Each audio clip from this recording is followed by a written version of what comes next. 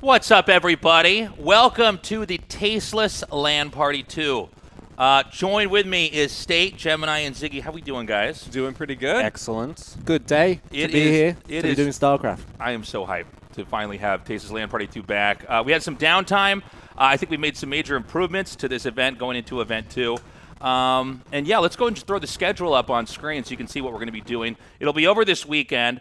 We're going to start this out with the first half of the StarCraft 2 round of 8 here. So Solar versus Creator, then Rex versus Astrea. We've got a special Brood War show match with Sharp versus Shine that I'm very excited about. That'll be a best of 5, by the way. And then we're going to go right back into it, special versus Ragnarok, Percival versus Scarlett. Special events, we may have some extra special events plugged in here and there. And we do have StarCraft 64 show matches. We already got that goal. Yeah, I'm excited about the StarCraft 64. Dude, it's going to be pretty hype, man. Is there any matches you're particularly interested in, Gemini? I just want to see all the Protoss games. I'm the only, all I care about is Protoss. So, like three Protoss players and a Terran here on the couch. What about you, Ziggy? I'm with Ryan. I'm looking forward to the StarCraft 64 show matches the most. Yeah, that was a lot of fun.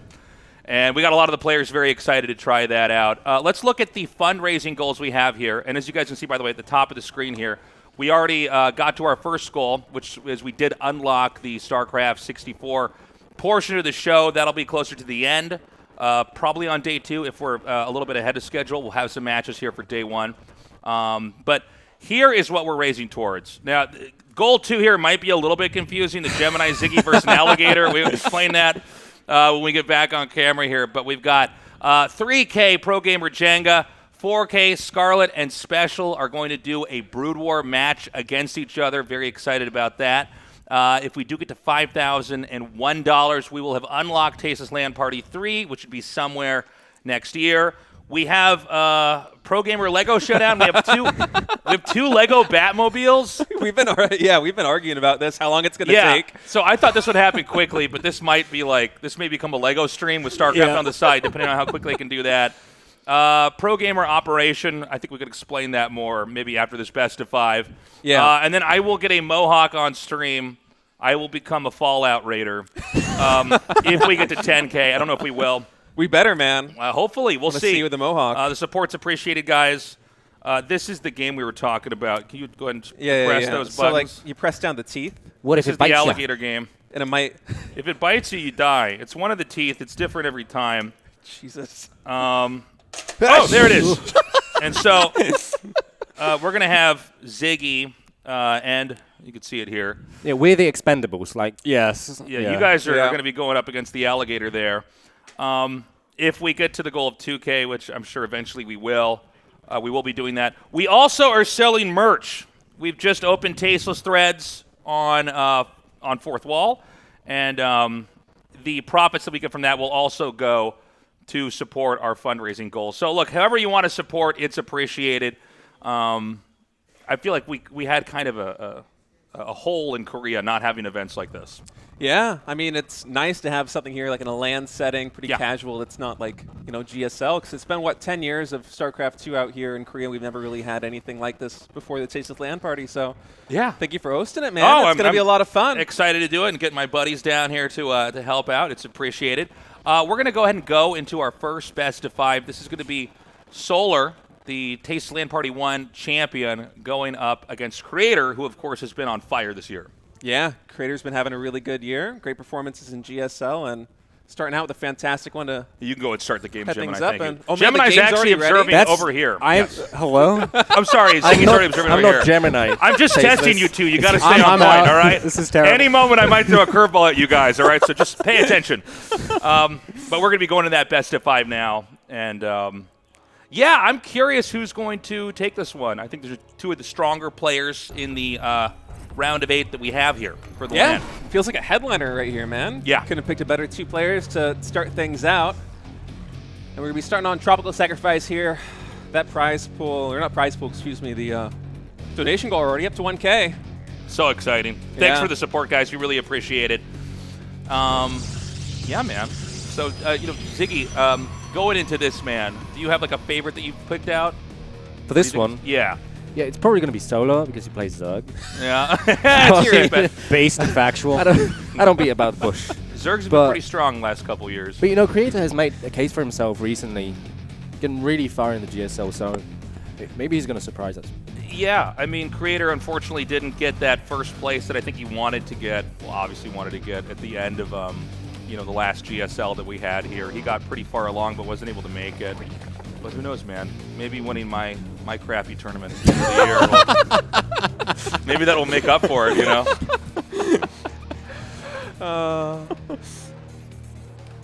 So cool that we have something like this going on out here, man. Yeah, this is fun, dude.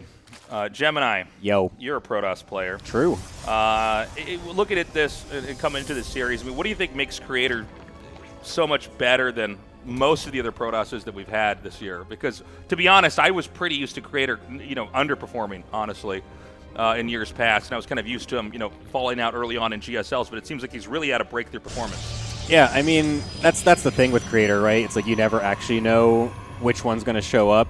There's been time, I mean, back in 2012, he was like the best Protoss in the world at one point. So it's like now having such long time of not actually getting many results, and then now he's doing really well this year again. It's really great. So we have to see which one of those creators decides to show up this time, and it's kind of the same for Solar almost sometimes too, where it's like sometimes he'll have some dips in performance, sometimes he does really well. I mean, last Tasteless LAN party, he LAN World Tour, yeah. Last Tasteless LAN Global Finals, yes, he did come out and not lift the trophy because we don't have one yet, but I think by the time we have Tasteless LAN 3, I'm going to go back and retroactively give trophies to the a little award tournament. ceremony. But yeah, you're right. I think it's going to be interesting to see which creator is going to show up here today. And I hadn't really thought about that as much, but with Solar, he is a little bit occasionally inconsistent. Like when he's on, he's really on, but sometimes he does seem to hit a wall. Yeah. Yeah, it's a bit streaky. It's interesting that Creator, as you said, since 2012, I mean, he has been struggling a little bit. There was a period where he was the best in the world, but now coming into this year, kind of revitalizing himself in an era that hasn't been too favorable for Protoss up until Hero kind of started dominating out here in Korea. So it's refreshing to see players like Creator and Hero at the top. It is honestly now. crazy, though, the stat it was where it was Creator didn't get past the first round of GSL for 10 years. It's crazy. It was like this year was actually literally this year was the first time he got past the first round of GSL ever since 2012. It was 10 years. Imagine that. I mean, that's some tenacity to stay in for that long. There's a lot of broken tables, man. Especially, there's a lot of destroyed gamer gear in the path of that player. No, honestly, to actually be on top of the world and then to fall down. Not that there's any shame in losing in the first round of GSL, right? I mean, that's obviously a prestigious tournament, but at the same time, to then stick with it and actually and then just skyrocket to the finals. Yeah, be like, okay, I did it finally. By the way, guys, we already have some donations coming in. It says #SaveArtosis has donated $100. Unfortunately, we can't have Artosis at this land. We thought he'd be able to stay, but because he had to bring his dog back and the date that was scheduled there could not be moved, he's not with us. But we could talk in Artosis' voice for part of this cast if we needed to. We could talk about how there's no way that he could know what Protoss is doing. Also, we have I don't know how to, Marionette, etc. I think it's almost like Marionette. It almost looks like Marionette Mario TC. Erotica if you kind of move the letters around. But Marionette TC. Marionette TC. Yeah, it's got to be. ETC? Marionette TC. Well, it's a good thing Nick's this still isn't trying to figure this it out. isn't a reading competition, thank All God. right, chat, you can figure it out. MARIONETTETC. Has donated $50. Thank you so much. It's a lot of queens. Yeah, it is. Creator going for a 4-gate. By the way, we hadn't really talked about Slaves play. this game as much specifically, but yeah.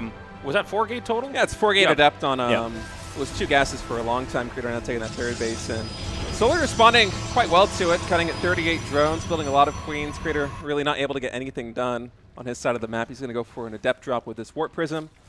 See if he can find any damage, but already transitioning out of this. And although he didn't get any direct damage done, Zerg's still only at 36 workers. But I don't think Not this is I don't think this is terrible for Protoss because it didn't seem like he was ever that committed with the Adepts. It's weird what's happened in the game with the history of Adepts because we had it where players would make adepts and they would always win with them, and there was nothing anybody could do. And then there was a period where they would make adepts and always lose with them. And now it seems like there's this whole dance of kind of faking out how committed you are to adepts and trying to make them overcorrect in the process or undercorrect. Yeah, it's a really unique unit in StarCraft 2 RTS. I remember when they added this, I thought for sure they were going to revert it and just like either remove the unit from Legacy of the Void or get rid of the shading ability. And it's been really beautiful to see kind of pro gamers figure out both sides of the coin in terms of first off Protoss players when this came out, just absolutely dominating, sometimes even going like 2 Prism Adept all-ins and just splitting the Zerg's attention across 3 bases. But as you said, there was that long stretch where it felt like you'd watch GSL and like every time the Protoss would go for like a 3 or 4 gate Adept play, they would just get smashed. And oh, yeah. I'm like, I've casted this story before. yeah, it's been let me try to look impressed / interested in this part of the game, and they always lose, they always die out. feels like every best of 3 you get one of them, man. But the Creator is kind of applying some pressure now, coming back in. This is a lot of stuff. Yeah, I was going to say the one disadvantage here as Creator is, yeah, he did keep the Zerg on low drone count for a long time, but also he invested a lot of his units into Adepts, and now Solar coming in is going to try and get some damage in with Creator not having really the best unit composition here to defend. That's a lot of Lings, a lot of Ravagers. Solar only on 44 drones. He has to make something happen here, and now the force field's all but gone. He's going to go. God. I don't think he Shield can battery live is through this. overcharged, but Ravager's already breaking that down. I mean, at this point in time, all I see left is an Immortal and a couple more Adepts warping. I don't know that he can survive. It does seem like the other Adepts over there did manage to kill about 8 drones. But, I mean, this is too much damage, and there's no way, well, I stand corrected. I was going to say there's no way for these probes to get out, but it looks like he's going to be able to swoop in and take 8 back. But, I mean, I think it's possible that this Roach Ravager Ling army is going to actually bust in here and just come in and take the natural as well. Certainly looks like it. I think it would be kind of tough to, or maybe unnecessary even to try that, because you know that you've, completely severed the economy at this point. Solar did lose a couple of drones to the Adept run by as well, which makes this a little more difficult. And Creator's +1 and Blink is actually finishing. And with the Prism and the 2 Immortals, that can also end up being very annoying as well. So I don't know if Solar can actually just run up. He's going to try a little bit, but I think it'd be wise probably just to sit back, wait for Creator to try to push out again, because he's got to take a third eventually. He can't just sit on 2 bases like this. Right. That main base is going to be running out of minerals very soon, and already 14 probes mining. Creator going to be in a lot of trouble, and just like you said, Solar can kind of just contain him now and go for another timing attack once Creator actually starts establishing that third base, because Clear Reconstitution coming in, melee attack coming in, Bailing Nest as well, and you see that income advantage now swinging in the favor of Solar as he's been pumping drones and getting full 3-base saturation. Yeah, I mean, I feel like games like this, from the Zerg's perspective, have been massively simplified, right? You've taken out the Protoss' third base. Now the Protoss has to be in recovery mode. I can't do anything. By the way, we've got $100 coming in from Onside Gaming. It says, "Let's go Gemini." And thanks for the tournament Tasteless. Thank you for the support. Gemini, how did you take the Onside Gaming credit card and run over there and swipe it while we were casting? Yeah, my bad. The boss gave me it That's beforehand, and I just had to shell out a little bit, We'll appreciate it, guys. Thank you so much, man. And again, guys, the donation goal, the description at the top, in case you're confused, it's a real alligator, all right? We got one locked in the back room. PETA's going to try to come here and stop us, but if we get the money in fast enough, then we're going to be fine. So now, in this game, I mean, Protoss is going to try to push back, and I mean, this is fine. Try to get some drones if you can over here. The Disruptor tech follow-up is the only decision I think you can make at this point, where you're just like so far. But I think it was the natural progression that he was going to do anyway, even if he didn't get attacked earlier on. But at this point, it's like the only saving grace essentially, if you can just get enough Disruptors out to make it so that way Solar can't efficiently push onto you. But the amount of time it's going, he's actually going Colossus as well, so he's going to try to just like burst down all the Ling Bane that's going to be flooding out. But I mean, when you're already kind of far behind, I feel like Disruptors is even what you want instead to get to the big money shots in hopes that you're going to get it. But Solar's not going to give him that time. Force fields are actually not too bad, but there's just not enough of them. He doesn't have any sentries. He only has that one. And all the Banelings, oh my god, the Brutes just get completely annihilated. And this looks like completely, well, actually, the Banelings will get filtered out a little bit, so it's not ending yet, but, It's rough, though, man. Losing those workers like that. It feels like every time Creator establishes that third base, Solar just swipes in and either takes out the mineral line or takes out the base entirely. And right now he's going to wait to replenish the front lines. More Lings and Banelings coming in. Creator now has his first Colossus out, but it's not looking very good here for Creator. He's going to need some fantastic control, and that's a little bit shaky. Trying to come in and snipe a Ravager, but bleeding off a little bit too many Stalkers there. The Stalkers are like mountain goats, like bucking into that. The Banelings, did you see that? It reminds a beautiful thing. I was like, well, did the Stalkers explode too? Oh, no, they don't. All right. So, I mean, this Nexus is gone, and Solar can escape pretty easily. Honestly, like, it's just getting worse and worse and worse here for Creator. It's one of the more straightforward ways to win a game like this is just kill the Protoss's third over and over and go back and keep growing. 28 workers now for Creator on 2 bases. At 11 minutes, not what you want to see. Solar now getting up to +2 melee attack, and from here on out, he's pretty much just going to pump units, and Creator's effectively all in. If he takes a third base, he's dead, but... And I think this is the answer. If he attacks, he's dead. Yeah. No matter how you do it, he's dead. It's like a choose-your-own adventure where you die no matter what page you turn. Whoa, that's pretty good. A lot of Ravagers going down for that disruptor shot. 5 more of those. Exactly. Bucking the Banelings again. Yeah. Now, this is a tough spot to push up here. He doesn't want to destroy those rocks because he needs that for cover, but it's also just hard to have like stuff move through something that narrow and then have an arc that's that big around it. I do like what Creator is doing here, though, where he is just trying to abuse this choke as much as possible and warping in extra sentries as well, and knowing that if he can just, choke everything up a little bit, that's how he can. But the problem is this surround that's being set up. When you don't have that many force fields at all, everything's going to get through eventually, and, it's not exactly going to be dealt with very easily when you only got 1 disruptor as well. Oh, man. And now the rest of these Stalkers get surrounded. GG. Solar takes game 1. And I got to say, pretty one-sided, impressive fashion. I think a lot of that kind of came down to, the Adepts putting some pressure on, but clearly not enough because Protoss was not safe with their third back home. Yeah, I think what Creator kind of misread it maybe after the Adept pressured, thinking that Solar was just going to macro behind that. I wasn't looking close enough to see what his scouting attempts were, but it seemed like he didn't really get a read that there was actually that influx of Roach Ravager coming because he didn't even have batteries set up. He had 60 probes. It was just not the setup needed to defend something like that, so there must have been like a misread somewhere in there. Do you feel like there's something that Protoss could have done to be ready? I mean, is it just a matter of batteries, or is it... You just need to see it, essentially. You just need to spam out batteries, a couple at the third, maybe in a couple at the top of the nats, because eventually they're going to try to push up both avenues or whatever, so... I think he just needed to see it. It looked literally just like it was a misread, honestly. All right. Never saw the drone counts there at the third base, and attack came in. It was too much, especially after building that many Adepts early against a Ravager timing like that. Yeah, you do have a sizable army, but not really the units you want to see. We got a close up here. I know. Look at this shirt. I said we got the Tasteless shirt, but I realized if I just draw a pair of glasses on this, it could be stayed instead. Guys, we're going to go to a small break. We come back. It's going to be game 2 in this best of 5 here at the Tasteless LAN party. Do not go away. And we're back. Thank you for waiting, guys. We're going to be going into game number 2 right now with Creator versus Solar.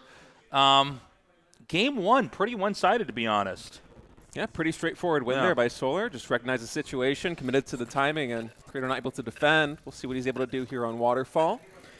I don't expect to see another Adept build. That'd be whack. I don't think so. That would be really weird, I think. It would, I would be... I'll be worried then going into game 3 because I don't think... Do it again! 3 Adepts! It does feel like there's a balancing act, really, to just having enough Adept builds that come out and some that are committed and some that are not. Anyways, guys, this is game 2. Production, sorry, I meant to mention this earlier. Can you raise see it says match 2 of 5 with Solar 1 and Creator 0. Can you raise that text up because it blocks the worker kill count? Sorry to break the fourth wall here. Also, give me a water. Our shirt company also. Oh, Tasteless, how do you do it? Guys, the support coming in is appreciated. If you buy merch as well, however you want to support us, but if you buy merch as well, we're going to tally that up after the best of 5. You can also gift merch to people, right? There's a way to gift merch to people. I don't know how to do it. I can try to figure that out on one of the breaks, but apparently there's a way. Gemini, can you buy me a shirt? It's my birthday in 2 Can you give me the money for it? It's my birthday in 2 months. Speaking of giving the money, we can't have the shirt sales directly go into this ticker. We got to manually do it. So there's like money getting moved around and try to game this thing up.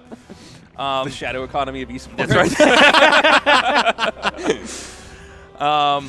Well, I've got my fingers crossed this can be a little bit closer. You know, the thing with Creator is like, it's hard to not root for him with his story. And when he's on, he's like really, really on. But then there's these moments where he is just totally floundering. Yeah, for sure. When he's on, he's really fun to watch too. He has a very, this is one thing about Protoss players that I like a lot is, oftentimes if you see like a Terran or a Zerg play like in a tournament, and if you were to take the names away, you wouldn't really be able to know who is who. But with Protoss players, everyone kind of feels like they have their own identity that's like conveyed through their play style. I mean, we saw this especially with players like Rain, like Parting, like SOS, but Creator kind of the same way. It reminds me a little bit of Parting from back in the day, the way that he controls. But maybe a little bit more focused on builds, a little bit less on like the micro. But it does seem like the fingerprints are on the race. You know what I mean? Like you can really see like the way they're playing. You're like, oh, that's going to be this guy, or even with Stats, who I think was like the most Terran of the Protoss players that we played. He just like defended and expanded and pushed and won. But even there, it's one of the cool things about the race is there's so many different ways to approach it. Yeah, I'm curious if we said Creator's probably not going to do an Adept build again because that would be insane, but if he's going to do like the quote-unquote hero style that's been becoming so popular now, where it's like the big Oracle count. I mean, we have a Stargate already. Fast third, blink, charge stuff. Creator's definitely done that. At the third. Yeah, Creator's definitely done this in the past, and I mean most Protoss players are fully aware of this at this point. It's been pretty decent. It's changed a bit. It's been around for a while, so there's different fluctuations of how exactly it works and whatnot. But I wouldn't be surprised if he kind of goes back into that mold a little bit, since that's been kind of standard recently. Yeah, I'm hoping that we see more of that hero style. It is kind of weird. I feel like we saw hero do it, and I thought then everybody was going to switch, and they didn't. It was like they all saw this thing working for them, and a lot of people didn't seem to want to try to catch on. Or if they did, it was like they would toy with it a little bit, but then not. I mean, it's like so weird, right? Because it's like completely against what Protoss was supposed to be able to do for the last like 2 to 3 years of PvZ, where it's like we have to sit back. At one point, it was just only Void Ray turtling, and at one point, maybe it's like charge a lot of Mortal Storm and Archons, and we can't attack. We have to get to carriers, and then it's like we're just massing gateway units, like we're a freaking B Protoss playing against Artosis on ladder. Artosis' worst nightmare. Artosis just woke up in a cold sweat as you said that.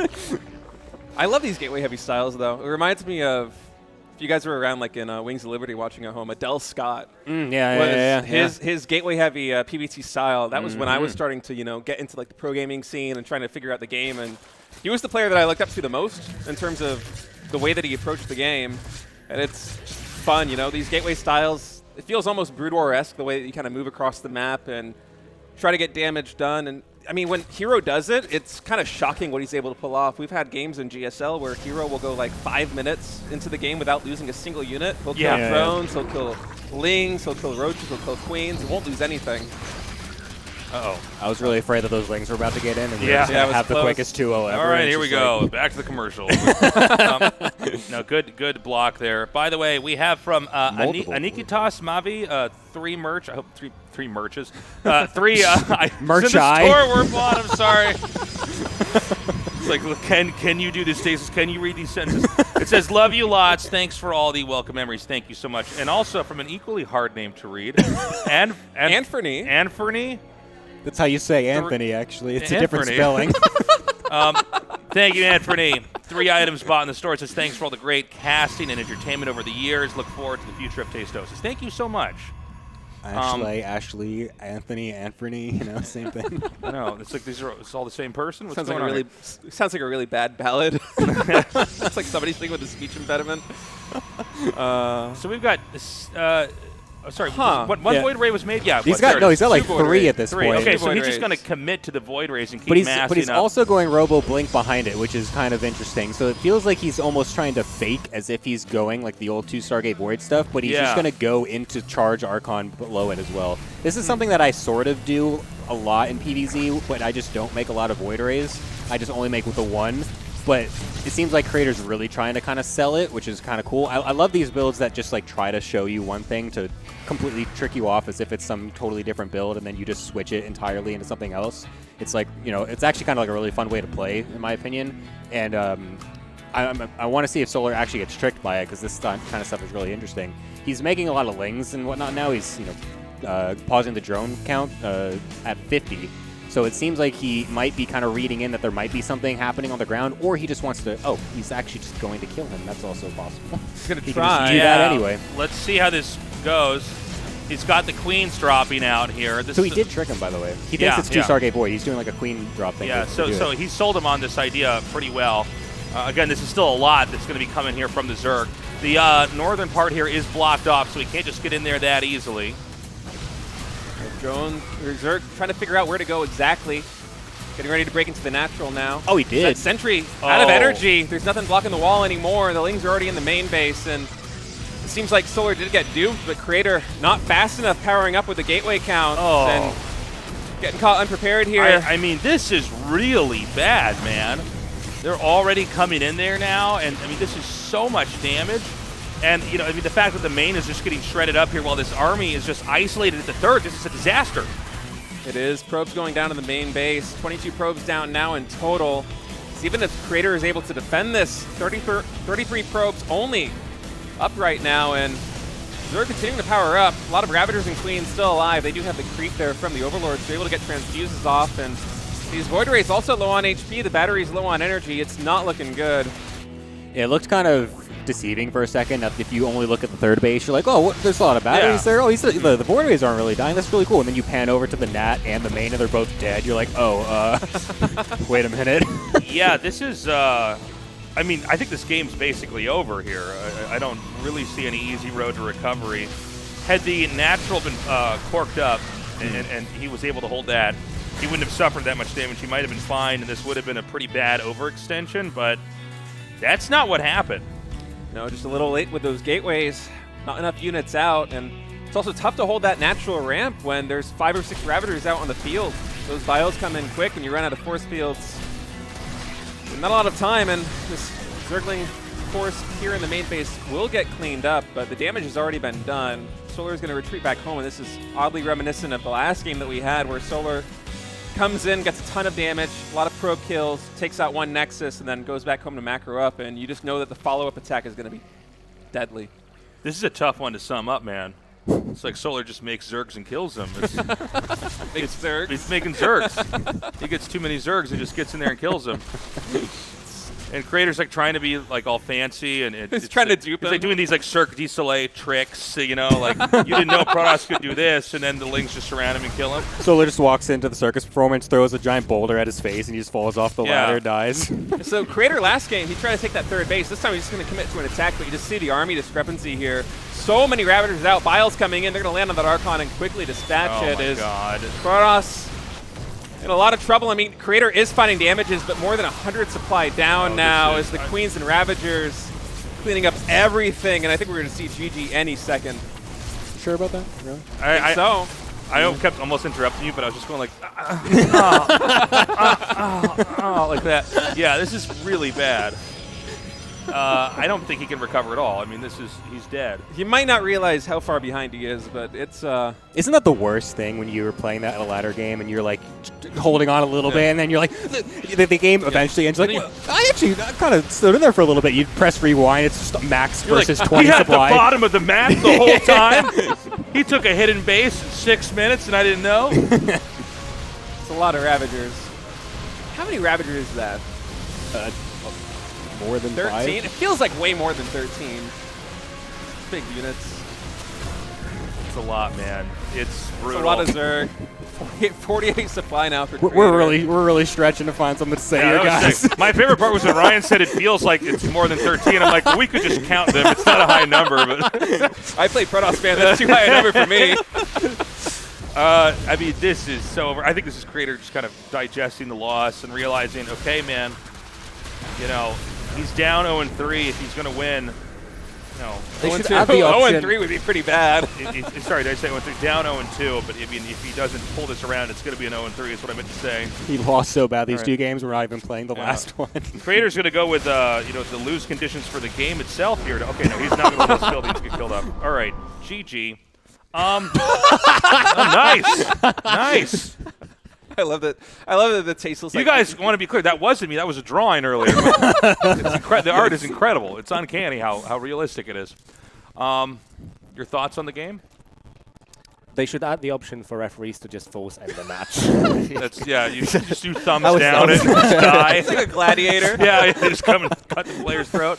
Yeah, I mean, I like the play coming out of Creator. It was a brainy move. I mean, trying to go for trying to sell it as a 2 Stargate play and then go into charge zealots and archons and immortals, but he was just a little bit too slow on it. And Solar committing with the attack there just kind of railroaded him. I mean, he got decimated. Congrats to Creator. You played yourself real good there. A little bit, yeah. Well, I mean, the problem is if you're you're trying to sell that the Void Ray play, right? I mean, that is kind of inefficiently putting your money somewhere that then doesn't actually play out. So I guess he did trick him on it, but ultimately, if you don't have the setup to actually defend that, it doesn't really matter what you're doing, Yeah. I wonder if he was trying to, if he was assuming that if Solar sees that, he's trying to make him do the super defensive option, because it's you either do one or the other, right? You see the 2 Stargate Void and you do one of the Road Ravager Queen pushes or something, or you just sit back, make 80 drones, and go straight to Corruptor or something like that, right? Right. So it seemed like he was trying to get the other response. Maybe wasn't fully expecting Solar to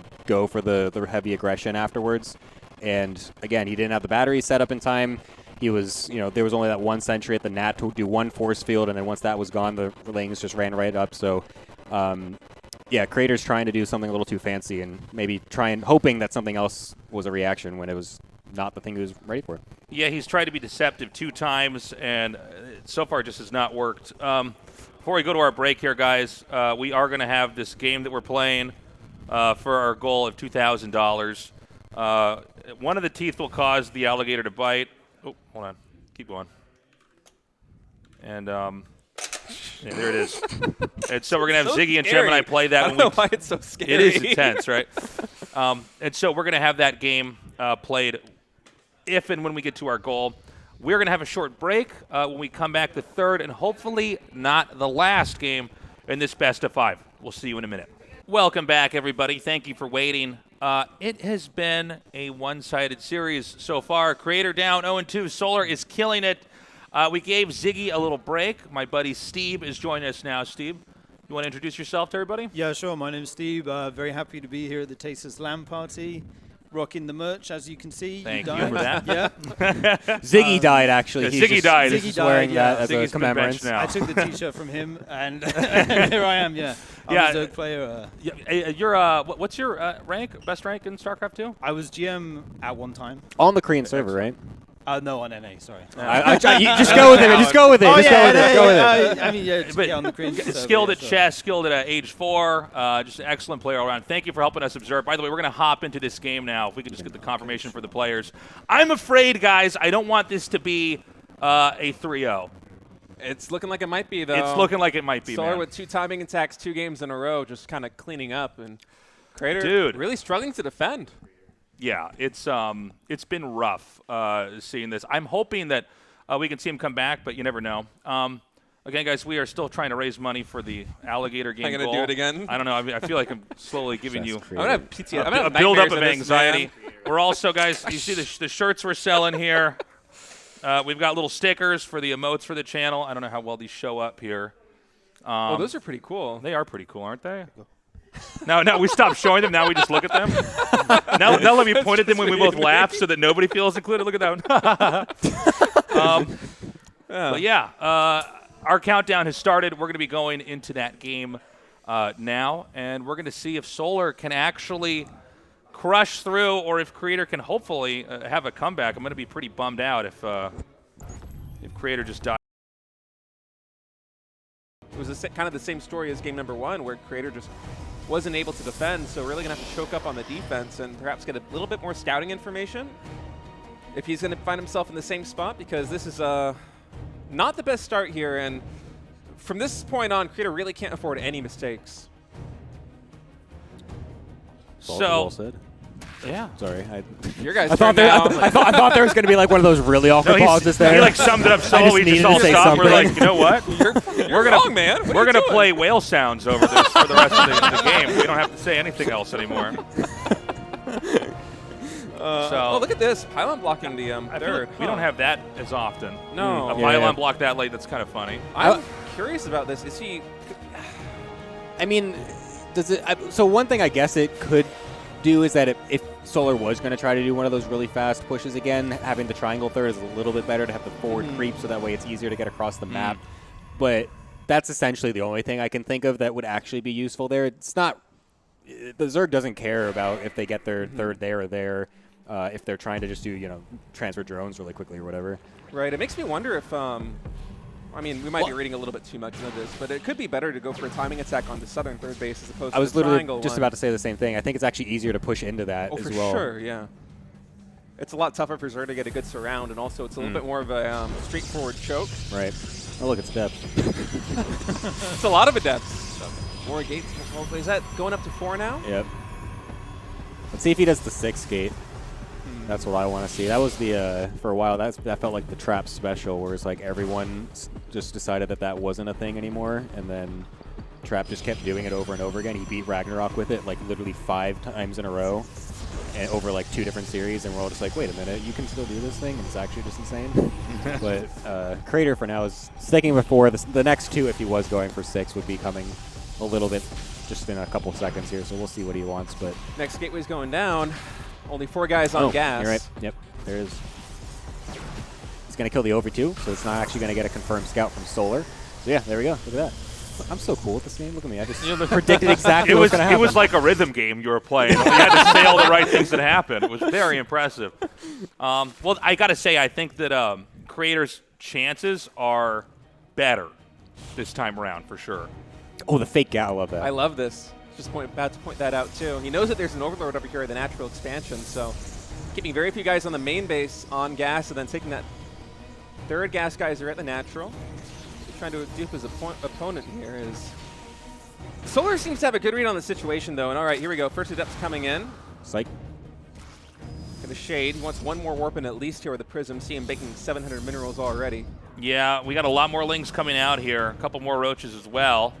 Let's see how much damage this can actually do. Again, I do feel like so far this game has gone better. I know we're just getting started here for Creator than in any of the games before. The Lings are going to come in, but there's a Stalker to plug this hole up, and then a Pylon behind that. So his natural is going to be safe, at least for now.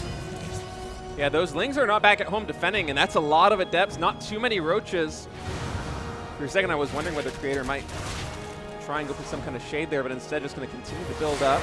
I mean, I think Solar's bred this. Like, he's got so much back at home ready to defend this. He's got the Spine Crawler in between the bases even. The Queens are constantly following the Adepts as well. There's been no splitting of the Adepts to really mess with Solar's multitasking here. It's just been always one shade at a time. But I think this is great defense by Solar. This hasn't done anything, essentially. And if Solar even wants to, he can just do one of those follow-up pushes again. But we have to look at what Creator's response is going to be, or his follow-up, I should say, because there's different ways that you can follow this up. He's making an Immortal now. He could easily go into just a huge Immortal Adept all-in afterwards. He's getting a third, but it could just be a fake.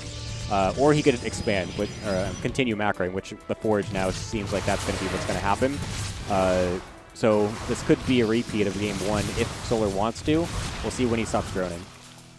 Yeah, building more drones now in Solar, and Creator does look like he might be gearing up a little bit for a macro game. Going to try and transition out of this, and kind of a painful start for him. Both Game 1 and Game 3 not really able to find a lot of damage for the Adepts, and now in Game 3 going up to, what, 6 or 7 gate Adept, and finding no drone kills whatsoever. As you said, the defense was immaculate, Gemini. Yeah, this is rough.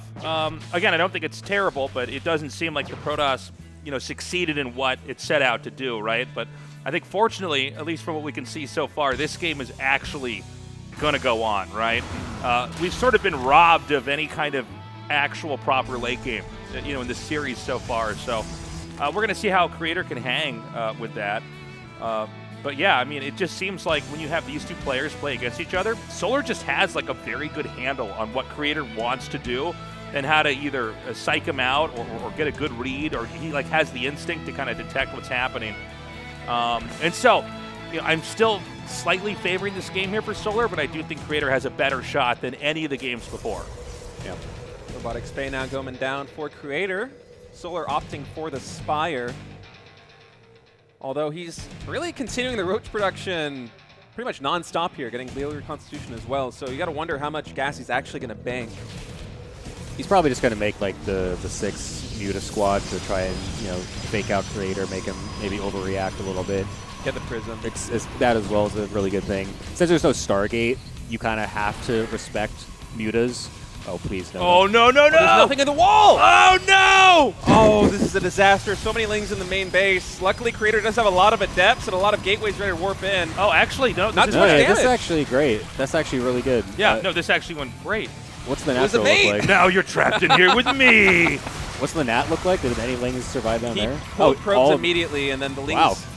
left out. He actually got like no workers killed there.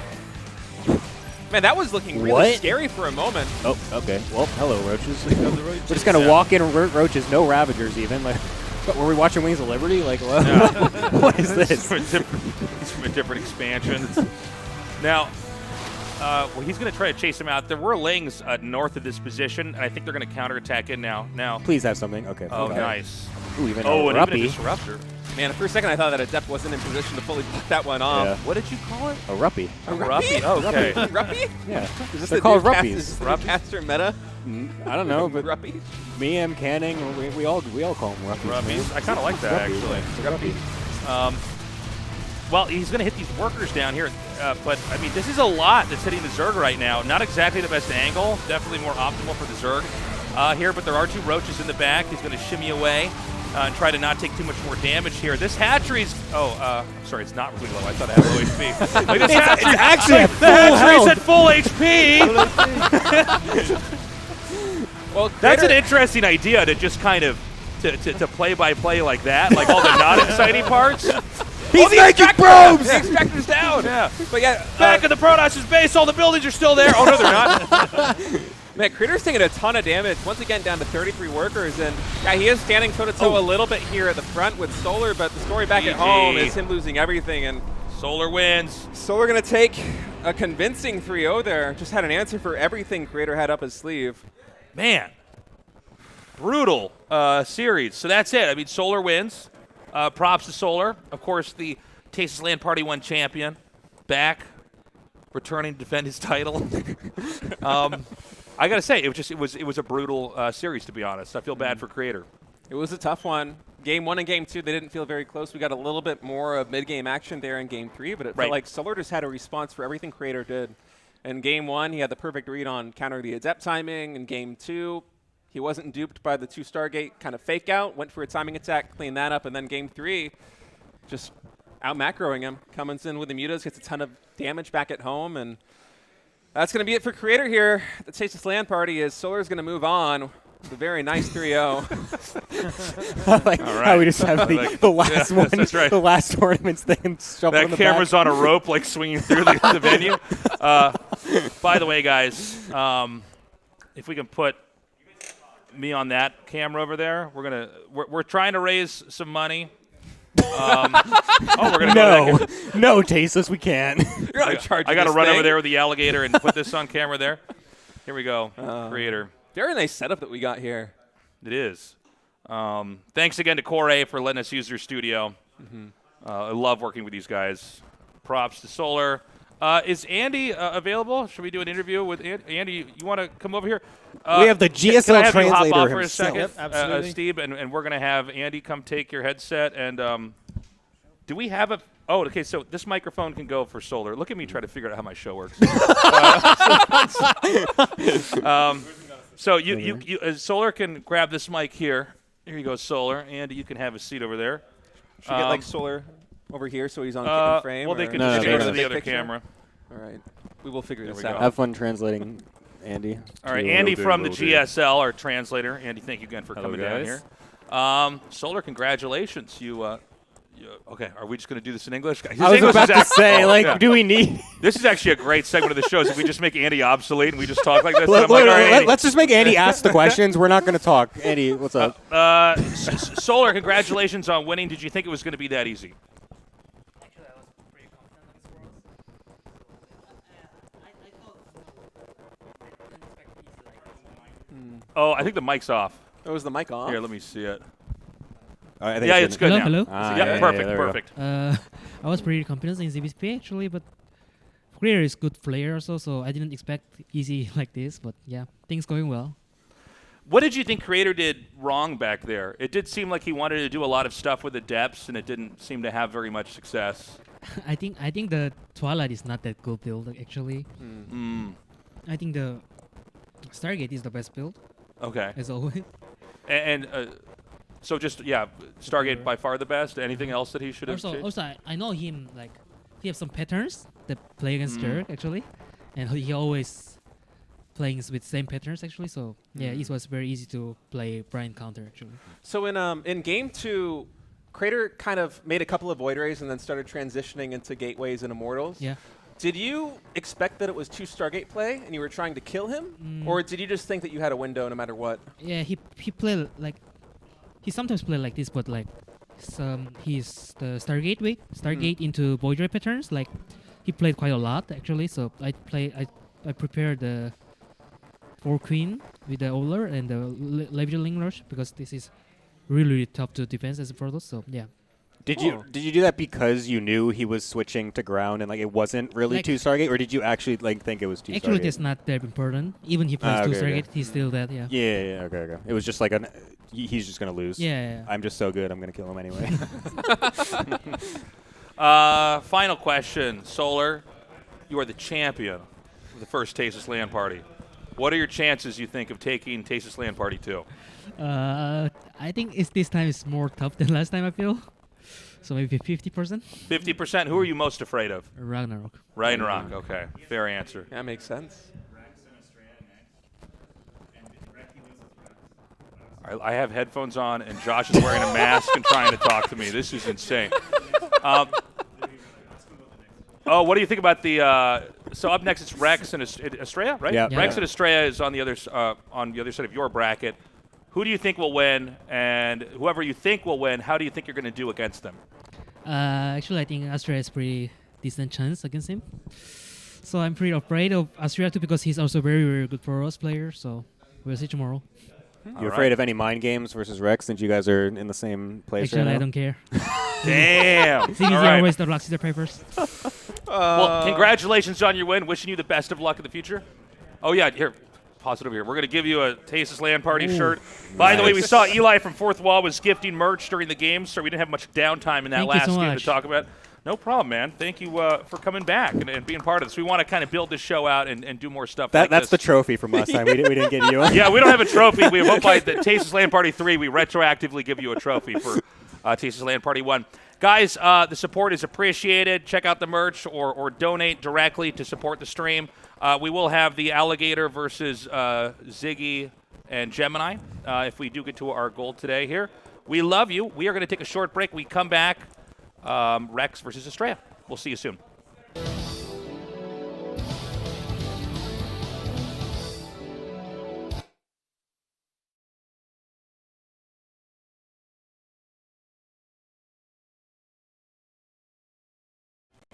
Sound like they murdered the guy playing the music. Halloween is near here. They were rocking out like. Welcome back, everybody. Thank you for waiting. Big news here. We, as far as like merch sales go, I think we had something like $423, something like that, come in. So we've added that to the ticker here. Now, that's crazy. Almost $2,000. Steve, I want you to try this. Try pushing All one right, of these. thank you. I can't They wait. gotta I stop me actually this love it. time. It's so I'm fun. just going to show the. How many the cha- teeth did the last guy get down? I'm gonna. Just gets this the a first one, he competition? dies. I wasn't the first one. It will be a competition. So we're going to have a 1-versus-1 best of 5. Oh, he got me. He got you, man. Man, you're fearless. You kept your finger in there. I get scared. I was all right, yeah, because I saw you go first. So you survived. So if we get to the $2,000, we're going to have a best of 5 match. with Ziggy and Gemini to see who wins. I actually am so excited to do this event because the music we have planned is like so over the top for this. Yeah. But guys, the support's appreciated. Whether it's a direct payment on PayPal or you want to buy some merch, we've got mugs, we've got stickers. I don't know how well those show up. Those are the emotes for my channel. Any way you can, it's appreciated. We're just getting started here. Kind of a one-sided series, by the way. Yeah, that was a really fast 3-0. Yeah. And That was a bummer, man. a little bit disappointed, too, because like coming into this one, I thought that was going to be the headliner match of the day. But Yeah. Solar just kind of taking it in dominating fashion, looking to be in really good form. His defense was on point. Every game, the drone count is perfect. He holds the attack, and then he's able to counter pressure in different locations with links, and his roach forces split up. It was really cool to see, just really solid play. Yeah, it was brutal. I would not be surprised if Solar makes it far in this tournament again. Thank you again for Creator for coming down and participating. This next match was the one that I actually thought personally was going to be the most one-sided here. Rex versus Astrea. Yeah, I think Astrea's very strong, man. Yes. Yeah, I mean, every time I watch him, I'm always impressed with how good he is. Honestly, just talking to Astrea, it's like he's one of these guys where when you interact with him, you're like, oh, you're really bright. Like you're really with it. And I think he has a really good way of thinking about the game. Hey, man, his last name's Angel. Of course he's bright. His name is Max Angel. Right? Yeah. His Max full the name. pretty Max cool. is Miss This is an Angel. That's a action hero superhero name. name. Yeah, Yeah, yeah. yeah. But I think it's going to be a tough one here for Rex. By the way, Rex coming on very short notice. We appreciate that as well. We actually kind of threw this thing together in a very little time here. Artosis and I were both so busy with ASL and GSL, and of course, as you guys know, Artosis moving back to Canada. But we really appreciate everybody coming down here, you guys especially. Thanks for helping me out with this. Of course. Very, very happy to be here. I want to try to do these, maybe not monthly, but like every 2 months or something like that, get everybody together. And, of course, with Stormgate coming around the corner, we got to get on that, man. It's going to Just be going fun. to continue. Through Into Stormgate. that, possibly? That's why it's a Tasteless LAN party. That's it. Not the taste of StarCraft we could- Bonanza. smart naming on that Switch one. teams, yeah. however we feel. But, yeah, it's great to have both StarCraft 2 and StarCraft 1 here at this event. And we do have the StarCraft 1 show match after this. I think the players are supposed to show up at 3. Let me see what time it is. It is... We're just doing admin. I thought my flashlight was on here. We're just doing It's admin 2:20. work live on the broadcast. All right, can we get somebody in here and All right. Matt Betos? Like, now we're going to download StarCraft 1 on the PC. Get here. You can see the brackets here. Solar already moving on into that upper match. Rex versus Astrea coming up next. Quarterfinals. Now, we're going to have the StarCraft 1 match squeezed in between there. And after that, it's going to be Special versus Ragnarok, and finally Percival versus Scarlett. Yeah, going to finish things up with 2 TVZs today. And we've got some other special events planned, but depending on how the time flows through the day here, it'll most likely just be the round of 8 for day 1, and then the show match, and we'll see if we get the special Scarlett show match later on. That's another one of our donation goals. Can we get the donation goals up, actually, please, Kevin? No. So you can see we already got we unlocked the StarCraft 64 show matches. That's going to be on day 2, but I guess if it gets really short, we could throw some on here today. Gemini and Ziggy versus an Alligator with exclamation points. We're almost to that. The Pro Gamer Jenga. The truth is, it's not Jenga. It's some kind of discount Jenga. It's like budget Jenga. It's like Top or whatever. It's a version of that. Scarlett versus Special Brood War show match. That I'm very interested in seeing. Special was so good as a StarCraft 1 player. Like, he really was one of the North American best. But Scarlett, she plays StarCraft 1 in her off time and has already gotten to S rank. That's kind of That's insane how insane. fast That's she insane. got good at Yeah. that. I think it was like If what Artosis was here, this would be a different I know. commentary right now. but it was like the Tasteless show match series. It's or something, insane that right? she's That's not right. Codes with Protoss. Yeah. It's crazy that she's already playing that well. And we've got some other, as we get there, we've got other goals we're going to hit as well. 5K, we're going to have a third LAN party, which I hope we get to. Otherwise, I'm going to have to get my credit card out and run and swipe it in. And can we get an update here on if the players are ready? Because we actually don't know. Are they are they not in the game, No. Gemini? Nope, they're not even. Could you run and check for me, please? Thanks, ma'am. Maybe getting their settings Yeah. all fixed now. We only have 2 computers, so it's Exactly. tough for these pro gamers to come in, get all their settings, tweak everything just right before the matches, but they're going to try and wrap that up quickly. Everyone likes their monitor and keyboard in exactly the right place. And the to chair at the millimeter. right height and all that. Flash getting at his ruler. Yeah, right, that's what I was Yeah. thinking of, yeah. Yeah. The ruler. But once we get that ready to go, we're going to hop into that. Should be a good PVZ. Should be a lot of fun. Astrea's been playing really well. I mean, I was Yeah. excited to cast some more foreigners in GSL the last season, but We had a rough season last time with Raynor dying out, which I think nobody expected. I know Right. that Raynor didn't expect that either. When I talked we to him didn't. after the show, he was very confident that he put the work in. Astrea's had some lackluster performance in GSL as well, but it's a tough format. I mean, the kind of preparation that players bring in. Right. It's not like you're going to a tournament like IAM or something like that, where you're weekend going to play a tournament. ton of different matches over the course of a day. There's a lot of prep and a lot of mind games that goes into playing GSL. As players right now just confirming that their settings are correct. Hopefully, we'll be able to get into that game soon. it does seem like Rex is okay. We're going to see if Yeah. Astrea is going to be ready and good to go.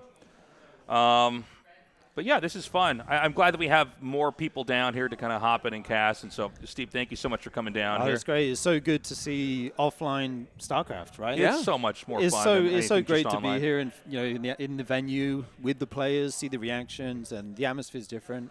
Yeah, it's funny. All these guys have been playing against each other, and everybody kind of knows each other so well. It's kind of like a little family get-together Yeah, or something yeah, like it's that. nice. Like, I remember when I would personally, when I would go to like the early Brood War tournaments with my brother, we'd be so tense. Everybody was so tense, right? Everybody wanted to win. You were meeting people for the first time, and that's always kind of weird. Like, some people you don't like their online personalities, others you do, or you meet them and you find out they're totally weird in real life. That's a part of life too back in those days. But yeah, at this point in time, it's like everybody knows each other so well. Everybody's so comfortable that I don't know. It's kind of a nice, cozy atmosphere we got here. They need a little bit more time. A little bit more time. Okay. Tell you what, can we just throw it a break for 5 more minutes? And when we're ready, guys, we'll be back. It shouldn't be long, so sit tight. We will be ready to cast this game very soon. We're back, everybody. Thank you for waiting. Astrea's having some issues with his keyboard. We're going to see what we can do to get that fixed. But we met our goal. Yeah. We did it. The merch is killing it. The donations are coming in. We appreciate it. We love you guys. And so now we're ready for this poorly named game that doesn't really explain itself. It's going to be Ziggy and Gemini in a best of 5 to see who will survive the alligator. Now, the way this works, we don't need to demonstrate. We'll see in the actual thing. But one of the teeth you depress, the alligator will bite you. You don't want to get bitten. You don't want to get bitten. It's a bad thing. I know in a lot of It's games you want scary. the alligator to get you, but this is what's counterintuitive about it. And so can we get the suspenseful music on, please, Kevin? And we're going to see. Now, we got to keep track of the score here. Okay.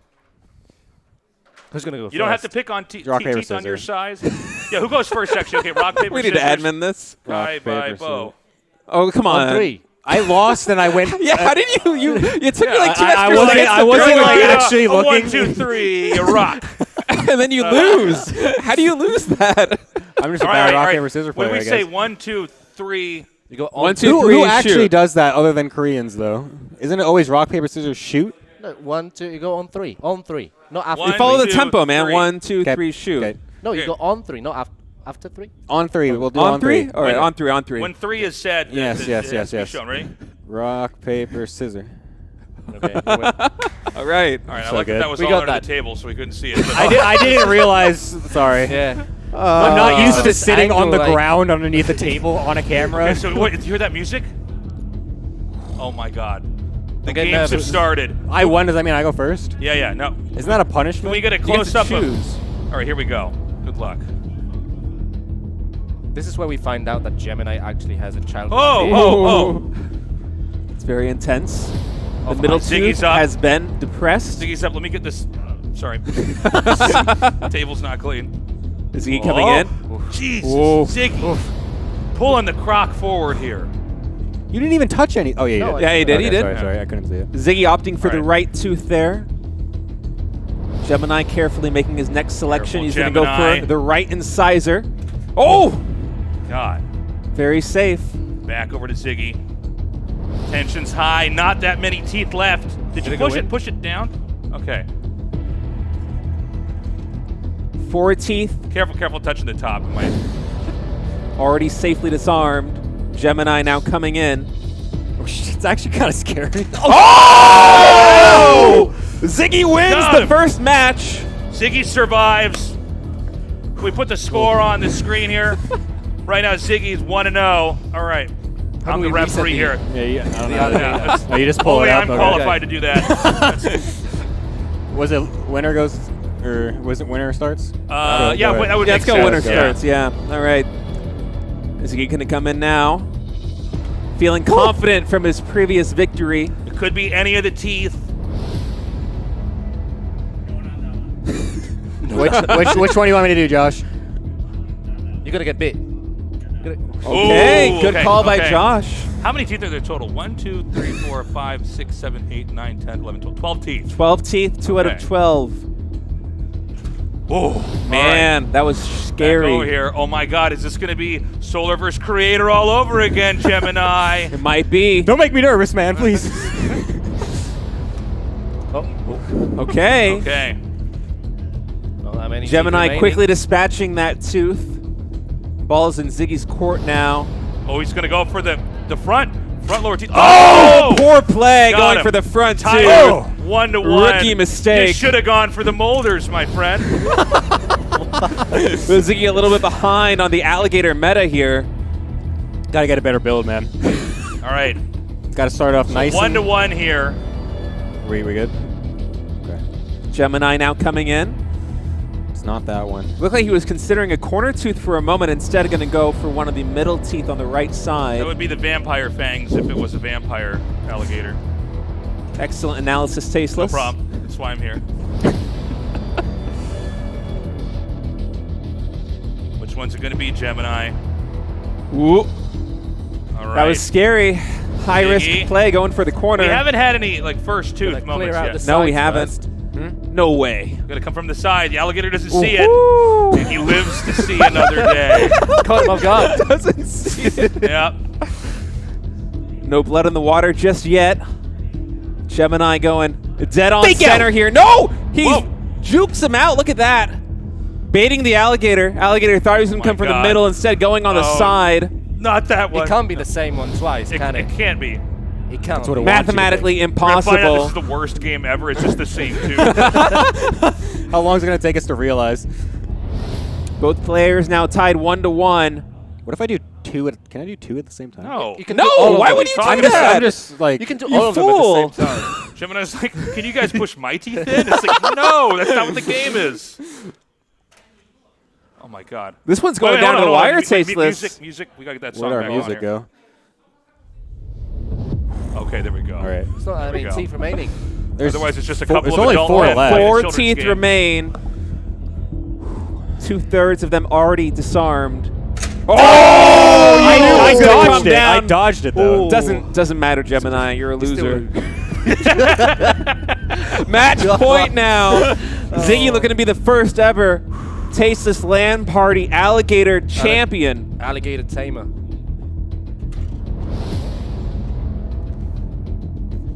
I've never noticed. I'm looking at the faces of the contestants as they play, the thoughts going on, the logic being used. He's going to take your ring with it. Be careful using that finger. Gonna go for the sides The again. holder again. Oh. Got a little nervous there. All right. A little bit shaky play coming out of our Ziggy contestant, but both molars now dispatched to the left side of the alligator. I just noticed the alligator has boxing gloves for hands. Did you guys just now notice this? Oh yeah. It's got like oven mittens for hands or something.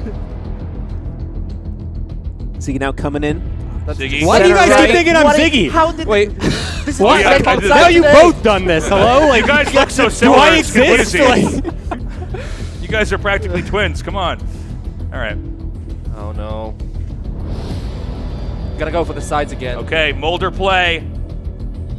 it's been a winning strategy It's so far. So far, so good, man. It's those front teeth. 3 that are molars in sensitive. a row. This is not looking good for Ziggy. Or Gemini. Now I'm confused. What is happening? I thought you did that on purpose as a joke. Same Like, here. Same No, I really didn't mean to do that. That's weird. this is gonna All be right, a well, running thing. whoever you are. Oh, yes! 3-1. Ziggy wins. Ziggy the Gemini first ever loses. champion. Ziggy, I mean, you know, I'd like to thank my coach, my team. Like, they've stuck with me through and through. I want to thank Mariah Carey for being an inspiration through these years. Like, this is... I'm speechless. I'm genuinely... It was a fantastic win. You came in with some interesting strategies, going for the molars, not going for the front teeth. What led you down that path? You know, just practice pays off. I kept going for the same build over and over, and just the molars. The ladder player. Never lose. What do you think Gemini did wrong? I mean, besides be Ziggy or whatever, Gemini or whoever that is that we host where the do show I with. start? You know, I don't know. He just seemed very flustered from the beginning.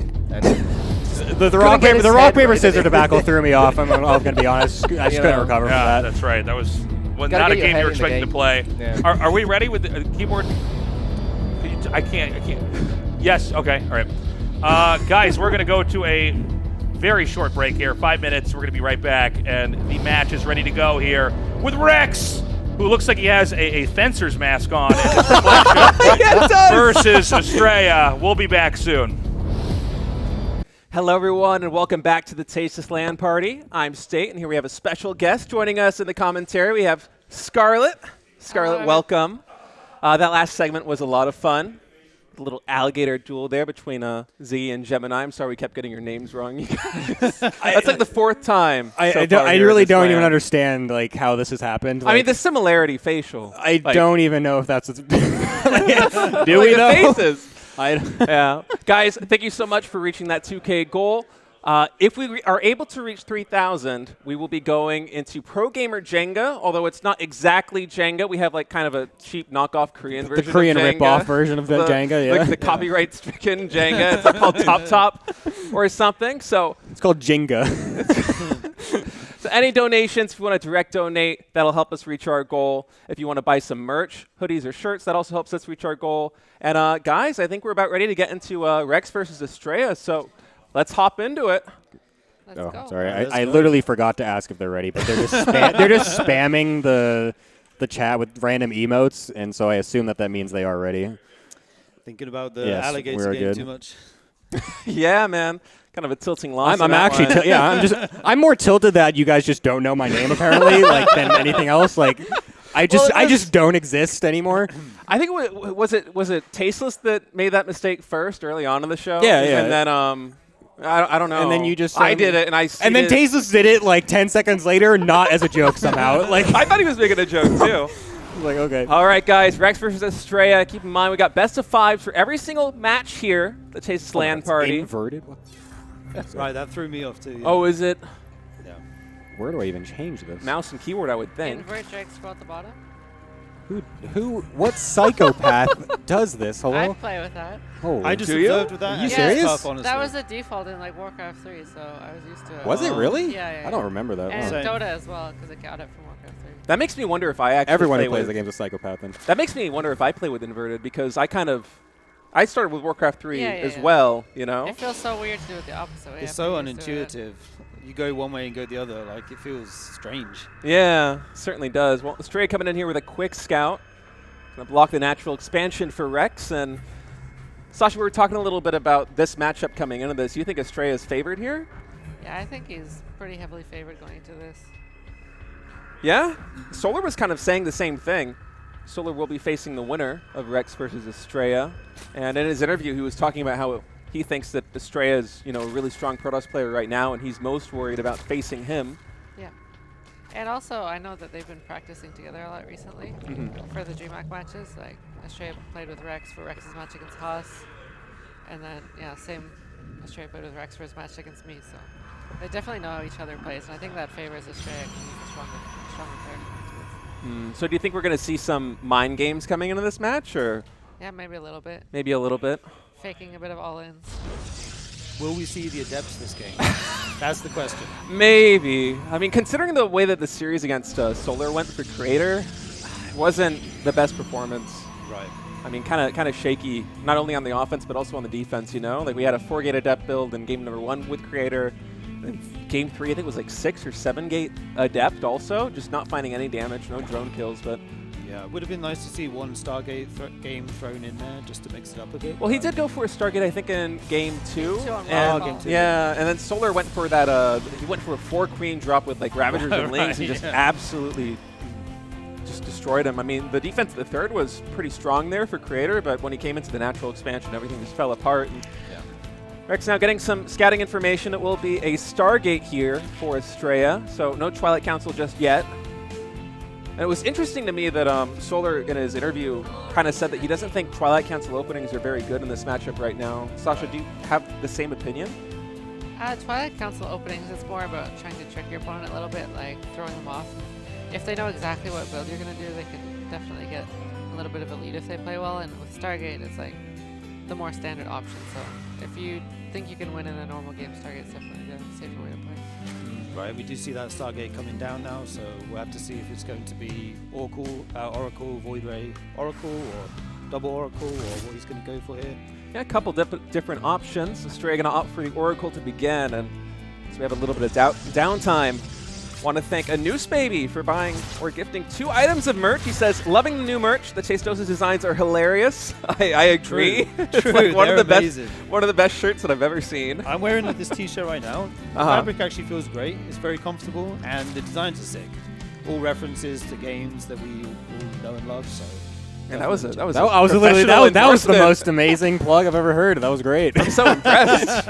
Is there anything you can't do, Steve? Please just sell out a little bit more for us. Game well. We also had 2 anonymous donators of $25 each, and Son of Hisashi also donated $25. Says, Gemini fan here. More builds of the week, please, Gemini. Oh, thanks, man. Sorry, but no.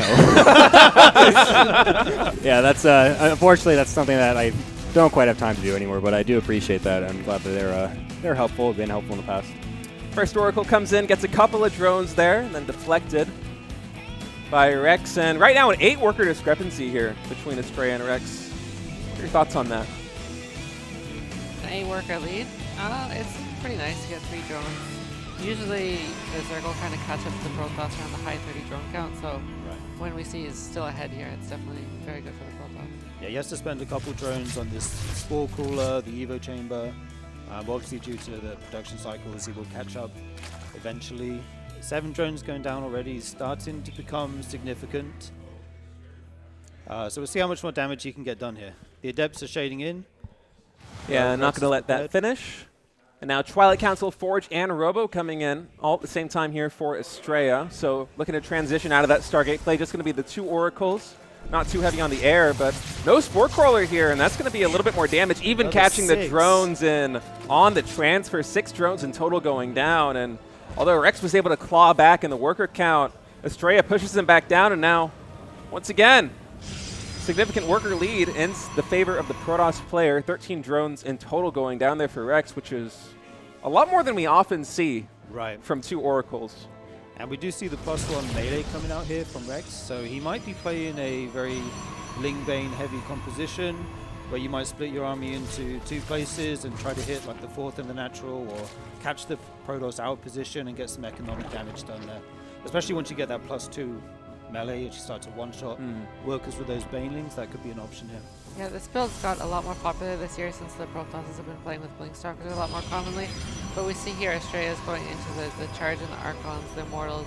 So this build is a bit more greedy from Astrea. It would have a trouble if Rex did a build similar to what Solar did on Waterfall against Creator Game 2. But he's definitely going to get away with it here, and it's going to be a little bit of a favored build for him. 15 drones in total now going down. Yeah, it's really rough. Yeah, we haven't really been seeing too much of this kind of Charge La Archon Immortal style find, a lot of success recently at the top level of PBZ in Korea. So we'll see what Astrea is able to do, but as it's been going so far, so many drones going down, you kind of got to feel that unless Rex makes a big play, it seems like any composition Astrea decides to go for, he's going to have the advantage, right? Yeah, and I think he notices he's not going for Blink Stalkers here, and he's going back into Roaches, which makes this melee upgrade not as useful right now. But obviously if he adds in the Banelings later, it could still be. But right now, Astrea's moving out across the map with a pretty, not a really scary army, but he's going to force Rex to make a lot of units here. which he doesn't really want to. He'd like to be drone in, and actually is dropping down a Spire. Yeah, Rex is only just now equalized in the worker count, and Astrea, he might actually be committing quite a bit coming into the Warp Prism. One more Archon will be morphed in. 4 Zealots as well, and keep in mind he does have at least 6 force fields on those 2 sentries. Oh, this is getting real scary. Yeah, Rex doesn't have a lot here. Guardian Shield goes down, the Zealots engage, the Roaches are behind, sectioned off here. And oh, beautiful force field. very nice. The Zealots are stuck behind them though, which actually hurt Astrea a little bit there, maybe. Yeah, he was able to catch a couple of Roaches and then pull the Zealots back, and then once again, as Rex moved forward, catching a Queen, a handful more Roaches, just really methodical pushing here from Astrea. And he just has so much stuff, so many Zealots and Archons just getting a lot of damage in. And notice that he's keeping the Oracles back as he's dealing with the Queen counts. Once those Queen counts start to fall, don't be surprised if those Oracles also join the fray, as this hatchery is going to go down. And in such a dominant position here on the high ground, Rex is unable to get any kind of positional advantage, and another force field splits his army again, and the numbers are overwhelming for Astrea here. Yeah, 4 Archons in total, a handful of Immortals, and a lot of Zealots as well, as Rex really isn't making a lot of ground here on the defense. Astrea continuing to keep up the pressure. Astrea's on 78 workers on 4 bases while doing this push. He's in a very, very dominant position here in game number 1.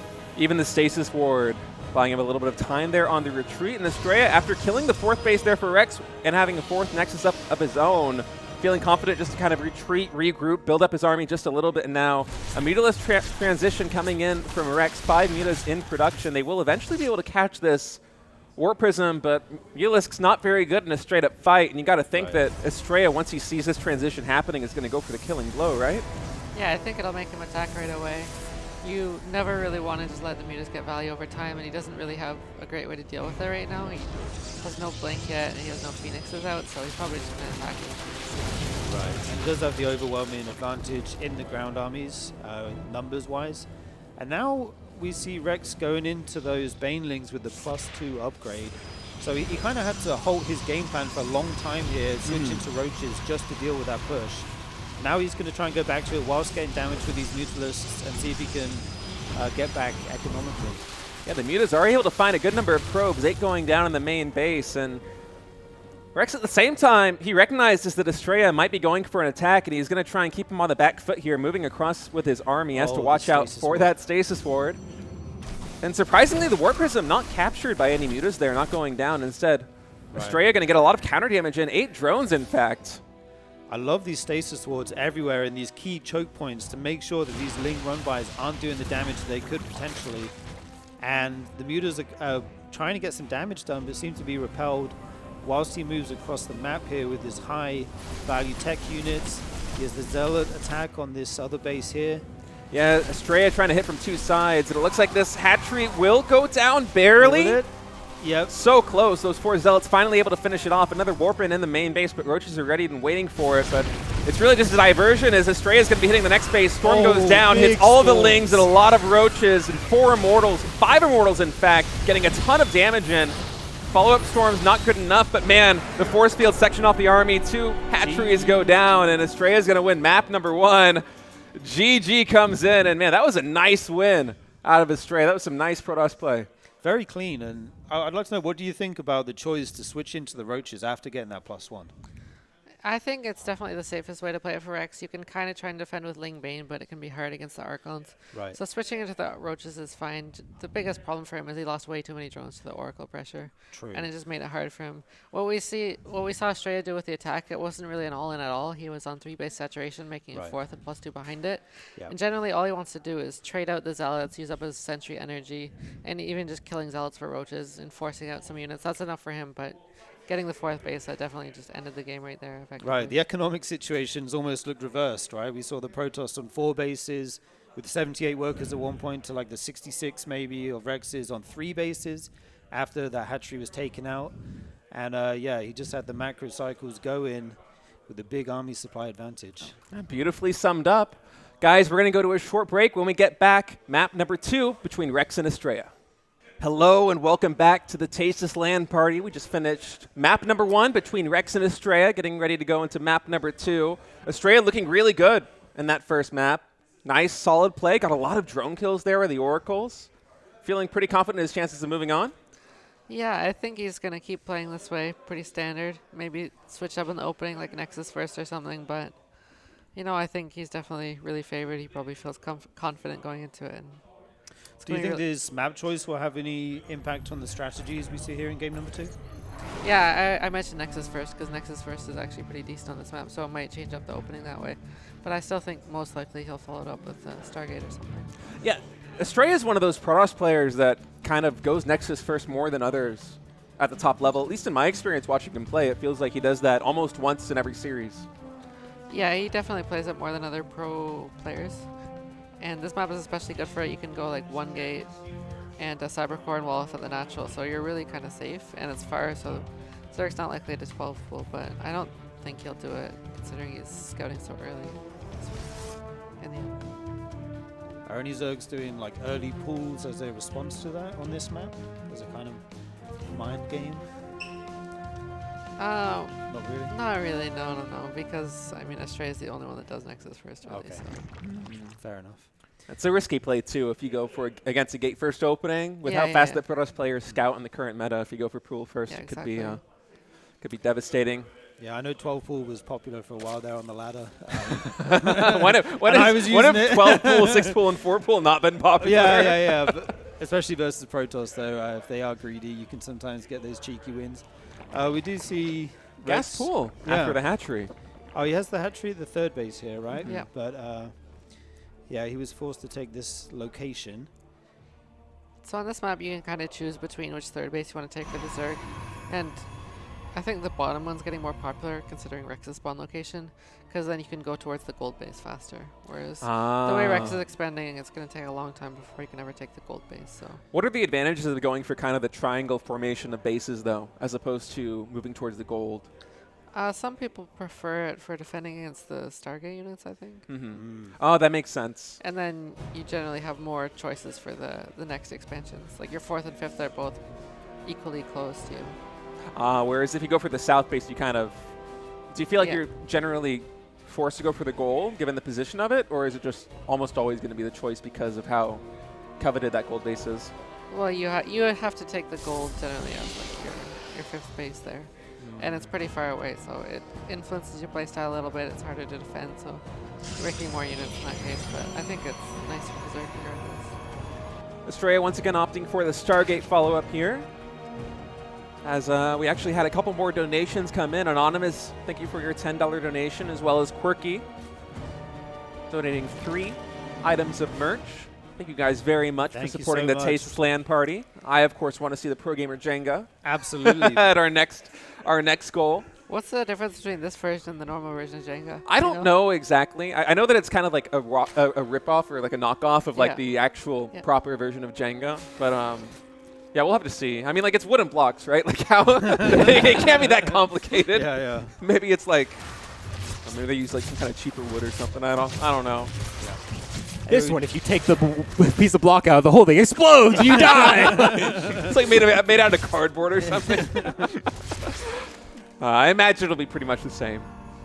He actually snagged a drone there with the Adept, which is going to make Rex a little bit upset, I think. Oh, did he? You never want to lose a drone to 2 the kills. Adepts. Yeah, an Adept, a drone and a Zerg. Yeah, Rex a little bit shaky on the defense against not only Adepts but Oracles here. The first 2 games of this series, and And we see Astrea going back into the Oracle again.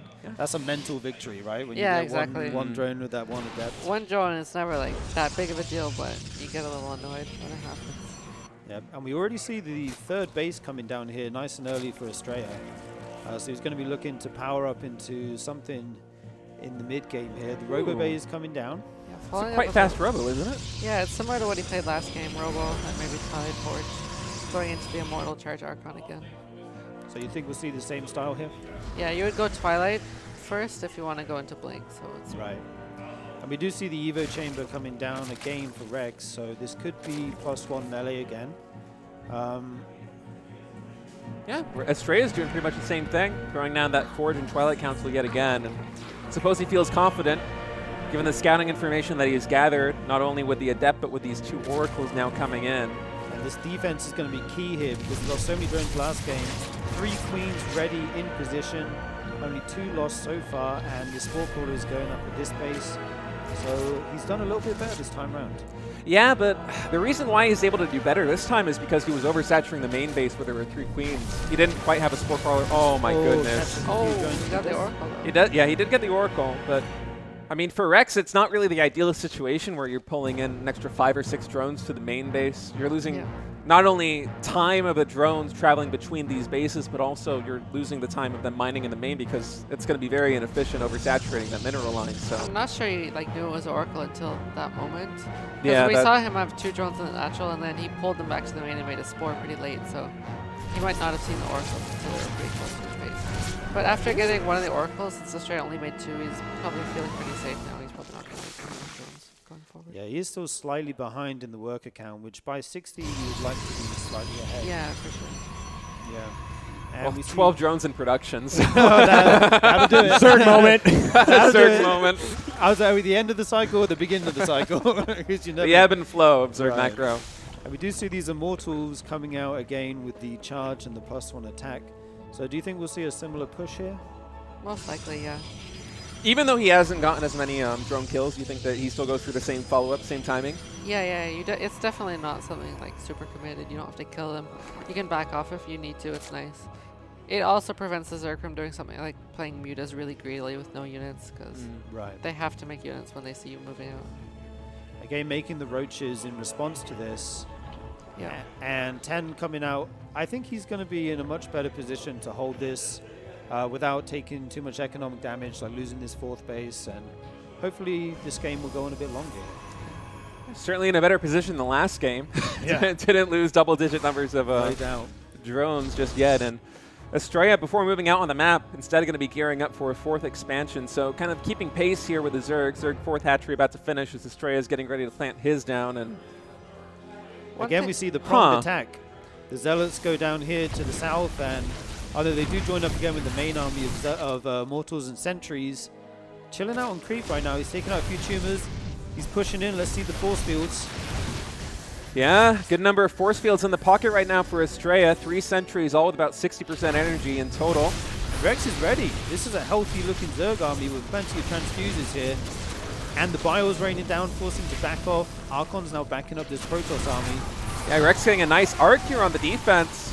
Astrea felt like he had a brief opportunity to capitalize on the position a moment ago, but wasn't able to catch too many Zerg units, and now he is shaving off piece by piece sections of the Zerg army, but losing a lot of sentry energy, losing 1 sentry as well, and he's going to have to retreat because one bad engagement here for Astrea could prove deadly in this game. And Absolutely. Pushing off creep here is a little bit dangerous. He has preserved most of his high-tech units here, like the Archons, the War Prism, and he's powering up behind this. Constant probe production. He hasn't missed a beat with that. Storm is on the way now, over halfway done. Keep continuing the upgrades, and this is going to be looking like a fairly even-ish kind of game as things play out here. Oh, he just snagged the War Prism with the queens at the bottom there. that's a nice really catch. Very And this nice. counterattack. Huge, and the counterattack. This counterattack could also be very problematic here for Astrea. High Rex Templar. Storm's coming not into the ready 4th yet. base. Storm High isn't Templar, ready yet. one One Templar pulls. gets sniped. Templar are pulling back. Storm almost complete now. Every high Finally Templar done. So precious. These Templar are very precious indeed. That Storm goes down on the Ravagers, not big connections, and Zerg getting a lot of damage. And Big Storm. that Storm hitting a ton of roaches. This is it. Rex is moving in. Yeah, Astrea right now struggling to stabilize. He might be able to manage the defense, but at what cost? There's a lot of critical high-tech units going down. Right, 7 probes falling as well. The work count's still even somehow. And Astrea pushes him back for now. Yeah, Astrea was able to defend, but 5 Templar, I think, in total going down, a handful of Archons, at least 2 Immortals as well, as the units lost tab kind of tells the story here. Right. Even 3 Archons, yeah. Even though Definitely. he didn't really kill many workers, I think Rex is still pretty happy with that. When he does a follow-up attack, say when +2 melee and Bane speed is done, I think he can definitely get a lot of damage done there. Yeah, that was a huge win there for Rex, really pouncing on an opportunity where Astrea was caught out of position, perhaps not anticipating that attack there. And You see the Banelings morphing here, but Astrea already has a beautiful Sim City, as Gemini just pointed out. It's going to be very hard to get to those probes and be able to take them out, but we'll see if he decides to go for it. They are just chilling here. 22 Banelings in production right now. a lot of Banelings. He's going to wait for the +2, surely, but he sees Oh, it the with War War Prism. He's still going to go. Yep. Here comes Rex. The Banelings are rolling in. +2 melee attack, almost complete at the same time, hitting the 4th base here for Astrea. The storms are huge, though. A lot of damage coming in, not only on the Roaches, but also on the Ravagers to the north. 9 probes going down on the southern base as those Banelings had some good connections, but the real story right now is whether Astrea is going to be able to hold on. I think the overcharge here on that shield battery going to buy him a bit of time. Absolutely, man. Every time I see 11 probes go down, a lot of probes go down, I look at the work count. They're still dead even. Astrea's macro is on point. Yeah. 4 probes in production constantly. Ever since that first Roach attack, Rex hadn't made a single drone. He was making Link Brain the whole time since then, so he's definitely pretty committed. He needs to get some damage done. We do see the infestation pit coming down now. Do you think he'll be looking to transition here, or will he keep trying to brute force this? Yeah, he'll transition behind it, but it's a bit slow if he wants to play into a longer game, so definitely has to get something done with the Baneling run. But we see he got 10 more probes there, but he's still down. Yeah. Do you think Overlord drops would have been a good choice with these +2 Banelings? Overlord drops are always a good choice. Let's be real. Sure, that's why You gotta pause the game when the Baneling's about to drop, though, to really let them get the big connections. ladder strats. That literally happened to me one time, and I've never been so mad about anything in my life before. I could not split my probes. It was actually just infuriating. I love Gemini having to take a break from observing the match to just let out this frustration a little bit. The best thing is, though, that I still beat that guy anyway, and I, paused the game when I started storming him. Oh my god, it was like the most roller coaster game ever, where I just want to punch someone so hard, and then I'm just like actually punching them in games. Like, it was wonderful. The emotional highs and lows of ladder. Well, Astrea, man, it feels like this entire game, despite these Banelings getting good connections in, and that's a nice catch there for Astrea. He's been getting a ton of damage in, and not only that, his worker count has been at least on par with Rex the entire time, and oftentimes when we get into macro situations like this, unless it's Hero playing his kind of a map control heavy style, the Protoss player is going to be lagging behind the worker count compared to the Zerg, but instead, Astrea, despite really going blow for blow here, hasn't missed a beat on his macros. You've been pointing out, Steve. He's been fantastic, and now adding a second Stargate, adding a Fleet Beacon, +1 air weapons also underway, and 81 workers, so this is a really healthy Protoss economy. He's weathered the storm, so to speak, and Rex, although he is finally getting up to Hive Tech, it feels like he might have had some opportunities to get advantages that have slipped away because now the Archon account is very high. Yeah. Astrea is beginning to transition into these very high-tech Protoss units while securing a 5th base, and I think one thing Rex has going for him, he has very good creep spread on the sides of the map here, on these 2 lanes, the one down to the very bottom left and the other one near the watchtower. So these 2-pronged attacks are going to be able to work up nicely here. These Banelings. And that's what we see as these Banelings run in. Astrea doesn't pull him fast enough. 11 probes going down, more connections. That's 16. A lot of workers, 16 in total. Okay, also runs in here, not able to get much time with these lanes and has to fall back as the storms rain down on him, but that's some good damage. And right now, Astrea is below 70 workers. Rex has his hive. Spire's on the way. Do you think we're going to see Broodlords here? I think he could go into Broodlords, yeah. He definitely needs it eventually. If Astrea maxes out on this army, it's going to be really hard for Rex to fight him with just Ravager Link Bane. So you kind of need Broodlords in that case, but also you're scared of the Skytoss transition. So Corruptors as well. Absolutely, and we see Adrenal Glands and +3 melee coming down, so these Lings are going to be cracked, doing so much damage to everything. The Zealot Warp in here, not doing too much, but it does distract the Zerg as this Archon Force moves in on the other side. It's a very scary army for the Protoss. Yeah, that Zealot Warp in, diverting Rex's attention, and Astrea is able to pick off a base, but Rex trying to get some counter damage in over here on the north side. Astrea will be recalling. Really nice. Oh, it's not There's a handful, 3 Immortals. We're here, guys. We're going to help defend the wings. Hey, it worked. Yeah, look at that. He was anticipating the follow-up Ling run by of like 12 more Lings. Yeah. He knew he needed those 3 Immortals for the range damage, but 12 Corruptors on the way now, and could there be a big timing here? Oh my god. Sorry, 29 workers. 29. And could there be a time here where the Broodlords come out before there's a significant Skytoss army? You know, after that worker kind of devastation right there with almost 30 probes going down, if I'm Astrea, I'm canceling that carry and I'm going all in here because his army supply is already on near the trip digits. You know that Rex is going to be making a transition. This is True. a huge weak point. He does have 5 Nexuses with Chrono Boost, though, so he can catch back up in the pro numbers pretty quick here. It just He's feels still ahead like in supply. I don't think he needs to all in just yet. it just feels like that this army here with 8 Archons, 7 Immortals, a ton of Storm Oh my gosh. is so hard to contest. But once these Broodlords are out, Yeah, you might be right on that. If you can get up to a significant carrier count, though, there is the chance of playing the long game here, and he can buy time with these Zealot runbacks. If you know about this Broodlord transition, he might be making Tempest right now. It's Yeah. a really nice choice, which makes it so that the Zerg can't really ever attack you with this kind of Broodlord army. They'll all die to the Tempest. Does he actually know right now I'm No. not sure if he does. that he has a great spot? I'm not you sure would what have the to weapons on the main. think he would start a Tempest. Oh, on he you. does did know. see it. Oh, he actually did scout it. Maybe he wasn't Okay. watching the Zealots, though. We don't know for sure. Right. Yeah, he saw it, but did he actually register exactly. it? Does he know? What?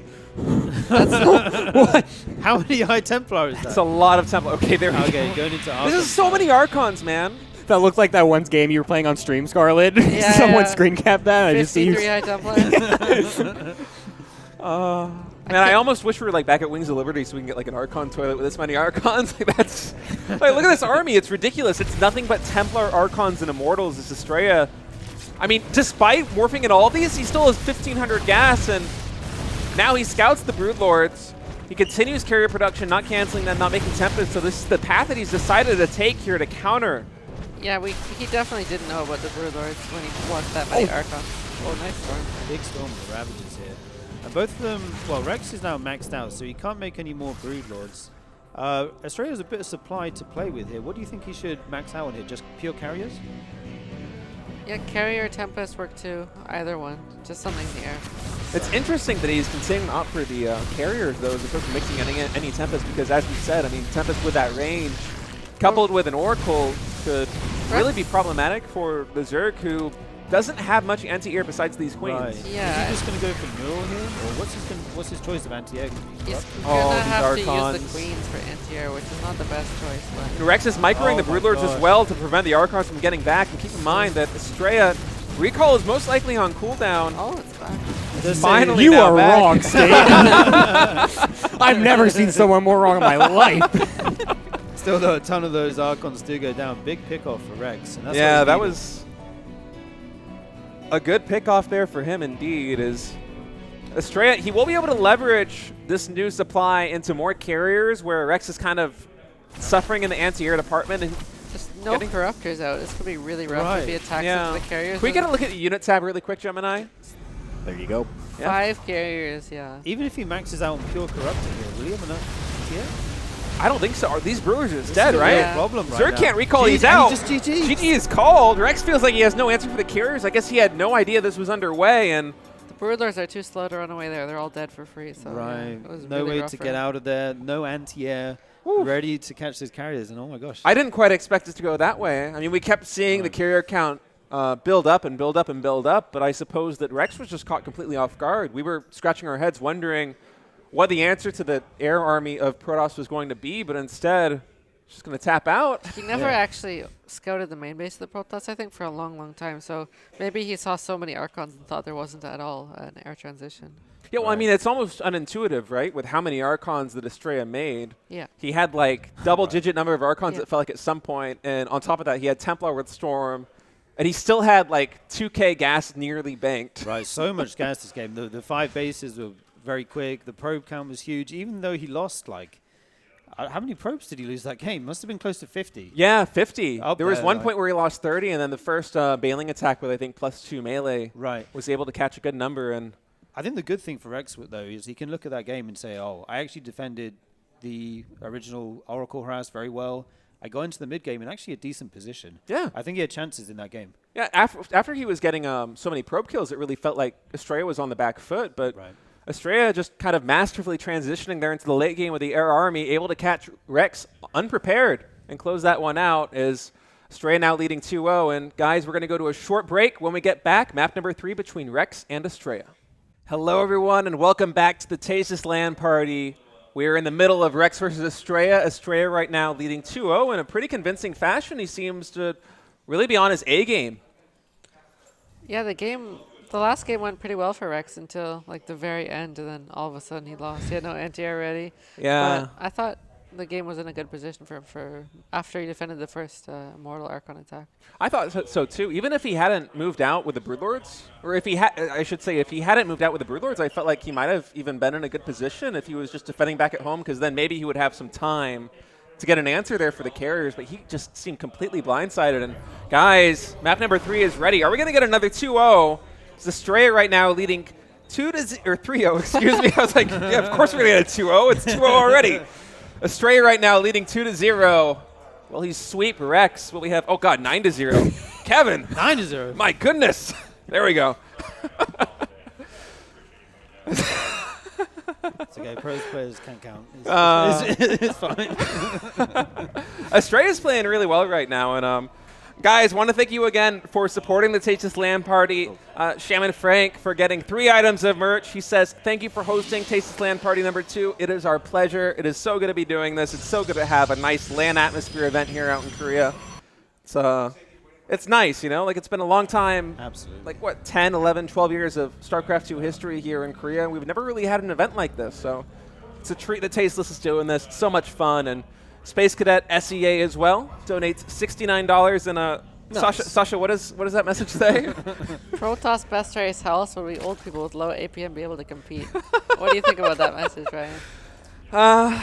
I mean, best for the old people, but not the best for those that want to win money. Faragia as well, purchasing 1 item of merch. Of course, guys, in addition to being able to donate directly for us to reach our Pro Gamer Jenga goal, or for us to reach Tasteless LAN Party 2, or all these other fun goals like we have, Tasteless potentially getting a mohawk at the end of this thing if we reach 10K. If you buy merch as well, a portion of that will be going directly to supporting the LAN. So go ahead, if you check out tastelessthreads.com, check out the shirts, check out the hoodies. If you guys like what you see, consider it a donation. You're supporting the scene, supporting your favorite pro gamers. And Hopefully you will going to get another guarantee LAN. third one, a third event, right? Yeah. And everyone here is wearing the merch, and it looks good, it feels good, so definitely check it out. Honestly, I've worn like merch from companies in the past. Yeah. And it was not good. Right. Like even like creators that like I want to support. I'm like, oh, like this design is cool. I'm gonna buy this shirt, and then you wear it, and like the what should I say? Like the insignia, like the art that's on the front of the shirt, like will have this like weird texture on the you gotta inside. It's feel like it? grimy, and these ones are really nice. It is Yeah. not that case at all. This is high quality stuff, very comfortable, and so guys, if ring endorsements, if you're feeling like supporting the show, it's a great way to do it. Absolutely, we appreciate all you guys. We are here in game number 3. Astrea up 2-0 right now. Going for a similar opening here. It does have a Stalker, along with that Stargate. So do you think this will be anything different coming out as we have a Stalker? We'll see. This map is really easy to take a third base because there's the inner third base, which has a few less mineral fields.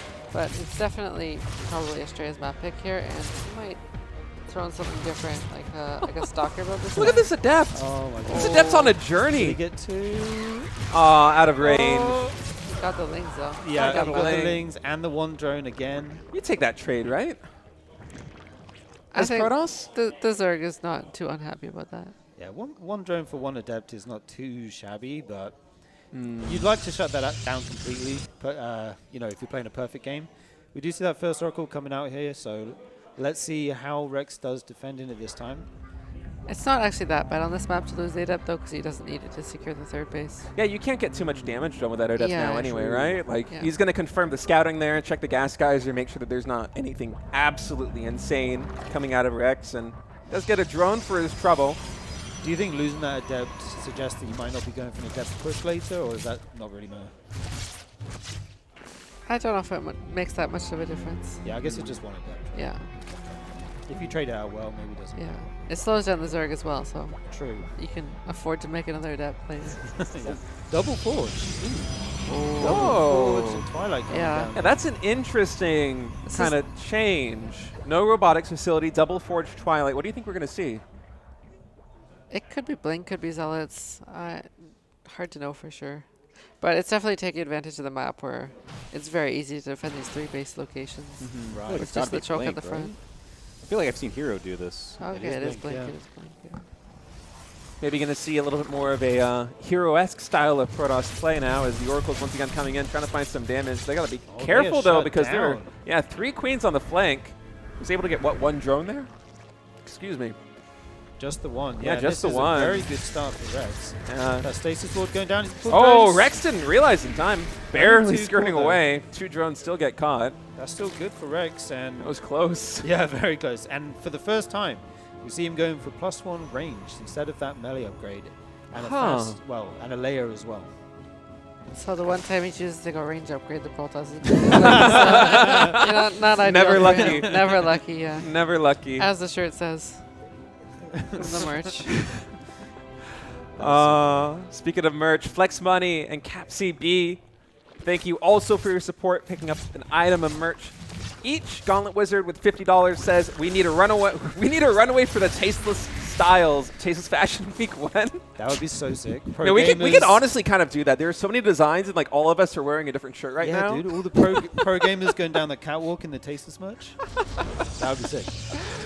How XUS? How Zeus? How would I pronounce this? What do you think, Sasha? House shoes? How Zeus? Maybe. Donates $25. Says, love having Scarlett on the caster set in lieu of Artosis. You guys just needed some Canadian presence. Thank you guys so much for supporting the Tasteless LAN party. As our observer is very incessantly emphasizing the fact that Astrea is going for a fleet beacon. Mothership rush here. Yeah. So what's Rex going? Swarm host or something? No, very fast Stargate. infestation. Yeah, Swarm host. Oh man, I love this play out of Astrea. 400 minerals and 400 gas banks in this game, and I'm really curious how this is going to play out. Actually, surprisingly, Mothership is very good against Swarm host because you can cloak the bases and the Locust can't really do anything. Yeah, that's true. Yeah.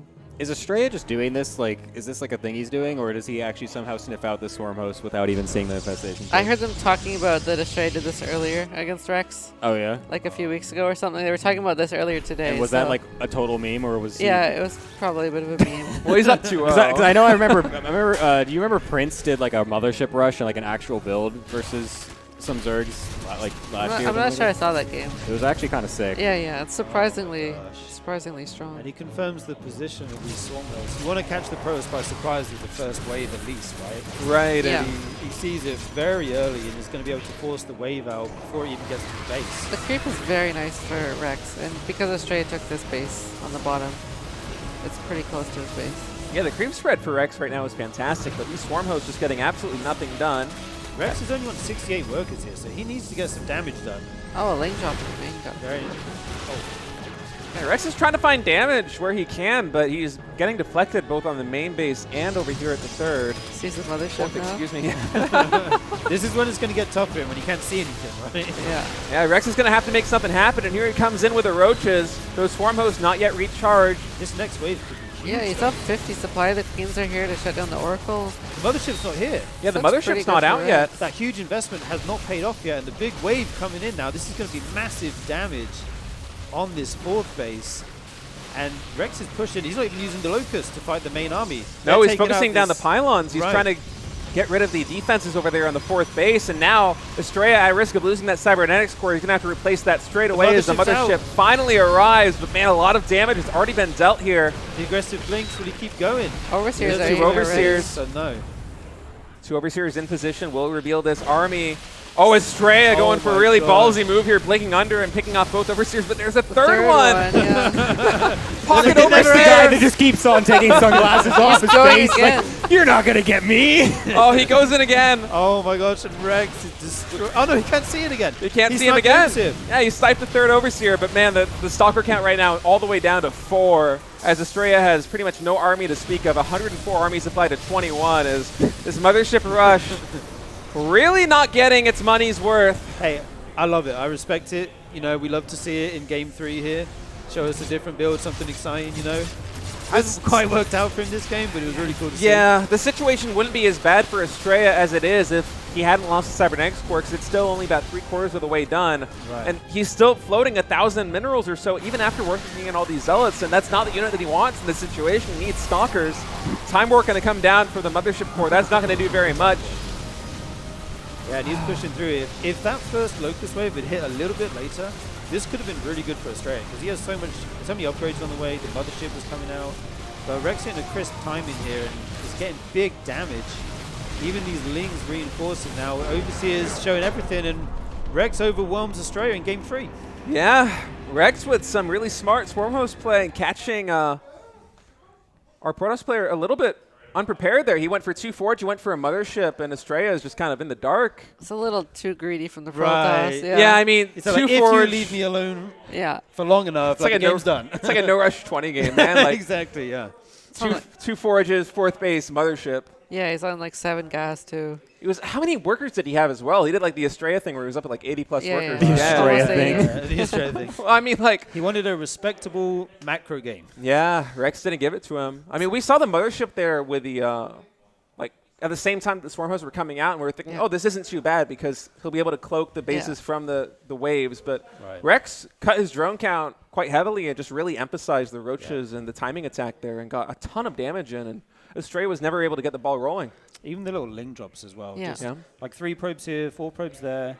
It all starts to add up, and Swarmo's play is so, like, it either, you know, is, what is it, like, you either kill them with it, you get huge damage, or they push the first 2 waves back, and then it's really hard to get anything done, right?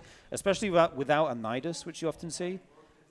If the Protoss gets on top of the first couple waves, they can really shut it down, but he did get that damage done in the end. Yeah, we saw Rex cutting workers below 70 there. It was like all roaches after the Swarm Host. And it almost felt like the Swarm Host didn't really do much. Astrea just kind of died to the roaches there, the roaches and the few queens, because he hardly had any army there. Yeah, there was that one point where we had like 4 stalkers in total. Rex playing masterfully, and he's going to take his first map in this series, guys. We're going to take a short break. When we get back, Astrea versus Rex, Game 4.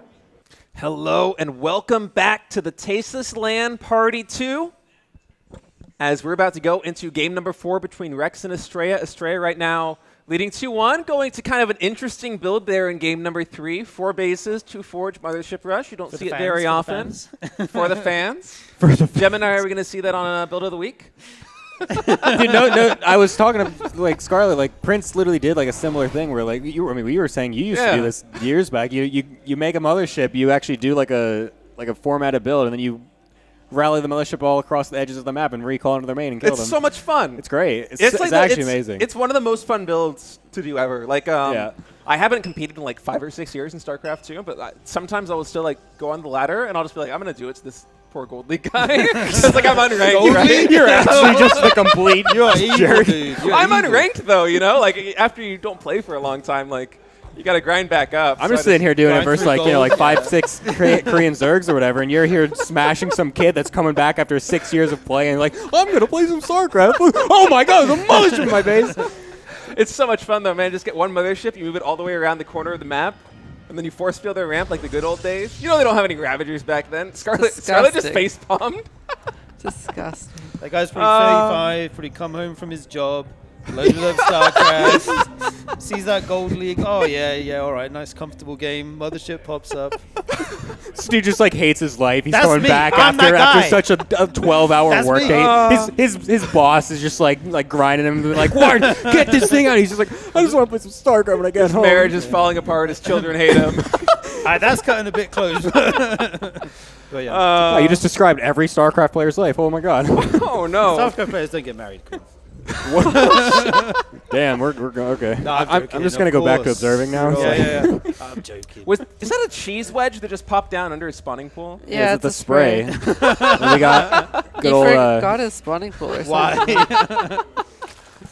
He started his spawning pool at past 300 minerals, so either it got blocked or he forgot it. Australia, let him know what's up. What's the? Is this what the? Yes. Yeah. The thing. I saw Rex spamming that before the game. Yeah. Oh, was he? Yeah, definitely an in control. Such a great face. It is. Such a great emoji. So good. Well, Astrea blocking that natural hatchery for a long time. Going to force Rex to take the 11 o'clock position there as his third. Natural hatchery now going down. And from Astrea in game 1 and game 2, we kind of saw the same thing twice, which was a fast Stargate going into Oracles, into Immortal Archon, Zealot, but Game 3 mixed it up with kind of a meme build, let's be real, and now here in Game 4, going for a fast Twilight Council. So perhaps going to be an Adept timing? Yeah, most likely blink timing. Sorry, not blink timing. Adept 4-gate glaives.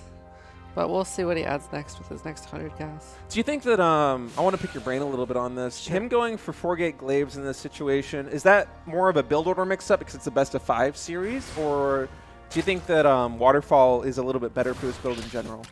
It's the hardest map to defend against like a Zerg all-in. So if they want to punish the Stargate build with a, like Overlord drop similar to what Solar did. This is the best map. What makes it so good on this map? Is it because of this low ground area getting to the third base? Yeah, the third base in the natural area is really open. The gap between it and the rush distance is also pretty short. We're all just like nodding. Yeah. Teach us more. I see it. Teach us more. Robo now coming in. So we have 3 gates, and he still has full gas mining. So Yeah. this isn't exactly the normal 4-gate glaive build. Could this be DTs? No, I think the Dark Shrine would be up already. But oftentimes when we see a too glaive late, right, build... yeah. Wait, there's no... Oh, yeah, glaives okay, just started. Oh, wait, did he forget glaives? I kind of think he I'm might have, confused. right? Okay, well, some Lings coming in. The Adept will eventually get taken out. Dies. He has nothing here to kill the Lings. He might lose his side.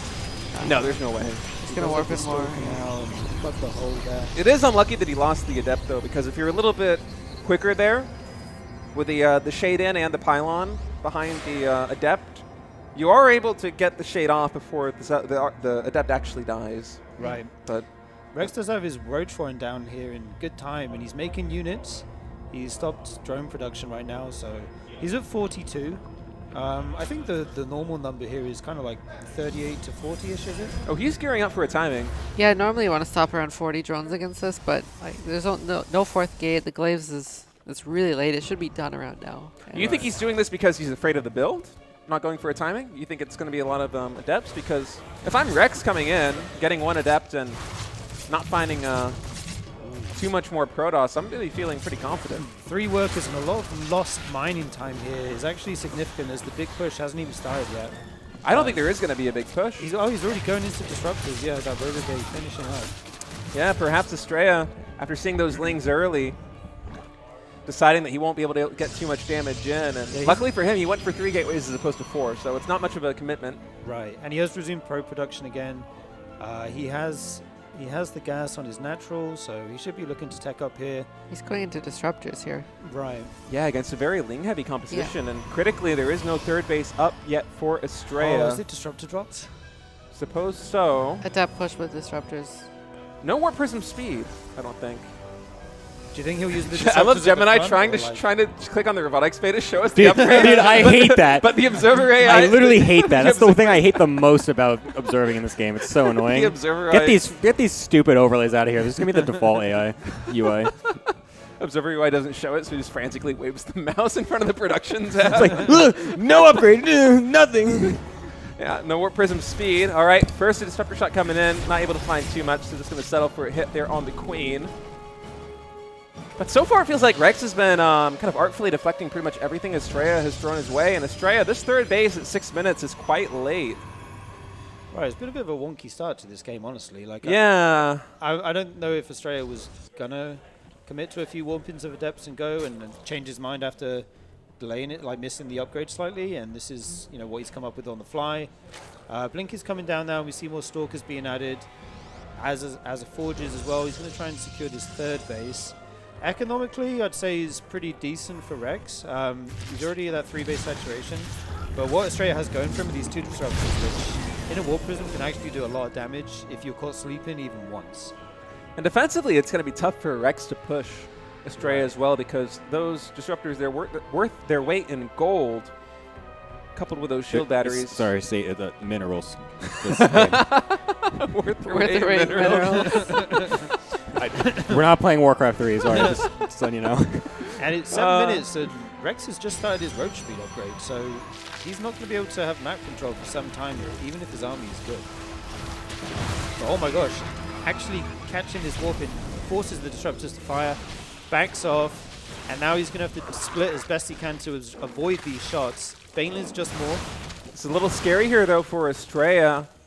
It's a scary lot of for both high of them, va- honestly. Like, Yeah, there's a lot on the line here with this push. and this Ling flank is being set up here, which could catch the disruptors if they try and fall back. He's hanging out. Is he? Okay, he's going to go home. Add in on more gas. I think it's a smart move by Astrea moving back there because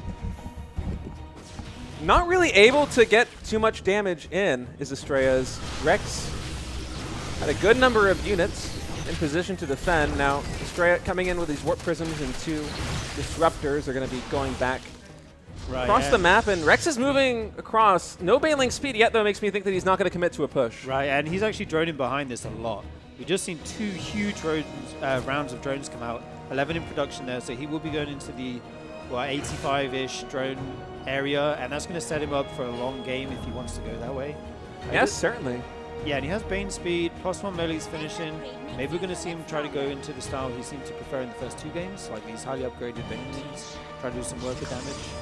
Yeah, immediately starts +2 melee attack, so you're certainly right on that front. A lot of links here.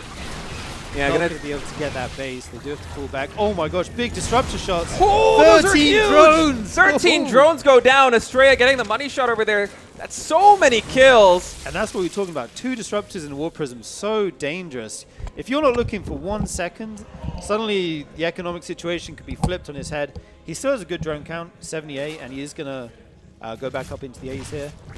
Yeah, oftentimes we see disruptors really not get a lot of value after that opening window, you know? Like the Protoss player, whether or not they get Warp Prism speed, it's the first couple shots that are going to either give value or not. But Astrea coming in, perhaps when Rex expected it the least, and snatching up 13 drones is going to equalize things economically quite a bit here. Yeah, and if you look at Rex's game plan throughout this set, I think this is exactly what he wanted, right? Good upgrades, a lot of Ling Bane, having his army split up in 2, being able to pressure these bases and see if he can force a mistake from Astrea and get those Banelings in the mineral line, basically. That's going to Very be well his plan. said. Yeah, he's really been liking these low-tech, like layer-only attacks with Ravager Ling Bane. It looks like he's probably going to go into it again. Although Infestation Pit's a bit late to just do a normal transition into Hive, so he's definitely going to try and get something done beforehand. Yeah, that's a lot of Lings, a lot of Banes. Roaches as well. Really just a lot of Zerg as he's at 96 army supply. We'll see if he's going to try and break Astrea on that 4th base, but it feels like there isn't too much that can be done. There's 4 photon cannons here, shield battery, 3 disruptors, and a good number of Archons, so it feels like Astrea, at least on the defensive front, kind of has an answer for everything as he's continuing to power up, adding 4 more gateways. Meanwhile, Rex really starting to fill out his tech tree, getting his Hive, his Spire, +2 melee attack about to finish, and you got to think that Brood Lords, will eventually be on the way. Right, he could go for a similar timing that he tried in the last time, but what's different in this game is that Sky Toss isn't anywhere near being ready to be online, so he could be able to hit a big time here if he does get these Brood Lords out. Yeah, there's not even a Stargate from the opening because they opened Glaives, so the Sky Toss transition takes a lot longer to get started even. Absolutely, so he's going to have to deal with it with, Blink Stalkers? And Yeah, Storms? Storm. Yeah, it's tough to deal with that. Perhaps Also- Astrea, if he's not going to go for Sky Toss, might be wiser to try and hit a timing before those Brood Lords are actually out.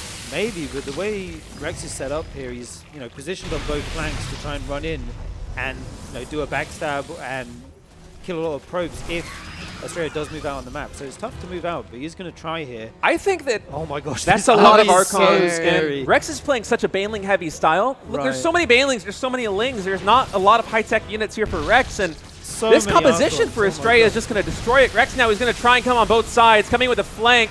Full surround, but the Archon's deflecting it with ease, and the Rex dipping now to 170 supply as Astrea is going to take the space out. In the meantime, at the 3 o'clock position, he's taking down the 5th. As Rex really kind of falling apart at the seams. It feels like Astrea just has the complete answer here with his unit composition. Rex has nothing to do.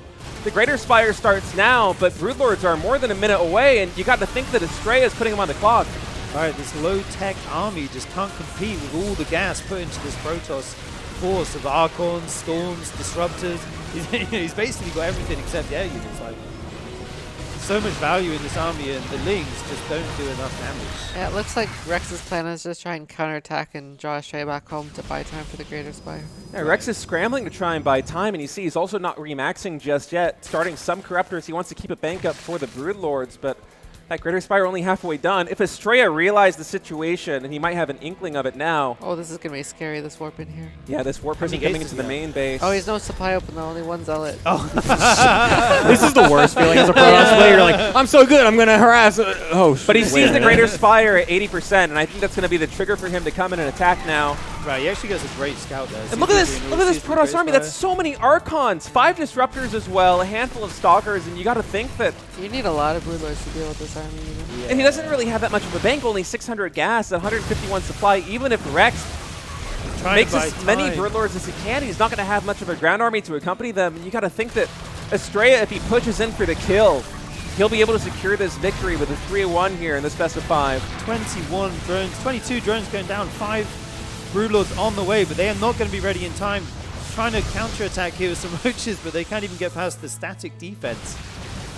Rex trying to find any kind of counter damage, but faltering just a bit here. Broodlords. Broodlords now morphing in, but it's only 5 of them, and there's so much here in terms of ground army for Astrea. Disruptor shots coming in, connecting with the roaches. There are a ton of Archons. +3 ground weapons about to finish as well for the Protoss, but the Broodlords, they're doing work. They're deflecting this just a little bit, but at the end of the day, Rex is at 96 supply with only 2 hatcheries. Stalkers blinking in now. Broodlord's going down, and Astrea might win this best of 5. Beautiful play from Astrea there. Notices his time and it just goes. I've Nice. seen it like 4 or 5 times now, but it gets a laugh out of me every single time. And man, Astrea just really playing a great series there. I mean, he had a kind of a funky build in game number 3, but the rest of the maps just absolutely solid. Solar said in his interview that he was afraid of playing Astrea there in the following match, and that's the matchup he's going to get is Astrea with a really masterful PBZ. They say you can't see images, but when I see that picture of Tasteless saying GG, I hear it right here every time. GG, you know, the classic. But yeah, like you said, Astrea played so well. He gave us a fun game in game 3, but apart from that, it was really solid play. Props to Rex as well. I mean, that was a great series. Like, it felt like game 1, he was a little bit caught off guard with the playstyle that Astrea came in with. He lost a lot of drones. I think it might have been as many as 15 there. 15 to the Oracles. To the Oracles, and I think some small adept run by. But after that, he really tightened up the ship. And we had some very interesting games. I mean, the series was 3-1, but honestly, it felt a lot closer than that. As, yeah, it was a lot of fun. Thank you guys for joining us here on the cast. As, we're going to be going to a short break, guys. When we get back, I think we have a StarCraft Brood War show match coming up, if I'm not mistaken. We're not doing an interview with Astrea or anything? I'm sorry? We're not doing an interview with Astrea or anything? Oh, Yeah, right. where's What Astrea? am I talking about? Where's This guy over Astrea? here. Get him over here. Should we have Andy sit to the side again? Yeah, let's get Andy to translate for us. Yeah, sure. Andy, where you at? I will dip out. Okay. Astrea. Come on here on the couch, man. I almost robbed you of your interview. Autopilot here. Good. All right, Astrea. Welcome, nerd. You won 3-1. Yeah. How do you feel? I feel pretty good. I think I played, not bad. I don't think I played my best, but I think I played not bad that series. Yeah, it felt like you were kind of firing on all cylinders there right from the get-go. I mean, honestly, whenever there's like kind of technical issues that you have to resolve, at least for me in my experience as a player, that can be kind of tilting and like throw me off my game. Did you feel jarred at all starting the first map? I was just like a little bit stressed more than anything, but by the time the first map rolled around, I think I felt fine. So.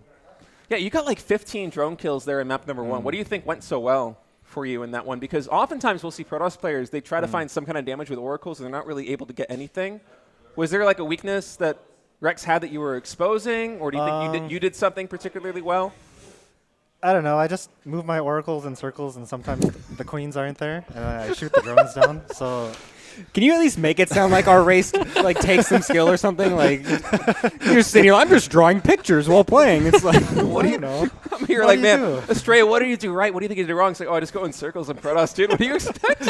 Just slap my head on the keyboard. Sometimes the oracles get kills, they don't. I don't know. I mean, is that not how it is? You just keep moving them, and then like, I mean, okay, you kind of keep a mental image of where you think the queens are. That is one thing you actually do. But other than that, just keeping the oracles moving is the most important thing. And like, pay attention to where the overlords are and try to come in from an angle you think there's no vision. Yeah. Or you can just say that you're moving them in circles. So one thing that I was kind of wondering about, and I guess we're wondering about on the break, was so game 3, you're up 2-0. We're going into a map where it's really easy to take that backdoor third base. And you went 2 Forge, Mothership, 4th base. Was that like kind of a meme? Like you were feeling like really confident and you thought you could just do something funny? Or was that actually like a build that you came in as a plan on that map? It's like slightly memey, but I think it's actually good as long as you can survive. Obviously, I didn't survive. What do you survive? Like what attacks can you survive going to Mothership 4 base? Well, I mean, if they just only build +1 melee, which is what they do a lot of the time, then it's pretty easy to survive actually. If Really? you just, yeah. You just turtle. It's like a Hydra Bane attack or something? Hydra main attack, you can. I think the Mothership is probably out by then. Okay. It might be hard to hold, but I don't know. Maybe it's survivable, especially with like 2/2 if that gets out. Are we going to see Mothership from you against Solar? You got to. Have you ever done the recall in the main? Just put it. Just move it around the edges of the map and just. Well, that's the whole point of the build, right? Like, I play nice. this You were intending There on you go. doing that there with 4 bases? I play like that normally, except I just play without the Mothership. But if you play with the Mothership, it's a lot stronger. Once the Mothership comes out, like normally you just attack with 2/2 and Archon charge lots and Stalkers. But if you have a Mothership, it's even better because you go straight to their side of the map. Yeah, it's a lot of fun too. You know it's got to be tilting for the Zerg as well. Yeah. Would have been a brutal way to close out a series. Like imagine if that had worked and like that's the way that like you lose 3-0 is like a Mothership just recalls in your main base. Yeah, what a gut-wrenching feeling that would be. So what exactly was your plan with the build in Game 4? What happened there? I just forgot glaives, but it's meant to. Easy. The raise is actually really difficult. What went well in Game 1? Oh, I just ran around with oracles and circles. What happened in Game 4? Oh, I forgot to get an upgrade. I didn't do the most important thing in the build. You know, like. I mean, it's meant to hit with 8 adepts, and it's like a normal glaive timing, except you have a very fast robo bay follow-up. So it's actually a reasonably strong build, unless you lose adepts early to lings and then forget glaives. And you're not doing a timing with the disruptors or anything? You're just going into a third behind it? Yeah, I think it's okay. I think your third can be pretty fast. I could have built it faster than I did, maybe like close to 5 minutes or something like Yeah, I that. think it was like 6 minutes or something that was going down, right? Yeah, there were some mistakes that game for sure. And when you saw that you forgot glaives, you just decided to warp in less adepts? No, I still think I had the same number, no? No, you didn't go. You didn't go for 8. You had, I think, 3 in the prism. And you tried to find some damage, and then you went to disruptors. And Well, I had 2 on the left, and I had 3 in the prism, and I lost did you? 2 or 3 early. I can't remember exactly, but I think I still had 8 total, unless I. Okay. Yeah. I mean, just given that you said like your oracles run around in circles and you forgot glaives, I'm not really feeling very confident in you knowing how many adepts that you made in that game. This interview is just us making fun of a pro gamer while we are just not as good. Like. So, on the Game 2 on Cosmic, were you aware he was doing a Broodlord transition there? I figured some sort of translation was coming. I wasn't exactly sure when it was going to hit, but Okay. yeah. I didn't expect them to stay on Ling Ravager while I had a max Ling army Ravager? of- Yeah. Yeah, like you had so many Archons in pretty much Yeah. every Yeah. single game too. Is that just a part of your play style, is going for these really Archon-heavy compositions, or is that you specifically trying to counter Rex? Because he really does seem to like the Ling Bane. I mean, well, Archons are good versus biological units, and all the Zerg units are biological. The So buildings, too. yeah. They do extra damage to all the Zerg units, so it turns out to be pretty strong. And they have a lot of HP. They also do a lot of damage. They also don't really die that They much. hit hard. They're just kind of good. They're pretty big too, you know. They don't cost very many They look minerals. cool. I think All right, they- Sasha, They, you're they, right. sound, they make cool quotes when you click Sasha, on you're them. right. Sasha, you're right. Protoss is a chunk I didn't race. say anything. No, I mean, Wait. Archons are just Archons are obviously good versus Zerglings and Banes. Yeah. If they play You just Bane had so many of them. You Yeah. had like half the screen is just like little cotton balls of Archons just like floating across the map. if they don't have Broodlords or a lot of Lurkers, if you get a maxed army of Archons and Disruptors, you basically can't beat. Maybe Vipers, but I don't know, it's really hard to beat it without a good transition. So Well, you play Solar next, so you got another PVZ. How are you feeling? Because in his interview, he was saying he's a little bit afraid of you. yeah, he should be. You think it's gonna be a 3-0? No. But I don't know. I play with Minsu a lot on ladder, and we play custom sometimes, and it's pretty even, I think. So I'd say just look forward to a good series. Cool. All right. Well, now that we've done the interview, and I'm not forgetting it this time, guys, we're going to go to a short break. When we get back, I think we have a StarCraft Brood War show match ready for you. So stay tuned. We'll be there in a minute. Welcome back, everybody. Thank you for waiting. We are halfway through the bracket for StarCraft 2, but now we're pumping the brakes. We're going to go to a StarCraft 1 show match. It's going to be Sharp versus Shine. Joined with me is Scarlett, Special, and Ziggy. How you doing, guys? Pretty good, pretty good. Fantastic. Having fun. I'm doing good. I think you need to move that mic a little bit closer to your mouth. Here? What about here? That's perfect. Thank you. Hi, Ziggy. I'm still ecstatic after that win over Gemini. Like, I'm not going to let him live it down. I know. Yeah. That was an excellent segment of the show. By the way, speaking of segments, we've got, it says Jenga at the top of the screen up there. This is Top. top. Top Jenga. I would call this discount Jenga. Scuffed Jenga. Oh, maybe somebody could give me a box cutter. I could try to open this thing up. If we can get to our goal of $3,000, we will have, I don't know who's going to play this even. Maybe How many is it? 4 people? 2 people? 2 people. Have you played Jenga before? Yeah. Okay, so, yeah, thanks, man. So, yeah, we hope to continue to earn your guys' support with that.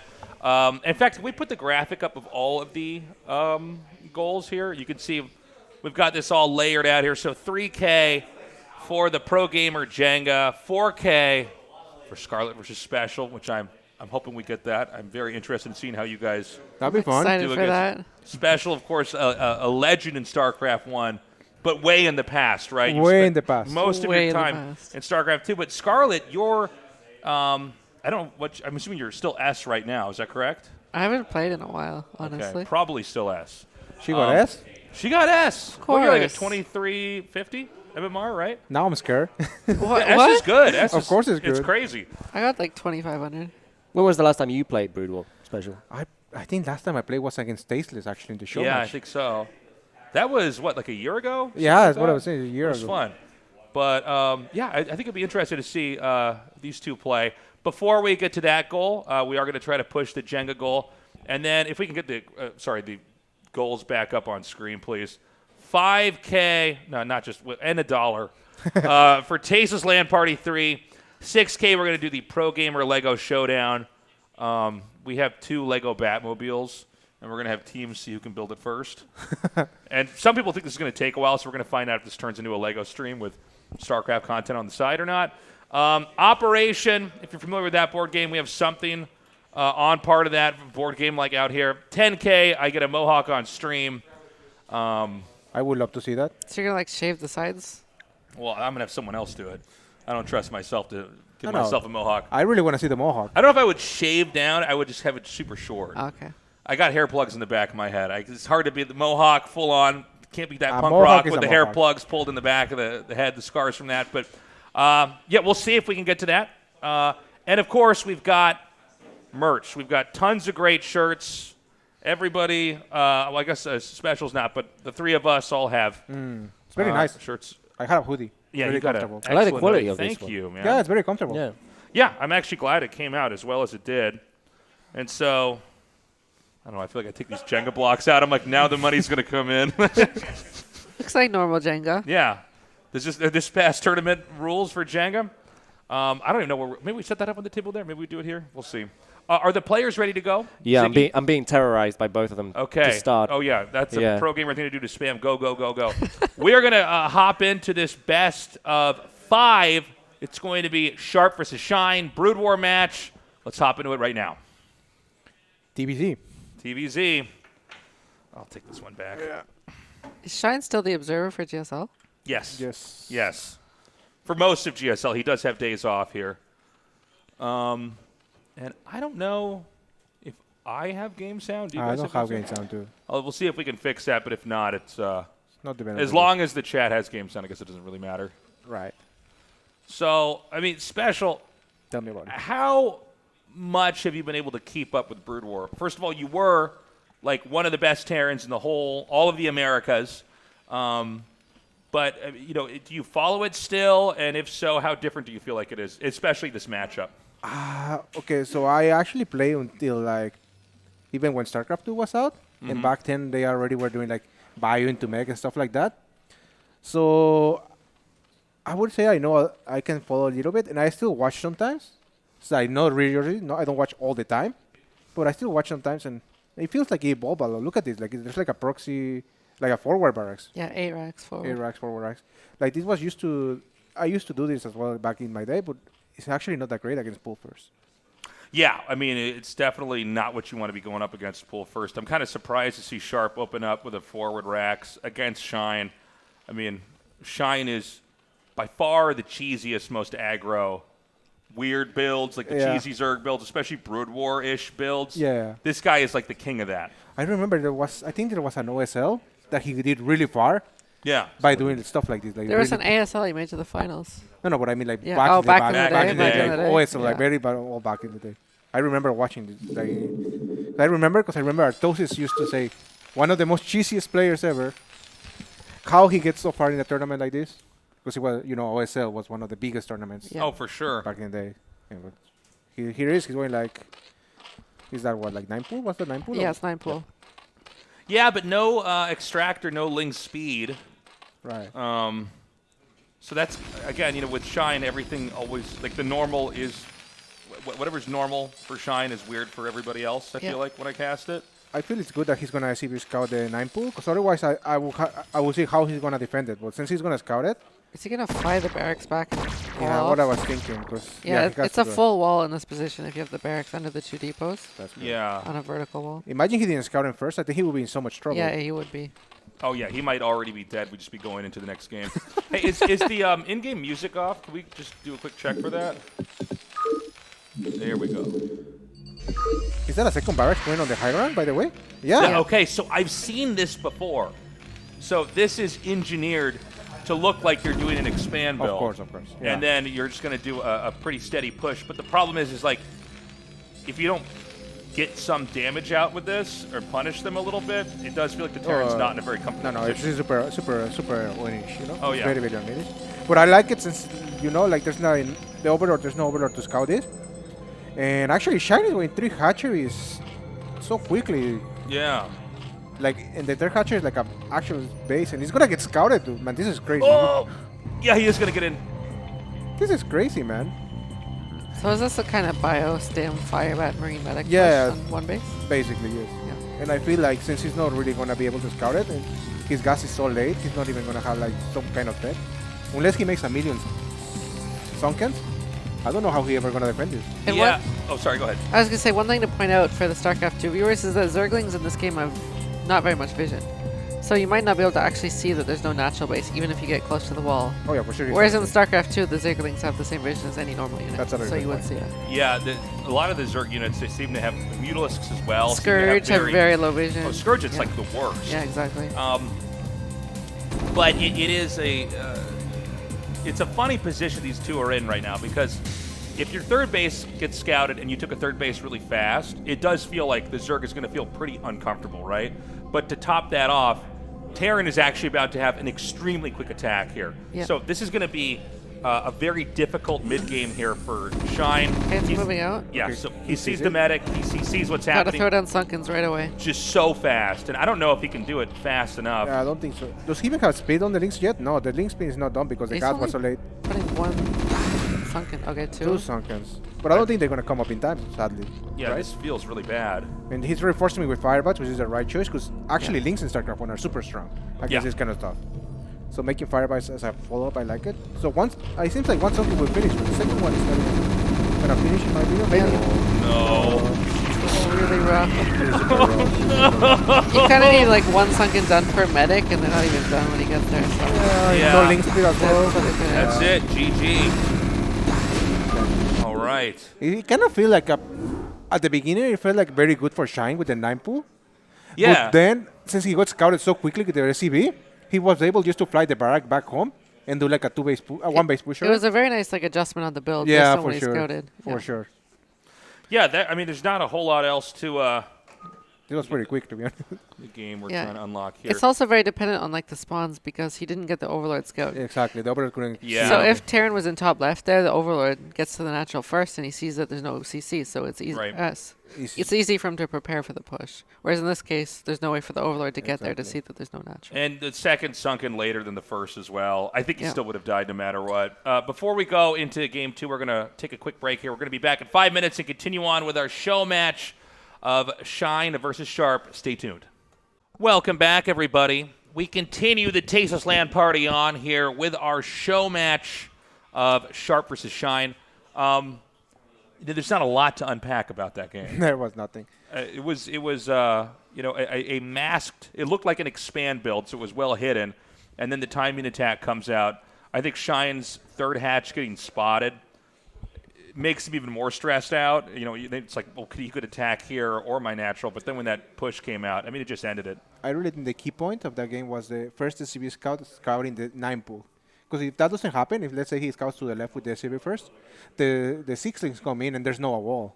So he will be in so much trouble. So I really think that was a key point in that game. Yeah, this combined with the spawning location, because you can't do a full wall like that on every spawning location. It's specifically like where you're spawning on the bottom right there, and you have the horizontal wall, the barracks under the 2 depots. Exactly. Lynx can't even get by there, so the 9 pool does nothing. But it was also I really like what he decided to do behind it. He didn't expand. He decided to do a 1 base push. Yeah. And it's especially stronger because the guy opened 6 pool without doing anything. 9 pool. He made 6 links and he did 0 damage. Yeah. So he was even more strong than normally, I would guess. Yeah, I don't think our other games are going to look like that, but I mean, that was definitely a big build order win, a well-executed timing attack. We're going to continue on. We need to fix the score here. It's Sharp 1-0 to Shine. So Sharp with that 1 victory. And in this map, it's going to be on Butter 2. This is a 1-on-1 map, or a 2-spawn map, I should say. And, let's see how this game goes. I think this map is a pretty interesting one. It's one I personally, as a player, I'm not very comfortable on, but I think it can make for some pretty interesting and dramatic games. Honestly, it's the first time I see this map, so I'm excited. I've never seen this map. So basically, you both spawn on the right side. And then the middle of the map is pretty interesting. The far left side is very elevated. We'll see if it plays as much of a role in this matchup or not. I'm still getting my head around this. By the way, we've changed our LAN party goal. Scarlett for special Brood War show match will be unlocked if we get to 3K. We've had some of our activity slow down, but some of you are still supporting us. Doom of Malantia. I hope I'm saying that name right. $25. Thank you so much for the support. Guys, whether it's merch or whether it's a direct donation, we're going to keep unlocking cool special events we can have here at the LAN party. By the way, Scarlett special, I mean, both of you, who do you think would win? Is one of you more confident than the other? I've never seen him play, so it's hard to judge. Yeah, it's going to be... I don't know, like, if I wouldn't play like normal build orders like you see like in the ASL or something like that. So I remember I had my own style back in the day. I probably would use something like that. It was funny when I played you. It really felt like I was playing a StarCraft 2 player. You were like so much more active with drops and harass than I'm actually used to with all the people that I play on ladder, and it was kind of crazy. But you were definitely like able to hang. And then Scarlett, you said you got to 2,500? That's a lot. Yeah, but it was inflated MMR when I was in Canada. Okay. Okay, then I'm less scared now. Okay. Well, you play pros, right? Yeah. So, you want some good 2-fact builds? Yeah, Ziggy's a good cheesy Give me anything. Well, if we get to the donation goal, maybe I can use the Ziggy 2-fact builds that he's talking about. That's right. Man, dude, Ziggy's got some down and dirty builds. Plays the same in Brood War and StarCraft too. Either 1 base all in or mech. You know what he was telling me when I play Ragnarok? You should go to Rack Reaper, bro. He beat Cyril a few times with Proxy 3 Rex Reaper, I think, on the ladder. Well, he was giving me a different Back idea, in but the I kind of liked it, what he said, bro. But I'm going to keep it secret. Maybe I use it, maybe I not. Anyway, this game he actually went hatch first, and there's a 1 rack expand as well from the Terran. So it's like a very macro build right now. Yeah, pretty big shift here from Sharp to basically, after having that big win with the aggressive kind of cheesy attack, to now go into a macro play. Terran going into the 2 racks here. Yeah. Just going into standard bio opening. Yeah. I know you said that back in the day people used to play late mech, but nowadays the style is generally just to go into...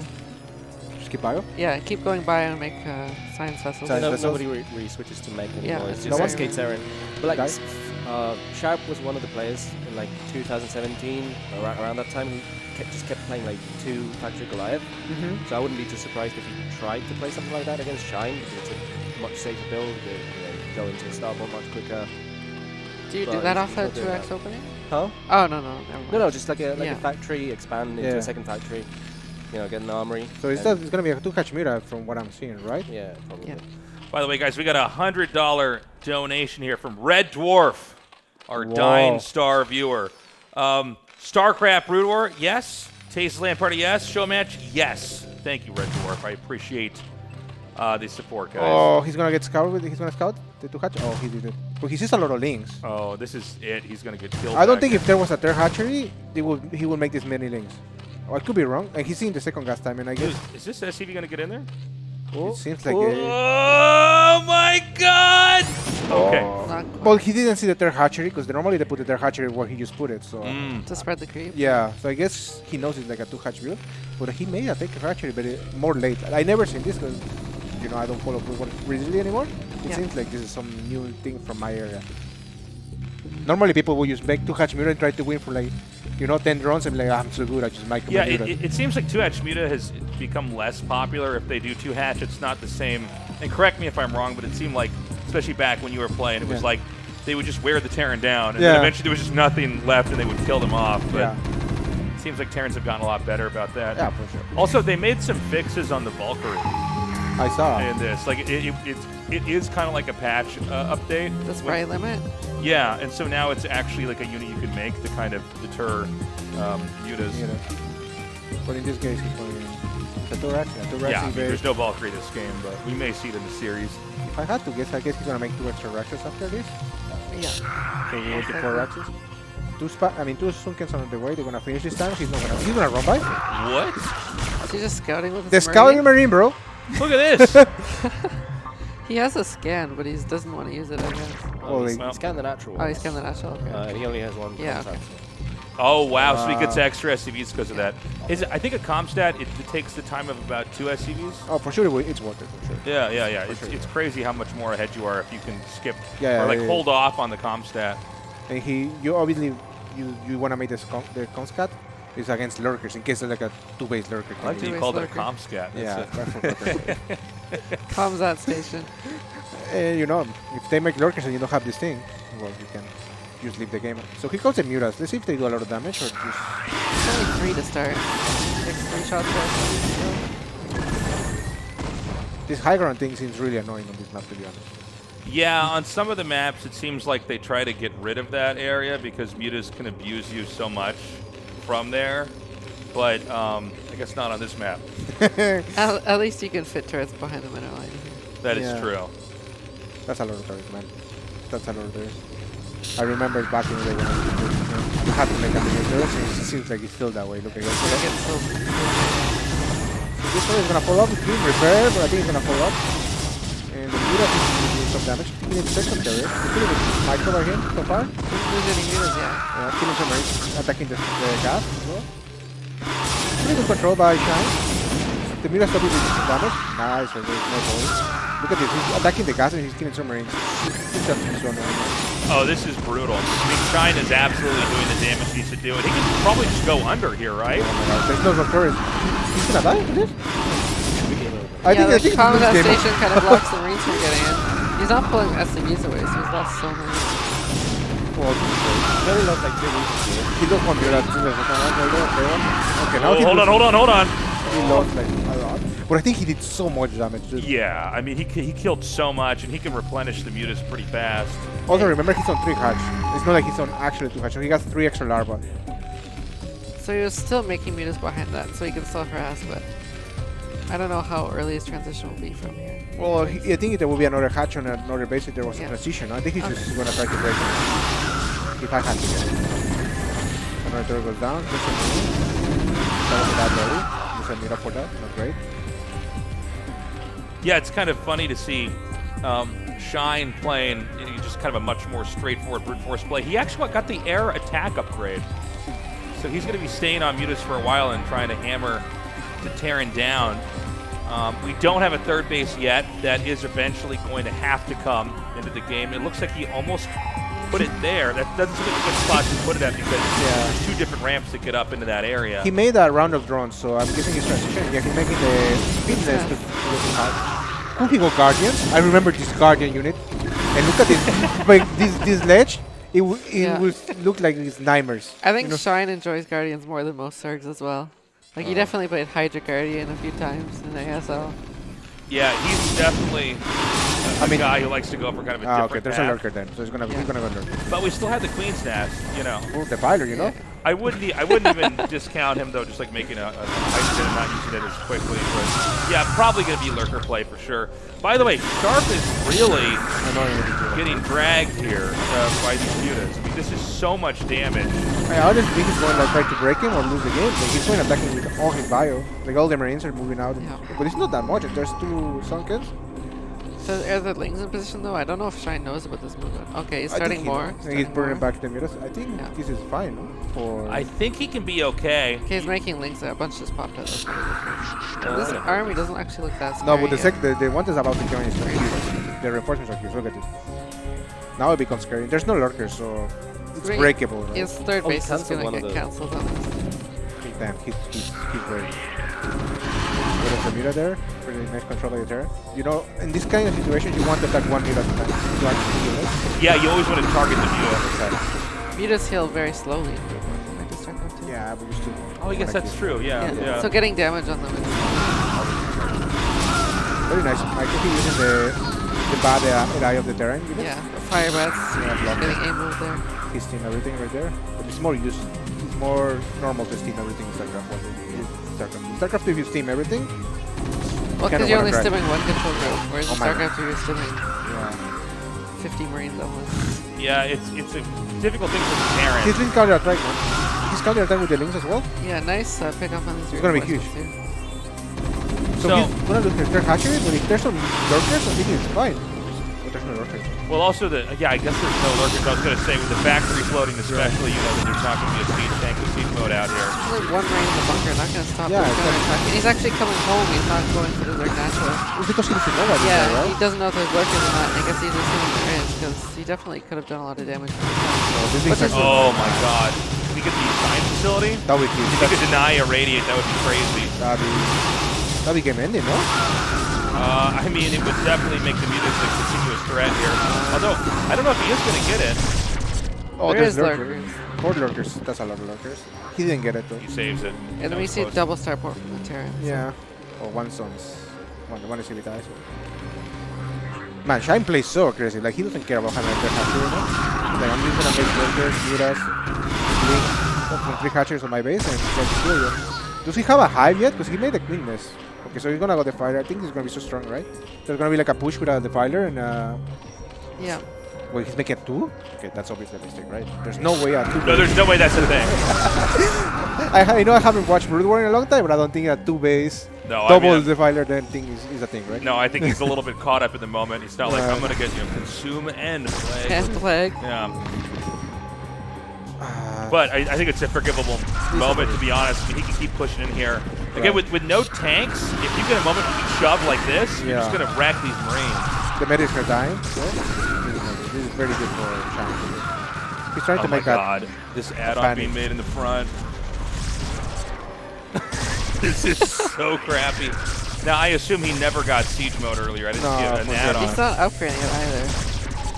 Well, if he gets one tank, I mean, He's you still can right. still fire, Yeah. you outrange the lurkers. But Until the Defiler shows up. But the Defiler is about to show up. Well, I'm assuming he's making a Defiler by now, so this is going to be really, really rough. And there's a Scourge! A Scourge on Ziggy!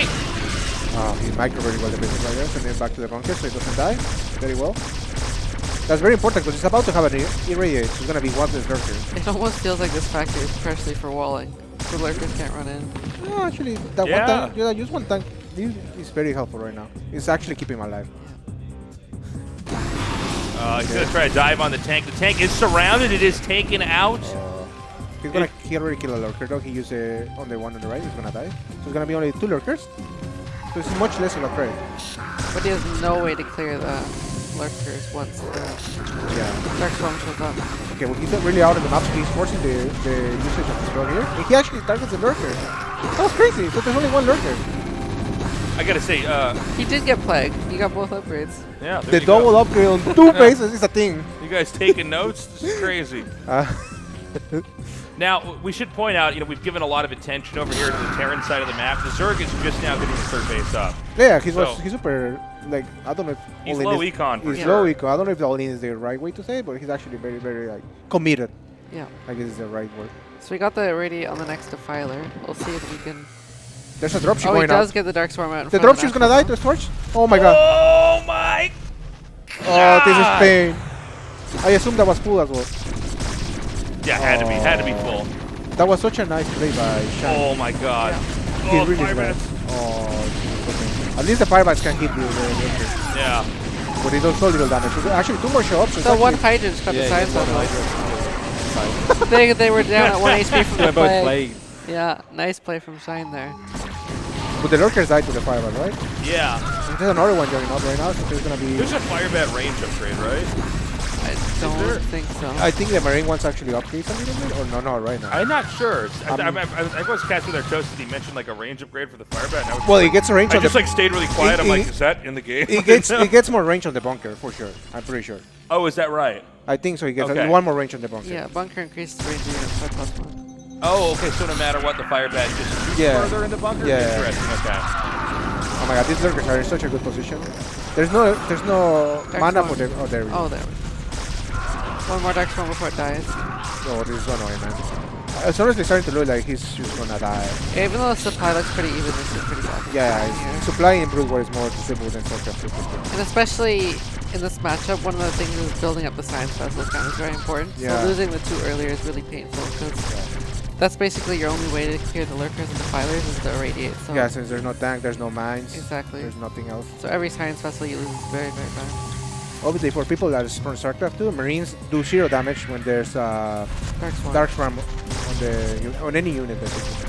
Firebats do splash damage, and tanks also do splash damage, and it really actually kills it. It looks as though Sharp is just about to die out here. This is one of the ways like mid-game just ends. Is if Terran is not at the natural. The main is going to mine out very soon. I guess we could factor in that a lot of SCVs were killed earlier, so it might mine out later. Yeah. But He did a little bio drop outside of his base. He might try and come in for a flank here. With the bio. Yeah, but I think like But I there's did too one. many units here. There's a Terran base already, yeah. PP. Uh-oh. Oh. Uh-oh. ¿Qué pasa? Pausing when he's about to win. He's going to type in has left the game. Actually, you know, one time this happened to me. Do you know what happened to me recently? ¿Qué I was pasa? laddering, and a guy, we load into a game, and the guy types in chat, like, MCA launcher 64 hack loaded, and he just starts playing the game. And I'm like, what are you expecting me to do, guy? Like, that was the most random thing That ever I've seen happened. in my entire career of laddering. So In Brood War. I don't know what's happening right now, but if I had to guess, so when we came in, Sharp said The card thing. he parked outside the front of the He's building. getting Is that towed. okay? And like, I'm like, actually, I'm not in charge of the building. I don't know. But if there was anything that was going to pause this game, It would Oh be no, that, right? he's asking go. Go. Oh, he's Okay. go. Yeah, So we're ready. we're good. I guess All the right. car is not being told. That's right. Or it's too We're going to late. find out if we're paying for a cab ride home for him or not. There's nothing worse than when someone pauses a game and you're almost dead. You're I like, okay, hate it. I'll just sit here. I hate it with Yeah. a passion. It But- makes you so much tilted, you know? Oh yeah. By the way, so we're going to be probably 1-1, and Shine kind of flexing here, man. I mean, taking Sharp down head to head is pretty crazy. Yeah, for sure this game is really over. By the way, guys, we have anonymous purchased 2 items. Quote, I love this merch, and 5 of their anonymous merch purchases in the last 30 minutes. We love you guys. Glad you guys are joining. Thank you for the support. Try and keep catching the drops here. Oh, the medevac too. There was a really big point in this game. It was when the 2 Spurs killed the medevac Yeah. pool of units. There was not that many units in front of the Shine bases. So if that drop should actually get through, he would have so much more space in this game. After he lost that, this is what happened. Painful. So, at this point in time, for those watching at home, I mean, you're less concerned about trying to get in and kill the Terran as much as you just want to be, you know, kind of let them dry up. He kind of mined for the natural. Yeah. He's just gonna outproduce him eventually. Very easy. Yeah, yeah. He's Main almost base mined is out. about to mine out for the Terran. The only scary thing will be like if he gets a lot of vessels and he can like Is that egg under the Dark Swarm? No. it's in the map. I think it's the map. Right? Yeah, no, that's on. Yeah, yeah, but I was wondering He if was asking if it was protected by the Dark Ah, Swarm or not, and it wasn't. So I guess the only condition for Sharp to win this game if he gets like a really big vessel count and does Yeah. like one big push and he kind of breaks Shine. I think that's the only way I could see him Sharp winning this game. But that's a lot of the It is fighters. a lot of- They're gonna keep and going. there's 5 hatcheries. There's a lot of production. 3 so- gas from reserve. Yeah. It's very interesting that he keeps this Hydra. I think you got Hydra speed even. Yeah. Look at here it comes, man. getting the Hydra upgrade for sure. You know who to remind me of? Rest in peace, in control. Oh, yeah. The Hydra man. The Hydra Man. I love that. Yeah, I remember It playing. was the manly way to play the game. Yeah. Was just Lurker Hydra, Dark Swarm. He was the man of Hydras against man. Terran. Okay, well that was a great game. Very it was pretty nice. Very exciting stuff. We're tied up 1-1. We are going to go to a break. Before we go, we just want to remind you guys there is at the top of the screen here our goal to see if we get the special Scarlett Brood War show match. We're going to have a 5-minute little bit of off time here, and then when we come back, we're going to continue on with the show match here for StarCraft 1. Stay tuned. And we are back. We're ready to go. Ziggy, you can cue it up, man. We're going to go into Game 3 now. Show match has turned out to be surprisingly close so far. 1-1. 1-1. And kind of funny, I mean, it was Shine that won with the cheese, and then, I'm sorry, Sharp that won with the cheese, and then Shine that actually played pretty straight up, ended up coming out on top. Opposite of what you'd expect. Yeah. To the StarCraft 2 viewers, Shine is generally regarded as a very cheesy player. Yeah, there's like a way that you can play Zerg in StarCraft 1 that is so... It's like you can expect a certain type of cheese, and then they'll do the other weird, maybe less efficient, but less common way to play. Like, you know, getting lurkers really fast against Protoss or Terran. I mean, he did, I don't know if it's standard, because I don't know, I don't follow exactly, but he did like a 2-hatch with a third hatchery. You know, he opened 2-hatch Muta, but he made a third hatchery before making the Mutas. I don't know if that's like a new meta thing. It's become more common now. Okay. But normally we have the third base taken and secured more quickly. But he seemed to want to like sit on that. And he got the +1 air attack as well, which I don't feel like is as common in the matchup now. Also, I don't know if it could be also because the map, because there was like normally they take a high ground base, right? Yeah, with a small ramp that they can defend with lurkers easily. With this map, there was no... Yeah, exactly. Yeah, you're right. I guess now that I think about it, there is not a ramp that can act as a bottleneck for the entire area, so you can't turtle with lurkers that way. So maybe that does explain why he Oh would my god, it's the same thing. It's the same thing, yeah. 9 pool against Oh, it's overpool though. Overpool, right. So it's a little more economical than before, for sure. With the same idea, the pull first, there's no vulnerable hatchery that can...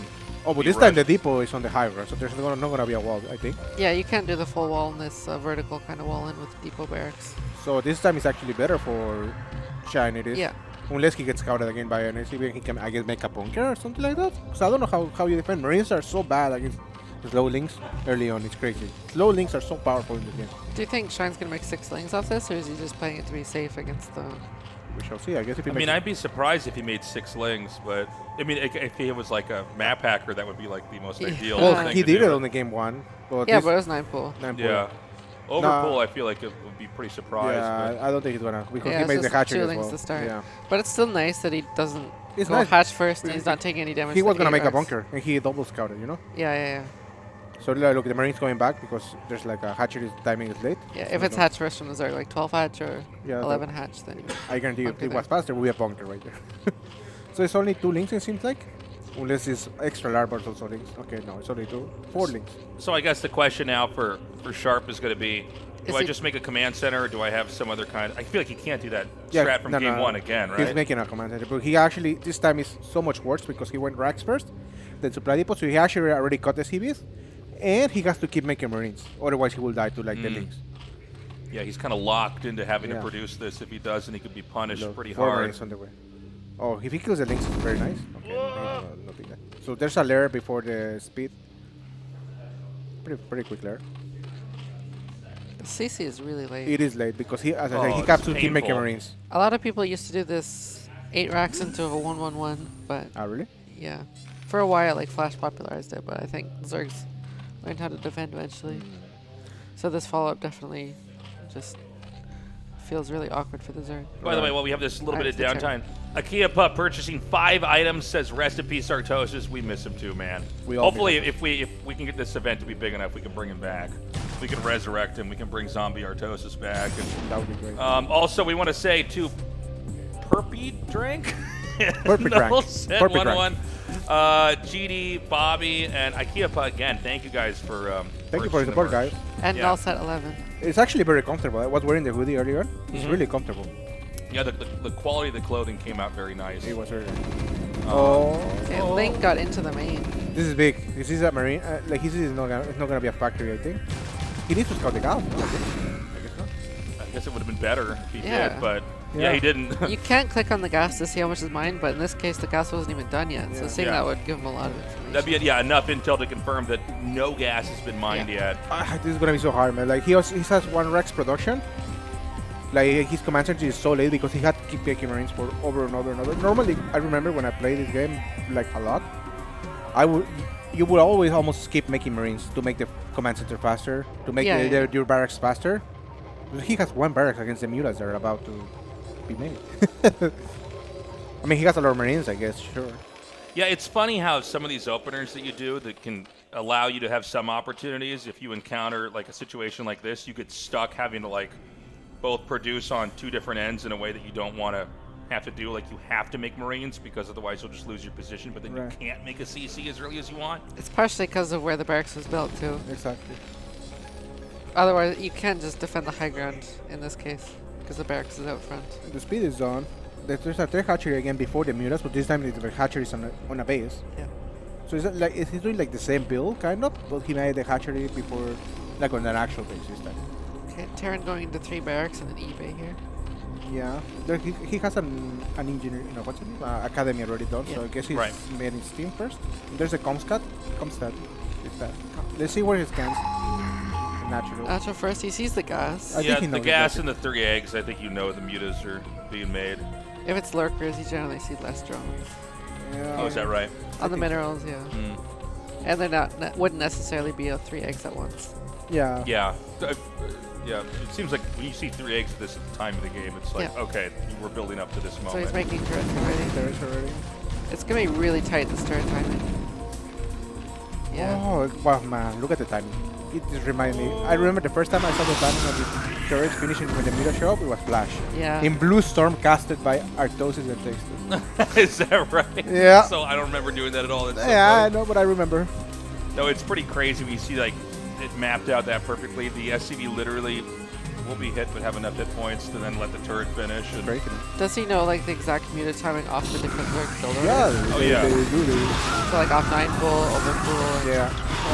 I feel like at the higher levels, all the Terran players know that now. Yeah. Even back in the day, Blue Storm. I'm talking Blue Storm, and literally the muta show up and the turret is finishing. It's crazy. Yeah, it's wild to see. I think it's weird because the game keeps getting more mapped out as time passes here. Now the second turret's not done. Oh wow, he actually keeps that alive. I was going to say if he could knock that down and maybe try to relocate, he could create more of a soft spot here for the Terrans. He's our marines here. Very nice micro by Tess. Oh, he lost the muta there. He keeps making muta, so I'm guessing, yeah. 3rd gas already. And there's no lurker then, so. It's a very fast. Could we see the Guardians? I want to see Guardians. I really want to see Guardians. You'll see the Queen's Nest for that though, right? Oh, is there no Queen's Nest? No, there's not. This might just be like muta. Yeah. This two control groups of mutas. It could be a moment where we're going to have possibly the most standard of games here, especially with this base being taken in the bottom right. There's a factory over in the way to start up, so vessels are long way in. Yeah. Actually, the turret died. He didn't repair it, so with the turret that he attacked early on just died. Oh, it just burned down, you're right. It's getting really good damage. Because a lot of them are very low. They might die really quickly. 3 die. Yeah, the echo. Yeah, we can hear people listening to this, so I'm hearing my delayed orc sounds when I cast. He made the second comms out late again this time. Not the natural. There's no lurkers, you don't really need it. Yeah. Okay, this turret being repaired, so actually did more damage than he should. Very nice repair by him. There's the lurker, the Hydra is there. So he's gonna try to transition into lurkers. It's funny, he's making the den down there. Yeah. That seems to be very intentional. That's not as likely because he scanned that spot earlier, so you're probably not going to look for the lurker tech there. True, that's very smart. Yeah, because keep in mind the last game the lurker tech was pretty delayed, so it almost looks like what happened in the last game. 4 marines moving out. Yeah, he actually like made a lot of muta. Like look that you're sitting there. He made like 14. Oh, let's move out. Nice target by there. One muta. Second muta goes down, so he killed 2 mutas right there. Pretty good. He's still making mutas, man. No Queen's Nest. Yeah, he's not. And he's got that +1 attack. Again. So this is real. This really is kind of a mirror of the last game. But again, I feel like this is going so well right now for Shine, and he's able to kind of ping pong his way into the base and just keep finding openings. Denied the starport. Just delays the irradiate time. By the way, Eric D545, IKEA Echo Soldier, Dr. Kaneki.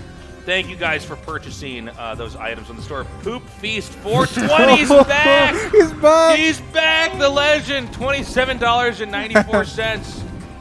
The Artosis make it so fancy. I saw later that he was in a hotel with his dog. So Yeah, he had to land in Toronto, and There's no flights. yeah, I mean, it's a very remote place Yeah. he's moved to.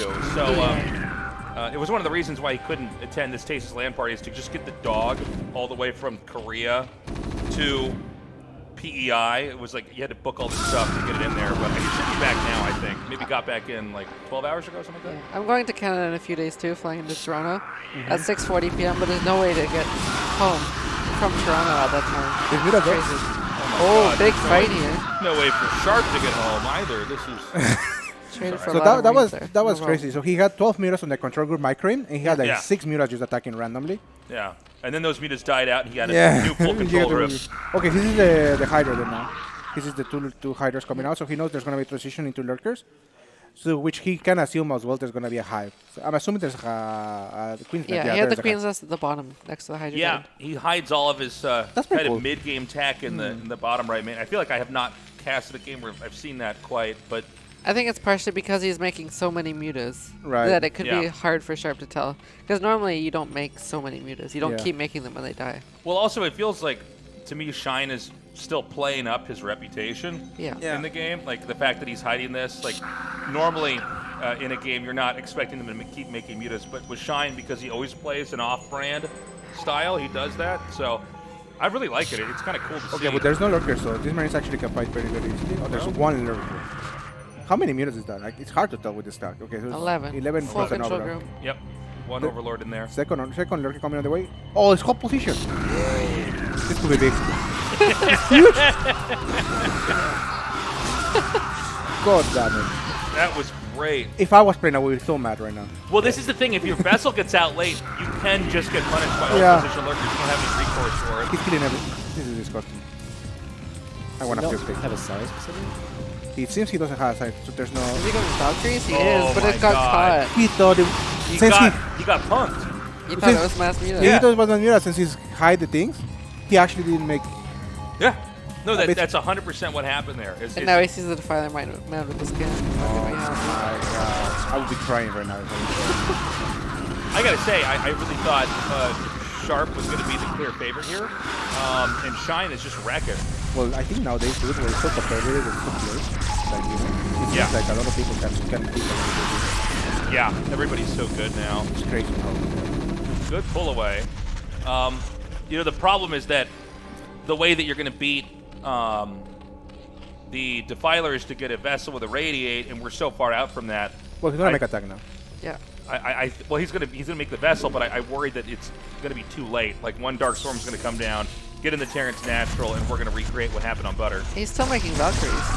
I Okay, don't know if that's there's shocking. a to science me. facility at Well, I all. think the facility is not done. That's yeah, why and he doesn't even have a second gas at the natural. Okay, Oh, it's not even is there started. no Yeah, there's no science There's no science facility. facility. There's no science. So I feel this is really bad. Once the Valkyries are, I mean, once Defilers are out, this game just feels over. There's tanks that they stall a little bit, but eventually the lurkers can Oh. push through. And there's a lot of lurkers being made right there. Normally with tanks, you're trying Look to at like that. kill them before Defilers are out, though. In this Yeah. case, he's just gonna survive until Defilers. Basically. He's really trying hard to push out. Yeah, but there's so many lurkers. There's Yeah, so many. there's like a point where Zerg gets enough lurkers against There's Terrence. like as many lurkers as there are Marines. Yeah, this is here. this is how targets right there. There's 1 kills 2. Pretty nice micro by the current player. One tank goes down. There's another one at high roll, no? Yeah. Now, I really think instead of making the Valkyries, he made some dropship or something. It would be better, no? 'Cause, the Valkyries did nothing. They just died. Yeah, well, he probably thought it was mass muta at first. Yeah, I think he was. Well, there was a point where he saw the Yeah, Hydras. oh, he did make a dropship. It's going down the bottom right now. There you go. But it This is got what I like to caught. see. This Map is an hack. exciting Flying on chase top scene of right it. here. We're gonna find out if one muta can kill one dropship before it gets to the bottom right Oh, side. this of move it. is great. But the lurkers are already in position. The 2 bunkers are gonna fall on really quick.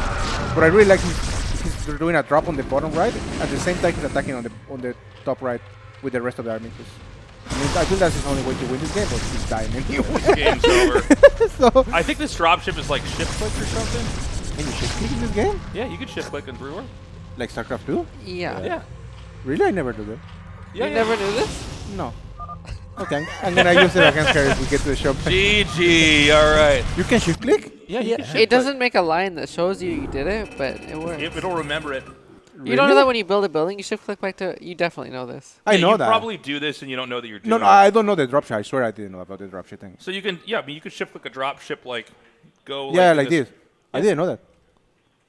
In Brood War. In StarCraft 2, no, I know. of course. It's StarCraft 2, but it makes it's evident because Yeah. it has the little pinpoints.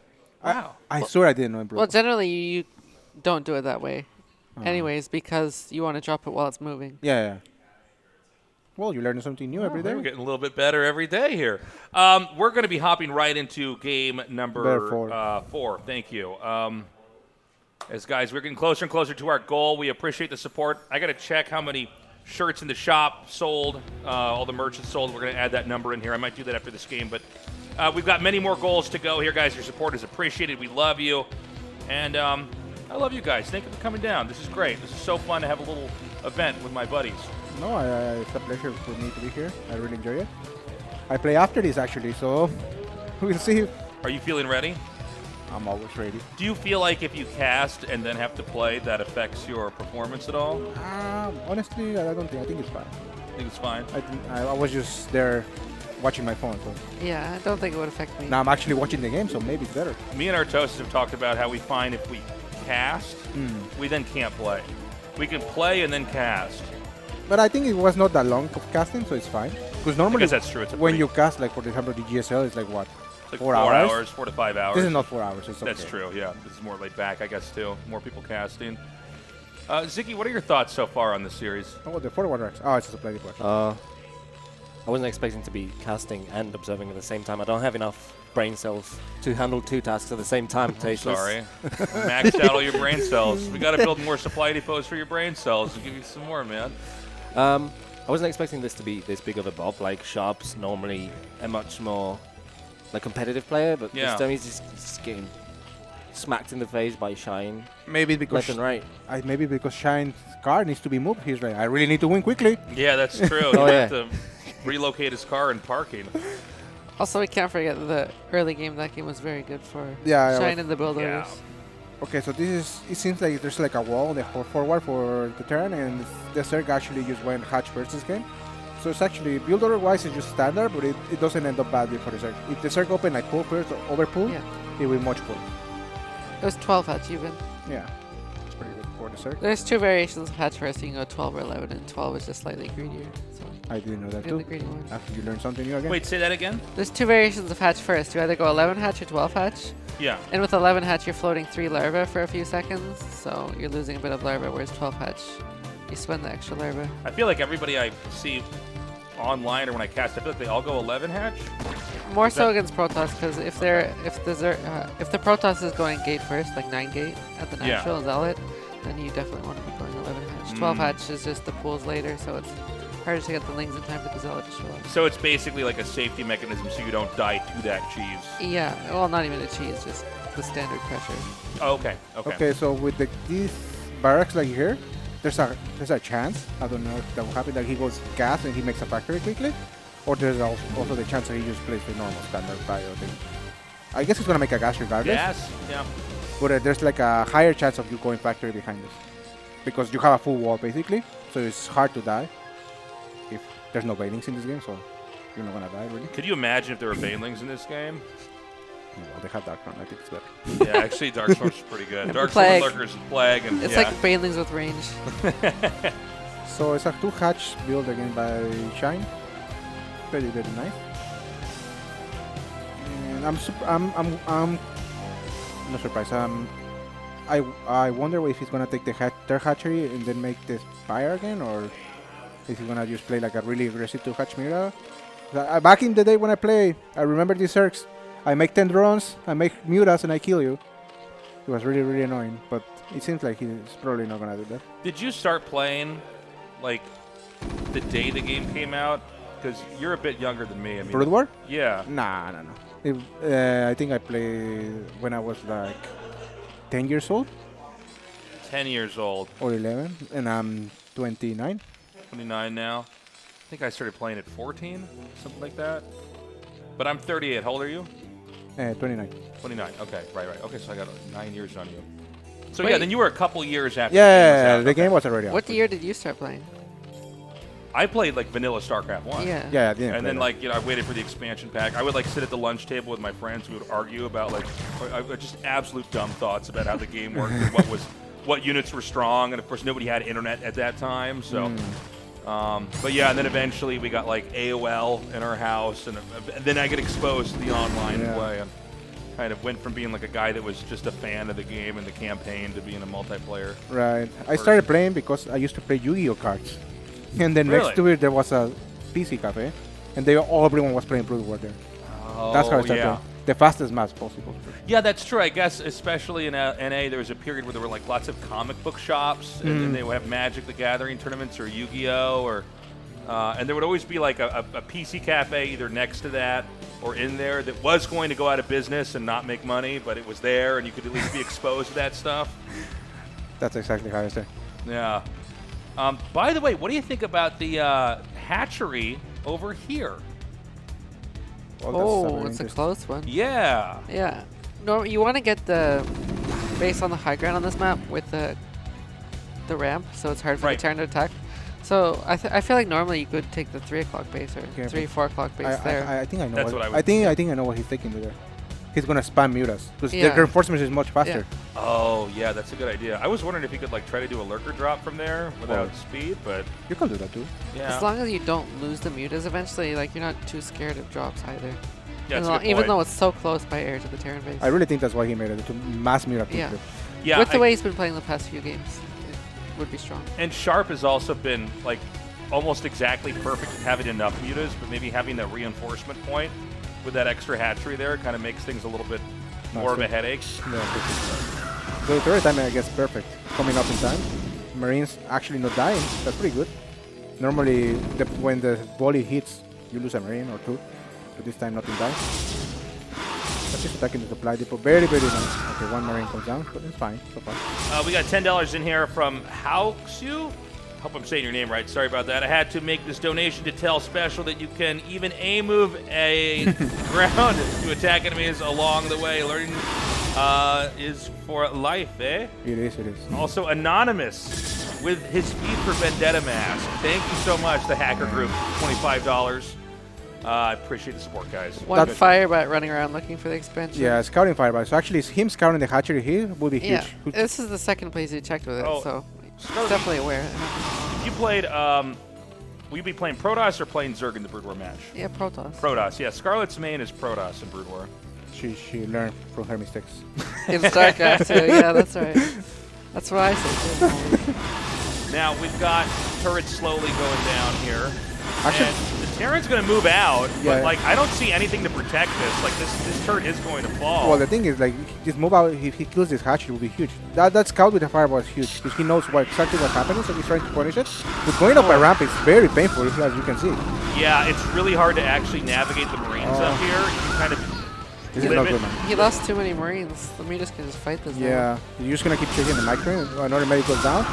Very nice control. Oh my god, this Oh is my not good. God. This is horrible, man. It could be game ending, honestly. It's Yeah. a lot of damage.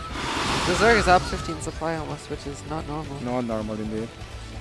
Oh, I really like the way Shine played this game, honestly. It's disgusting.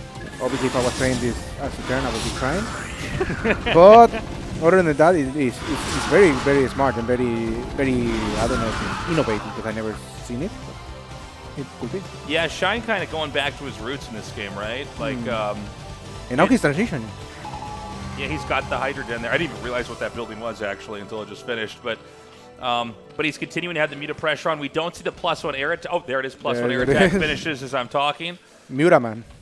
Yeah. Muta, man. So he's moving out again. He's trying to just like it's a little bit gambly here, but the Mutas actually were scouted. He's going armor, going which for- means Valkyries again. And there's lurkers. Oh my god, it's a repeat of the last game. It is.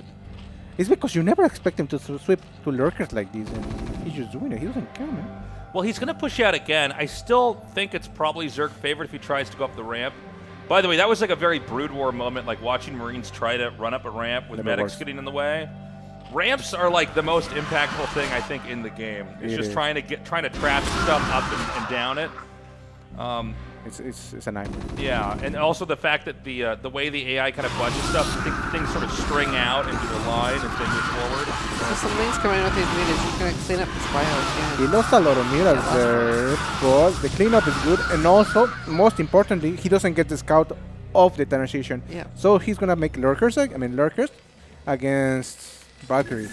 And last time I checked, Science doses are better than Valkyries on the lurkers. I could be wrong though. Yeah, well, the vessels is definitely a good sign, right? Because you know the trickery, and again, it's weird how sneaky Shine is in general. Like just the fact that he hit this kind of ordinary attack to the third base and actually did make Sharp overreact to the Valkyries, but he's playing the series extremely well. Okay. This move over is scary because there's actually no lurkers out yet, and he's pushing literally before the lurkers. Oh, he's not building them on the ramp either to block. Yeah, that's a kind of a weird, impulsive move for him to do that. The Lings are going to come back in here and try to hit these SCVs. He's really stalling there. He has 7 meters. I don't know if that's right. The lurker just finished. There's no medics, by the way, so this is more brittle than it may even look. Yeah. Even if the meters die now, he saw the Valkyrie. He's probably smiling right now because there's no vessels. So how is he going to stop this lurker push that's going to happen again? He's literally repeated the last game, kind of. Just the same idea. He also doesn't have the gas in the natural again. So. He's also making a tank. That's what I saw the okay. But there's nothing for the turn. Like, how's he going to stop? I guess his Valkyries are the 2 Scourges pop out. Do Scourges move faster than Valkyries? They do. Right? They do. Adios. Yeah, Valkyries are sort of... Oh, nice they can be good units, but like against the Scourge, there's something with the AI where when the Valkyrie missile fires, if it's like right in front of the unit, the missiles kind of spin out. And so, I mean, the Valkyrie count's staying down. And I'm worried for Sharp here now because I feel like he is getting painted more and more into a corner. Yeah, he's in the same position as the last game. He's already contained.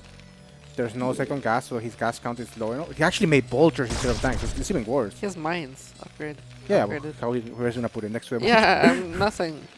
I know. That's a good thing. I'm just surprised. Surprised as well. Well, he actually kind of sneak out with some bio. Yeah, he did sort of slip through there, huh? But he's sneak. I don't know what this can accomplish, though. This is like 7 Marines and a medic, right? Is he going into mech here? Like playing late mech? No. We've had this style before. before. He's adding factories. So, okay. We've seen people like basically after they... Well, this could be one of two things. Either it's going to be a big mech switch and we're going to see more factories come down, or he's just going to be making non-stop vultures and laying mines everywhere. Finally, drop gets in the series. Actually, he's getting cleaned up by drones. Oh my God! He's not paying attention to the bio. Pain. Okay, I think this is really, really ending game damage, man. Like, how is he ever gonna break out of this? Well, this Marine didn't die. He's a private now. 7 kills. Yeah, this medic actually is gonna keep him alive for a long time. The vulture is sneaking out as well because the Lurk is a little bit out of position. It's a 3 vulture, so actually they can one-shot drones. So he's just gonna go into mass tank to defend the lurkers, or what? You can just start to make the thing is normally if you see like non-stop factory, that means you have half the map. Yeah, exactly. Not 2 bases. Yeah, I have seen mass vulture in the mid game because when I first came back to remastered and I played some games where I like tried to play Zerg and like people did this and I'm like I have no idea what's happening right now.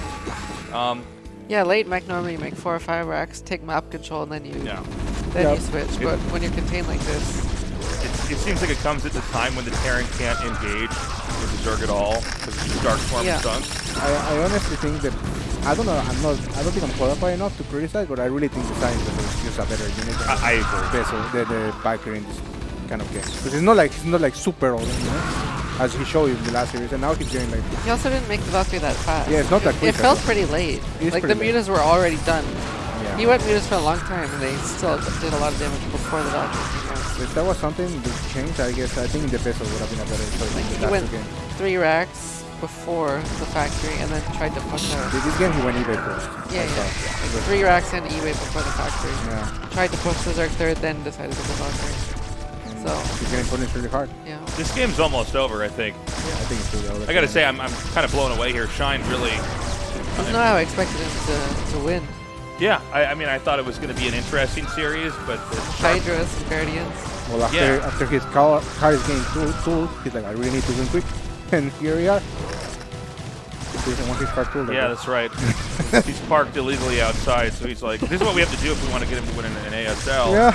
Is I got to get my tow truck and just pull up by the studio and tell him, if you don't win this, you're never going to see it again. Yeah, and then Sharp is trying to survive, but like he's everything is camped, you know, like his production is camped, and that's the worst thing in Astrea. Base is literally burned. When your base is like camped by units, you just like And Dark Sport. Yeah. This is when it ends, basically, is when the infrastructure gets camped on top of. Terran stuff just dies so fast if it doesn't have, it's not grouped together with the other units. They're all everything's pretty brittle. Oh my god. they won HP. GG. All right, that does it for our show match.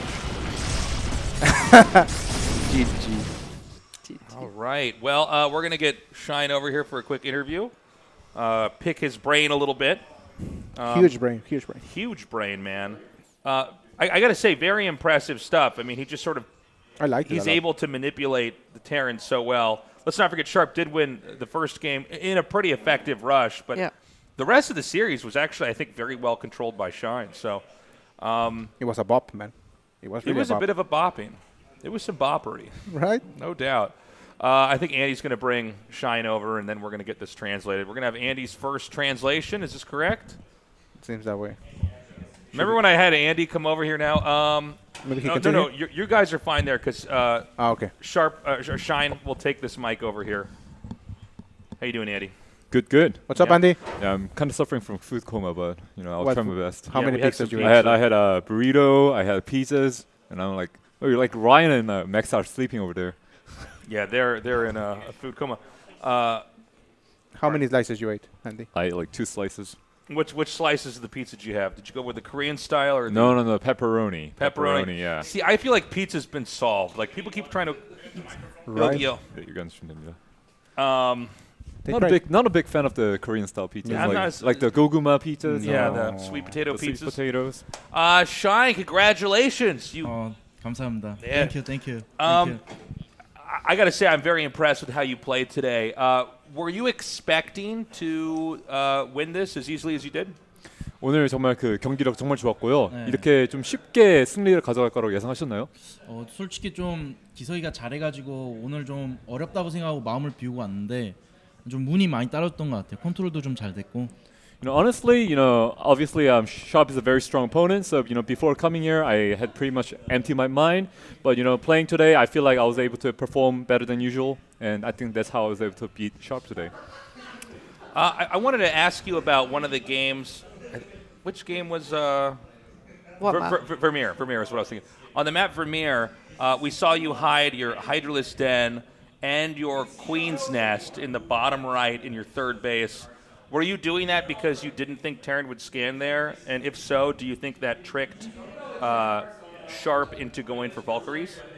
네, 그 히드라 덴이랑요, 그 퀸 둥지를 이제 세 번째 그 베이스 근처에다 숨겼는데 이제 그 한 이유가 테란이 그쪽에다 스캔을 안 뿌릴 거라는 그런 생각이 있어서 거기다가 하신 건가요? 네, 최대한 좀 늦게 들키려고 좀 의도한 게 있었어요. 왜냐면 최대한 상대가 뮤탈만 의식하게끔 만들어서 발키리를 뽑아내게 만드는 게 지금 제 의도였었어요. So I did that intentionally so that I could stall out his like scanning so that I could make sure that he scans as late as possible, and then I tried to kind of lure him into making Valkyries, and that's why I used the strategy. Are you always getting +1 air attack against Terran? It seemed like it was a big theme here today, but is that something that Zerg should always be doing? Or is that more his style? 오늘 이제 저태전에서 이제 그 공중 유닛 공격력 업그레이드 +1을 하셨는데 이런 건 항상 이제 저태전에서 항상 쓰시는 방법인가요? 아니면은 뭐 요새 대세가 된 컨셉이거든요. 뮤탈 공격력 1단계 타이밍에 뮤탈에 힘을 주는 식으로 게임하는 게 요새 대세 게임이어가지고 대세에 맞춰가지고 이제 이렇게 게임했습니다. Okay, it's definitely in the meta right now. Going for the +1 air upgrade. It's very useful and it's very powerful when the mutas get +1 attack upgrade, and it's just in the meta right now. You guys have any questions? Fantastic. I really like the way you play. 오늘 그리고 개인적으로 이제 시청자분들 계시지 않습니까? Yeah, we have viewers. 네, 오늘 이제 제가 이제 대학 활동을 하는데 혹시 아실지 모르지만 이제 바스포드라고 대학 요새 스타크래프트가 대학판이 되게 핫해요. 그래가지고 이제 바스포드에서 이제 활동하고 있는데 이제 많이 챙겨주시는 우리 감스트 이사장님이랑 또 오늘 도재욱 총장이 그리고 오늘 기뉴다 부총장님 생일이거든요. 네네. 그래가지고 오늘 되게 행복한 날들 다 보내셨으면 좋겠고 네. 감사합니다. Okay, so he would just like to give a special shout out. So there is a StarCraft University League going on domestically, and it's very popular. And the team he's in is called Basford University. Okay, and he wants to give a shout out to the commissioner, who is 총장님이 누구셨죠? 도재욱. 최종 이제 제일 위가 이제 감스트. Okay, he wants to give a shout out to Gamst and Best and also Ginuda. And then, as a matter of fact, it's Ginuda's birthday today, so I want to wish him a happy birthday. So I want to thank all my university team for supporting me. Absolutely, and also we have a lot of fans of you, people that watch GSL that are aware that he's the observer, as well as of course people that watch ASL and followed his success in the last season. Does he have any words he wants to say to them before we close this out? 네, 이제 저희 시청자들께서 이제 이영환 선수가 이제 GSL 옵저버시잖아요. 그래서 GSL 옵저버로도 아시는 분들이 있고, 그다음에 ASL에서도 이제 이영환 선수 팬들이 많은데 이제 팬분들에게 한마디 부탁드립니다. 일단 이런 멋진 대회를 열어줘가지고 너무 감사드리고 일단 팬들도 항상 이제 응원 많이 해주시는데 저희 또 이번에 스타원 같은 경우는 대학대전 앞두고 있기 때문에 잘 준비해가지고 선수들 좋은 경기 보여드리도록 할 수 있게끔 노력할 거고 또 GSL 앞으로도 좀 많이 사랑해 주세요. Okay. All right, so I just want to thank the fans for supporting me. We also have another university match coming up, so I hope we can make good preparation and try to perform good in that match. And also, I want to give a special shout out to GSL fans. I hope the GSL continues to strive.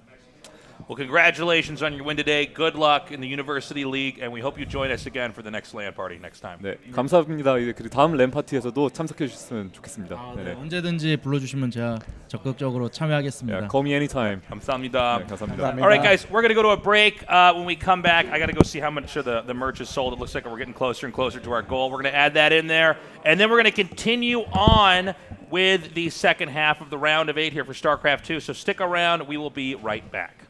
Welcome back, everybody. Thank you for waiting.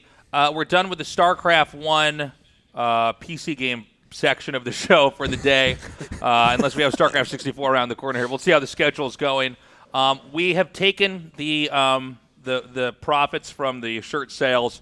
We've added that into the ticker. You can see we're so close. We're so close. This close. We're so close. Almost there. Look at that. How big is it? Oh, it's about that much. That's not. I didn't even go all the way like that. No, man, that's not that much. So if we do get to that amount, we will have that show match between.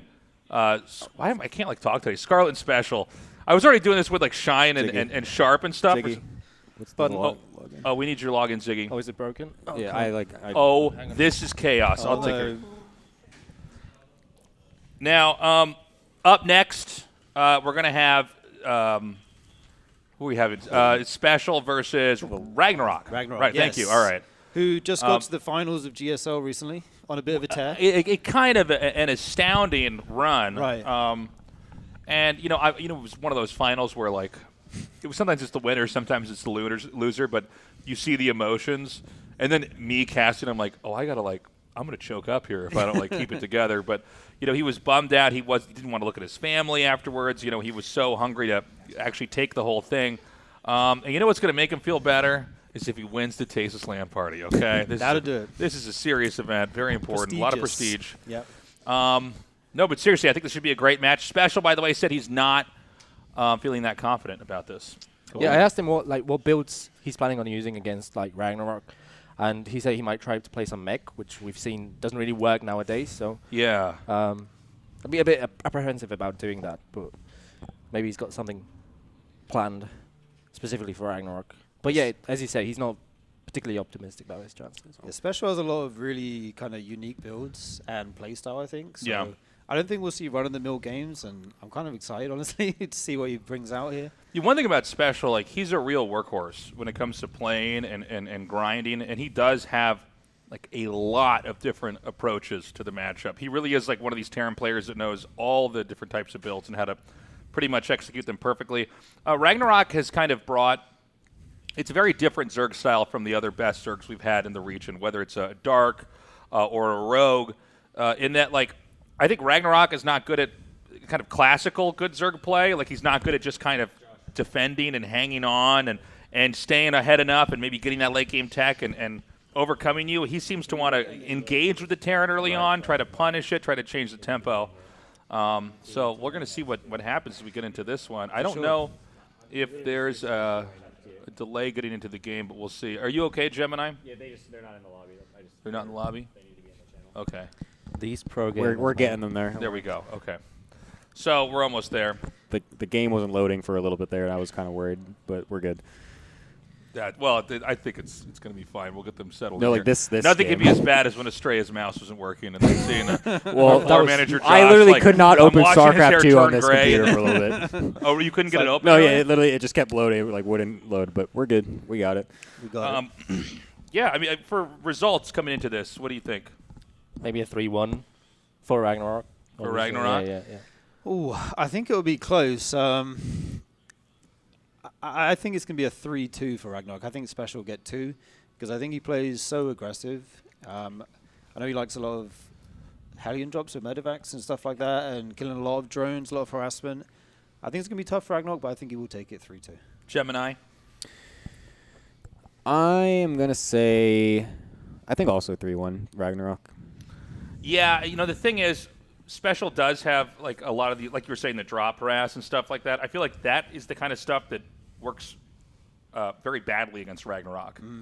I think Ragnarok is if you just play really defensively and don't really do that much, I don't think Ragnarok is able to find an opening. Don't cut corners either if you're going to do a macro game. Yeah. They'll come out and try to punish you there. Yeah, we saw against Maru. Maru's defense is obviously the best in the business with Terran, right? He's happy to sit back, turtle up to an amazing army. And that kind of player could be good against Ragnarok. Maybe someone aggressive like Special, it won't work out as well for him, but we'll see what he goes for. I don't know what builds he's playing these days. It's going to be interesting to see. He always brings something, kind of interesting, so we'll see. The 2x Reaper opening that Maru plays quite often. Apparently Special plays that All right, okay. as well. So By the way, guys, we got $100 from Shark Dad. So sick seeing you cast and hang out with Special and Scarlett. Warms my old nerd heart. Thank you, Shark Dad. Oh, thank you, Shark Cool name. Dad. Say hi to Shark Mom for me. Yeah, guys, we're getting closer and closer. What are we at now? 2,724. So we're going to be back tomorrow, by the way. This is a 2-day event. We're moving through the round of 8 for this part of the tournament. And then after that, we're going to do, we're going to do the third place, fourth place, and why can I not think right now? And the finals, of course. and we have another Brood War show match coming up tomorrow as well, right? That's right, yeah. Yeah, and a bunch of side events and other things. So, yeah, thanks for the support. Keep it coming. Yeah, this is fun. There's a lot of fun stuff to see. I can't wait. Some of these events look so funny, honestly. Like, I want to see them. Oh, I'm yeah. like getting my phone out in the downtime, donating. No, I think this is a really fun way to do it, and I think that we have enough, like, of the high-end epic events. Like, that is a cornered market, but I do feel like there's room for more of these kind of fun Definitely. get-togethers that have kind of more of a casual land vibe. By the way, I see we have Special now joining the game, so I guess we just got to wait for Ragnarok to get into this. Looks like they're doing some PC rebooting. So Okay, well, we'll see what happens with that. Hopefully we can hop into this pretty soon here. And then, of course, for the StarCraft Nintendo 64 section of the show, we'll be doing that at the end of the show tomorrow. We have other goals here. We've moved this around a little bit. We moved Scarlett and Special up to 3K. Jenga did not seem to be as popular with you guys. $5,001, and we unlocked Tasteless Land Party 3. Otherwise, I'm going to move right in with Dan in Canada, guys. So balls in your court. We have the Lego Showdown for 6K. Tasteless got some Mohawk on stream. We're going to see if that happens. I really want to see that, man. You should dye your Can hair I as rock? well. Can I rock a Mohawk? Is the Didn't you question. used I to think you have could. a Mohawk back in the day? Way long ago. Like, I think I had a Mohawk. How long are we talking? I think when I was like 20. Oh, okay. But it was like a pretty short little Mohawk. I think it's what we'd have for this now, I guess. But the thing is, my hair is short in the back, so I think I just like have that. I'd look like that drawing of the Chad guy where he's just got like a bump on his head. I don't think it'd be like a full mohawk, but we'll see what we can get here. Yeah, I think that Lego goal is really funny as well if that gets met because it doesn't look easy. No. It does not look easy. Did we ever show the thing on the box? Do we have the Legos? Yeah, it's over there. Somewhere over there. Did someone bring the Legos over here, please? We need the Lego. It's not one of those little tiny ones that you could definitely just build in like 20 minutes either. Or well, less. these are like it's like an actual like. It's possible that you guys just were bad at Legos as kids too. Is that maybe? I looked at this. I was like, I need a weekend. Okay, so this is what we're looking at. Oh, this is so cool. All right, Batmobile. Let's see if this shows up on camera. We have 2 of them. Oh, and there's a little Lego Batman right on the front. So yeah, looks like it might be hard to make. It's like it doesn't look like it's that many pieces, but it looks very complicated. How many pieces is it? Does it say? I don't think it doesn't say the piece is on the front for some reason. It's for people 8 and older, so I think we're gonna be okay. You guys are I wouldn't more count your afraid of the chickens yet. Legos than StarCraft right now. I don't know, man. It's the penguin chase too. It even comes with a little penguin in there. Is that the There penguin? he is. Doesn't look like the penguin though. He's not fat.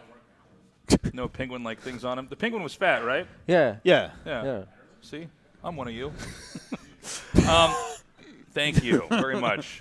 Are the players ready to go or? Ragnarok still seems missing. Ragnarok's doing some settings testing. It seems. Yeah. Do we know who's going to be playing the Nintendo 64 tomorrow? Because I would like to draw attention to one fact that I played No Regret last time, and he won, and he became the world champion. And we agreed that there would be a rematch today, right? And he didn't show, which means that's right. by default, he went the way of the title Arctos. of world champion. He's hiding in Canada now. He abdicated. Yeah. Yeah, you can play. I think the StarCraft 64 one is going to be best of ones on Bloodbath again. We say, Scarlett, are you playing in the Nintendo 64? Yeah, we got to play Bloodbath. Yeah. Otherwise, it's literally going to take forever. About the maps but Sasha, we still haven't figured out. We still haven't figured out how to scan. So, like, if you make a lurker, you pretty much win. Yeah, and by the way, Scarlett, we found out that the spawning pool is 150 minerals. It's not the modern patch. I've just realized I'm having a conversation. People don't hear what I'm saying. It's like, in order to make this any worse, I could just call somebody on the phone. You could listen to my one-way conversation and wonder what the other person's saying. Just send a text. Yeah, I just show myself texting and laughing. You don't see either people communicating. Yeah. But if we get, probably best of one. Are you? Is that a yes? You don't have to. Ryan's going to do it.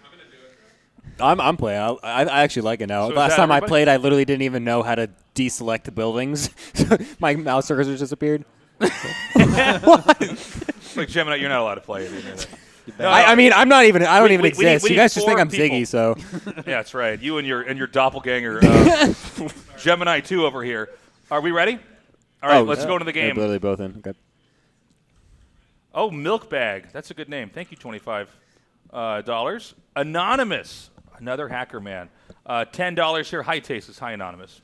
So we're getting closer and closer. We're at $2,759 here. Very close to $3,000. Our game is loading up now. This is going to be special versus Ragnarok here. Ragnarok coming out of a second-place finish in the GSL. Special. You know, obviously a good player. I'm like a gamer. He's a gamer. I would say. Sorry, guys, I'm getting tired. No, but I mean special. You know, this guy getting top 4 at BlizzCon, a real threat. Generally not the guy that wins the tournament, but does perform very well in it. Makes a lot of deep runs, and he's a threat to anyone. Like I think he can genuinely take games and sets off of any Zerg, potentially. So I'm very excited to see this. What's the map? We're on Moondance. Okay. What do you think we'll see on this map?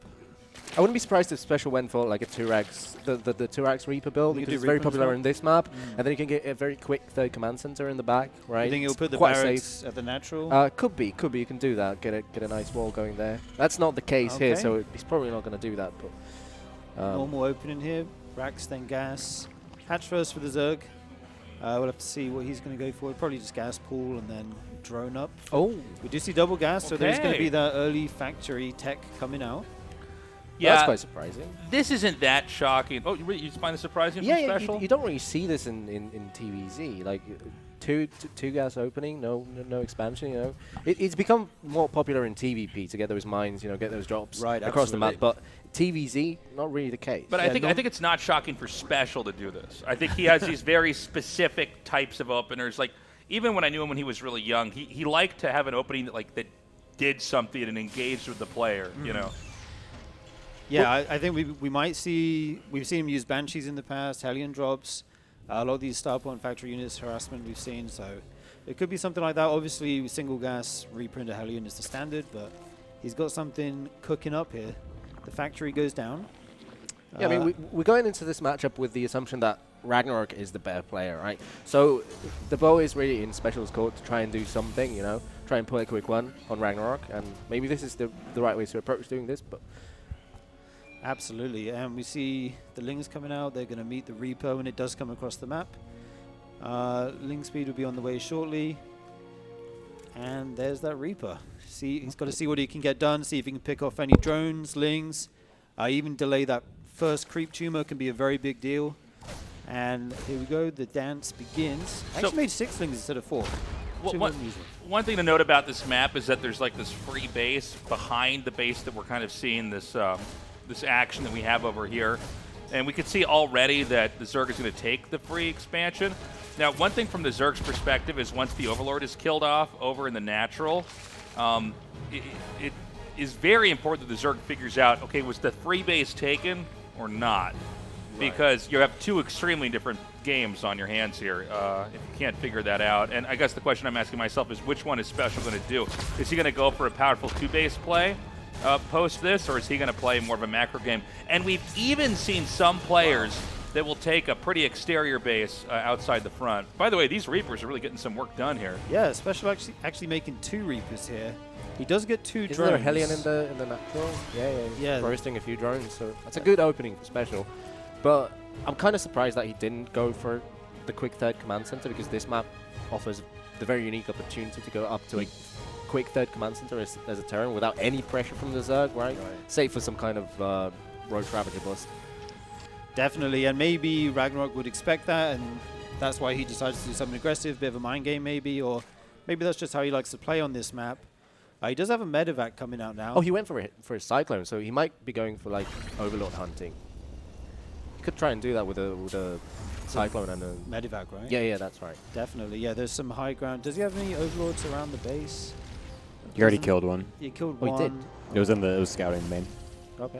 Right. Okay, and that's what I was saying before this series started. He loves these medevac early drops. And it's going to be, what, a Cyclone? Cyclone and 4 Marines, I think, in there. Yeah. Cyclone Marine drop. Okay. He's following it up with Stim, Hellions, and Liberator. It's probably just like how many Hellions does he have? Like 3? Maybe just for some control. Ragnarok's just making Lings.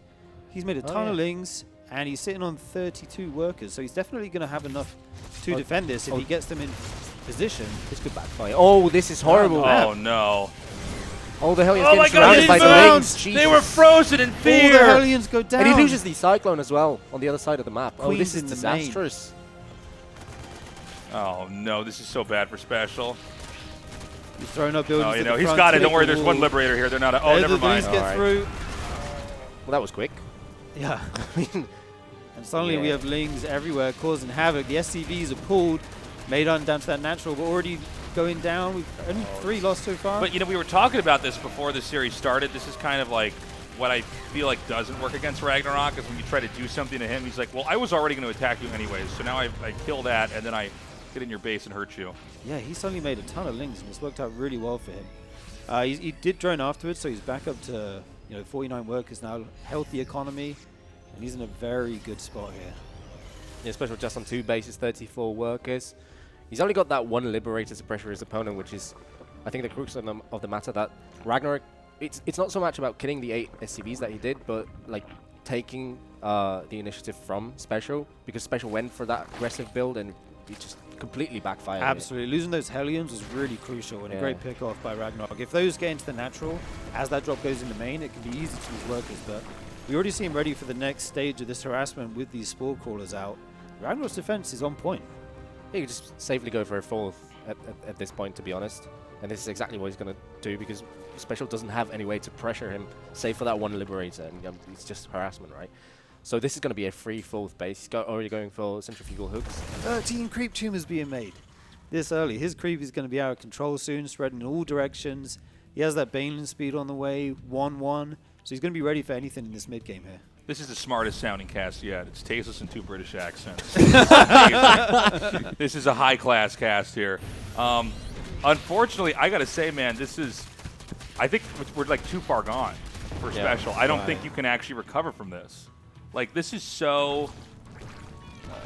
the fact that he hasn't even been able to take the free base in the back, and the fact that, like, I think at this point in time, Ragnarok has kind of made the game easy for himself. And that's usually what he seems to go for, is he tries to get into some position where he has the advantage and then play it out from there. He's much worse if he has to, like, try to keep toe-to-toe the whole game. But I feel like Special, especially when he lost those Hellions in the middle of the map, and then everything started to kind of fall apart from there, it just kind of backfired. Absolutely. I think he's going to have one big timing in him here. He's making tanks. He has his upgrades on the way, 1-1. So he's going to try and hit his time in. No 3rd on the way, right? So this is it, basically. He's going for it. I mean, he's just got a bunch of random tools that don't really fit with one another, right? Like, he went for that super quick stim that he couldn't do anything with because he didn't have bio. He lost map control with the Hellions, right? Now he's going to get surrounded again. So these Marines are not doing what they need to be doing, which is clearing creep, right? It's already too far gone, as you said, I think. Yeah, he's between a rock and a hard place, because if he goes, okay, I'm going to try and macro now and puts down his 3rd, Ragnarok could drone his 4th up and happily play that long game, right? Being very far ahead. His other choice is just to go for it, push on to creep against this Ling Bane. It looks rough either way, to be honest. Yeah, because this build, like, even if he goes for the all-in, like, it relies on good tank positioning, and there's no way Ragnarok is going to let Special get a good position with this kind of creep, right? He keeps denying these Marines. Right, killing cream tumors, and like he's making tanks, but look at where he's sieging. It's like the worst position for a tank to be in, right? Right. So I mean, he's got some units, right? 68 army against 62. He's got +1 attack, but he's just so far away from the base of Ragnarok to be posing any kind of threat. Oh, and here comes a counter attack. A ton of Ling Bane. Okay, he does get pushed back. One thing Special has going for him is those 2 Liberators he just made. He might be able to set up some kind of sick choke with like tanks, Liberators, all in one position, but actually he has to use them defensively, which is not what he wants to be doing on 2 bases. Ragnarok playing a great game so far. Yeah, it's a very all-in moment here for Special, even though it feels like we're watching it in slow motion, but basically he's trying to like come across and try to take a fight, and what Ragnarok's doing so well is he's basically running back and then threatening to counterattack. And it's just running the clock, basically. Right. And at this point in time, you can look at the bottom left, I guess, what, like 6 o'clock on the minimap?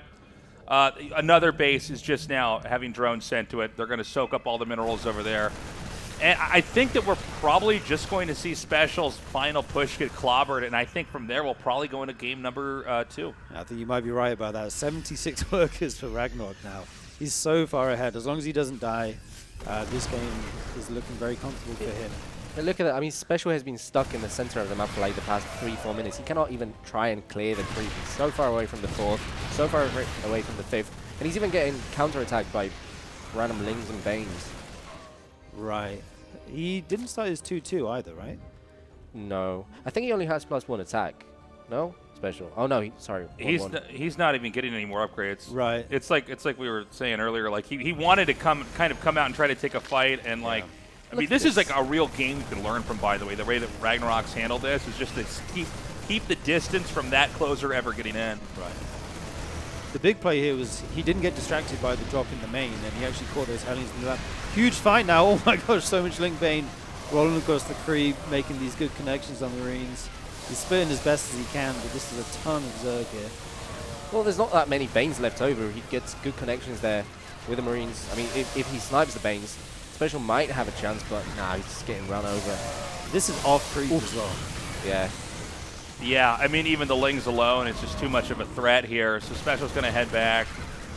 We're going to see how much longer Special can really last in this game, but, you know, a lot of this kind of goes back into that moment where, you know, he was caught off guard in the middle. The punish came in, and then, you know, Special decided, okay, do I play from behind, or do I try to, you know, really force, you know, a position? It's either going to be win or loss. And I'm kind of astounded the game's gone on for as long as it has, to be honest. But same, honestly. He has these Hydras out now, which will deal very well with the Liberators, and the Link Bane will take care of everything else. there it is. GG. GG. That was brutal. That was rough to watch. I mean, Special went for a build that relies That was the on worst maybe- game I've ever seen. I'm like, guys, I'm depressed. I'll go home. I don't want to see another one. Oh, man. Well, that's going to be map 1. We're going to Yeah. go to map 2 here. No breaks, by the way. Going to hop right into this one. But I don't know. Your take on that game, Ziggy?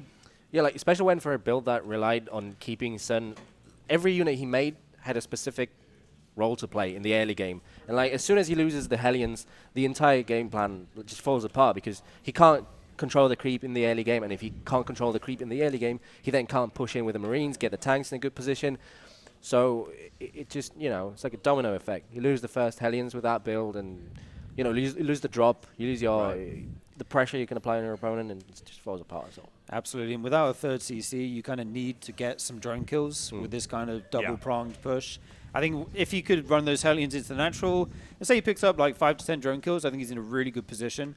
But Ragnarok just defended perfectly. He knew what was coming. He only used the Queens in the main to get the drop, and then his Lings were free to go find the Hellions, gets the surround, and sick defense.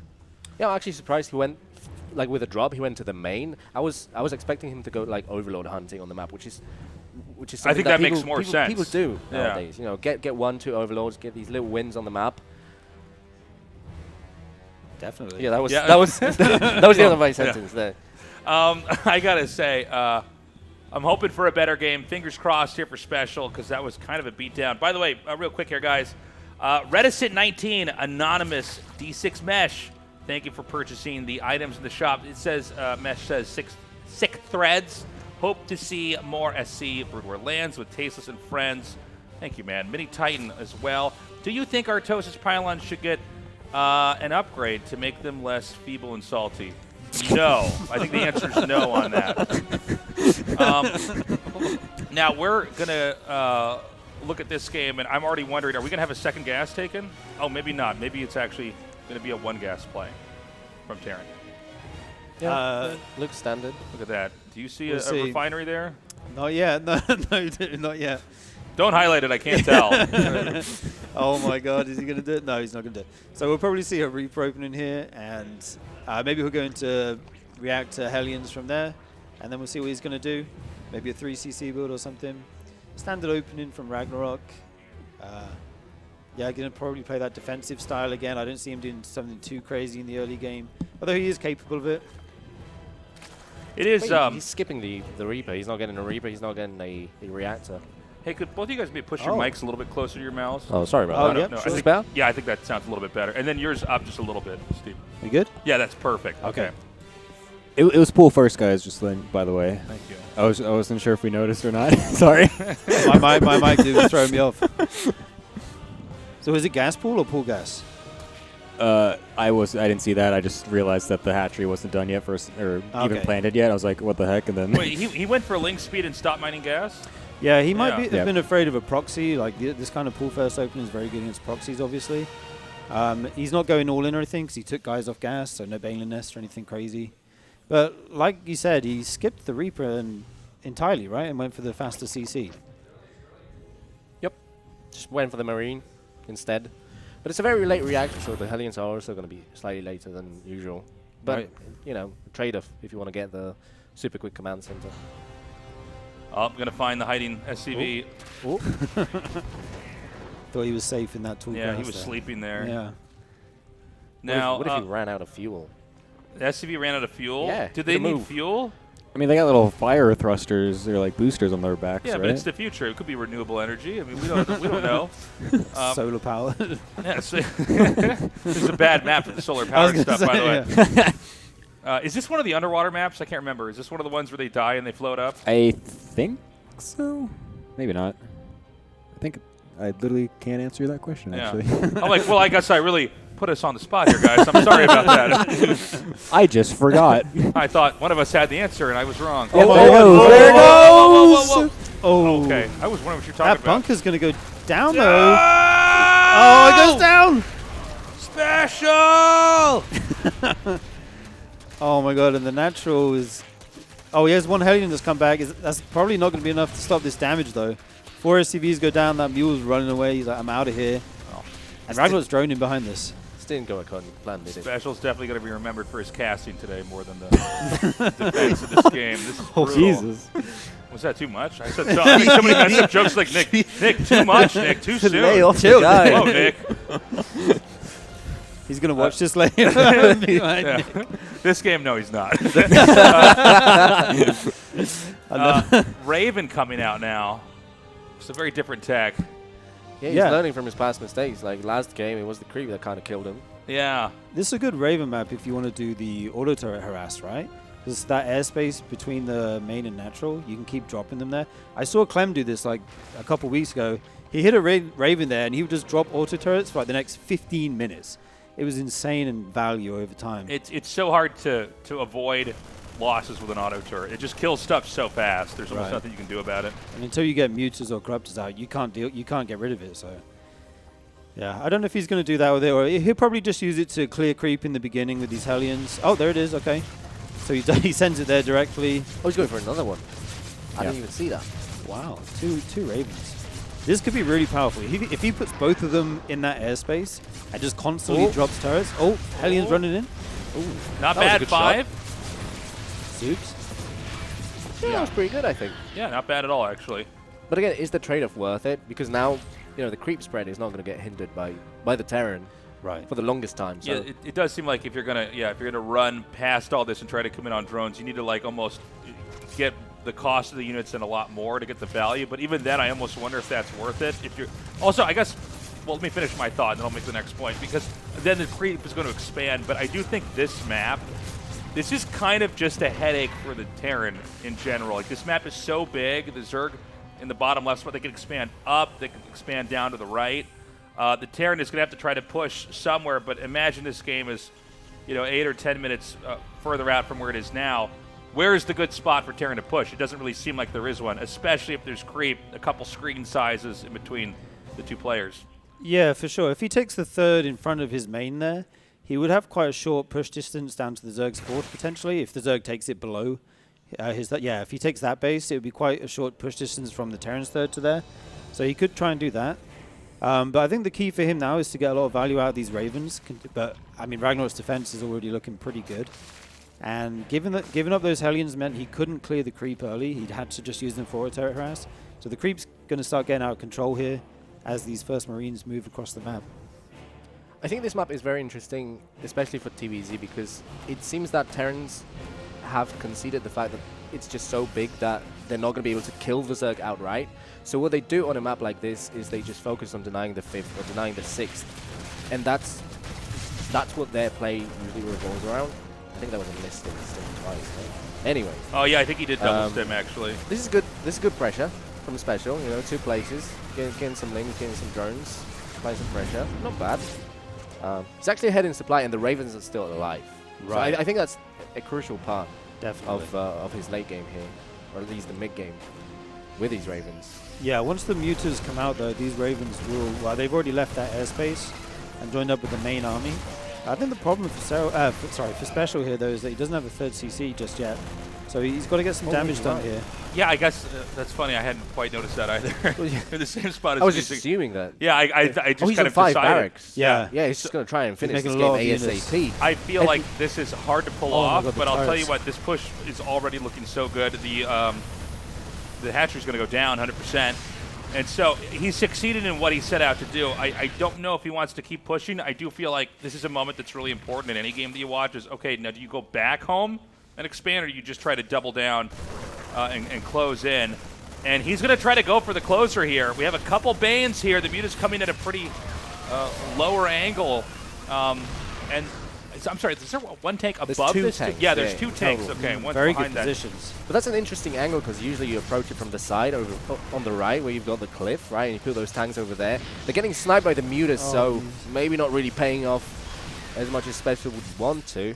Yeah, that's too bad. He had this like clump of Marines that was just idle onto the right of that tank. Yeah. I actually like what Ragnarok did as well. Special used all the energy on his Ravens, putting down as many turrets as he could, and he sacked the base. And now in the next push, he doesn't have as many auto turrets as he would have if he'd saved the energy. So the fight actually turns out a bit better there for Ragnarok. And these Mutas are doing a lot of work.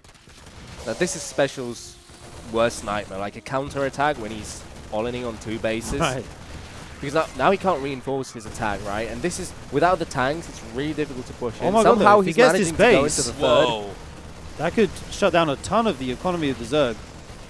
I've casted so many games in this map already, and I feel like you never quite have games like this, where the Terran is actually just This is wild. going around the map, bashing all these locations. I think this is against Ragnarok, by the way. Right. Yeah. I mean, of all players, this guy was the best performing Zerg of Season 3 at GSL, so this is kind of crazy to see Special pulling this off. That being said, the Zerg is going to recover the third base. The Terran does not have his own third base yet. I don't believe the command center's been built unless I missed that. No, No, I think you're right there. Ragnarok has the worker lead, but he wasn't able to use it for a long time because he lost those 2 hatcheries. Once it goes back up, though, he's going to get that income advantage again. And yeah, the spies are super close here. I'm not sure. There's an engagement. Let's see how it goes. All these Marines flooding in to help out. Does he have turrets in the there's middle no lines? turrets anywhere. No turrets. Special's also been supply blocked at 126 for the last 30 seconds, and he still Right. hasn't made a depot. Or finally just got a supply drop down somewhere. Good catch there, Gemini. That's it's kind of a funny game. I actually think what's going to happen is he's going to mine out his main, lift the command center, and land that at the third. Yeah. This is not going to be a game where he's going to actually bother making a command center. This might be a set where he doesn't make a third command No, center. he's not going to do that, okay? He's making Marines that cost minerals like command centers do. Great counterattack, by the way, here from Ragnarok, but the same could be said here for Special. Yeah, I mean, Ragnarok doesn't really have a way of engaging the Terran army head-on because he doesn't really have that many Banes. So he's just opting to go for this counterattack and force it. Well, sorry. actually, I take that back. That's a lot 16 of in Banes. production. That's a Banes. lot of Banes. And yeah, he's going to be forced to go up that ramp. He doesn't have time to go home, so he's just got to go for it, and that's what he's going to do. And all these Banes are going to flood down the creep, and there's not that many Marines here. He's got a decent split. To be fair, let's see what he can do. 45 SCVs going down, though. Yeah, all that Zerg has to do is kill this Terran army because there's literally one SCV somewhere on this map. That's it. Right. And as long as there are Banelings that can be hatched, there are solutions that can be had here. Yeah, no flying building shenanigans, as he does have those Mutas out already, so the base race not going to be a free win for the Terran. And yeah, Ragnarok GG. takes it. Wow. Impressive stuff. I really liked that game. That was a nice, I think, change from game 1. I think Special did what I am used to when I cast this map a lot. I say, you pretty much can't count on winning a game from a 2-base push because the distance between the 2 starting locations is just so far apart. But Special nearly won that game. I think had the counterattack from Ragnarok not been so good, and I guess the fact of the matter is that the rallies might have been clicked on the army that was across the map, and that's really how you punish a Terran is when you counterattack in there. It's going to be like, what, 5 or 6 Marines? Yeah, and he actually took all that damage in the beginning, and if he didn't, his attack with the Lings got into the natural in the beginning, took the bunker down, maybe 5 SCVs, lots of lost mining time. If that doesn't happen, that push from Special would be so much stronger. And the Ravens as well did a ton of work. I was really impressed with how he used them, both harassing the mineral lines with turrets, bringing them back to enforce the push. It was a really cool style, honestly. I think it goes back to 2 points. Like, obviously the attack at the start of the game that Special took quite a lot of damage from, he could have avoided that, but it was first the counter-attack and then losing those 2 tanks to the Mutas where he had the Marines idle on the sides.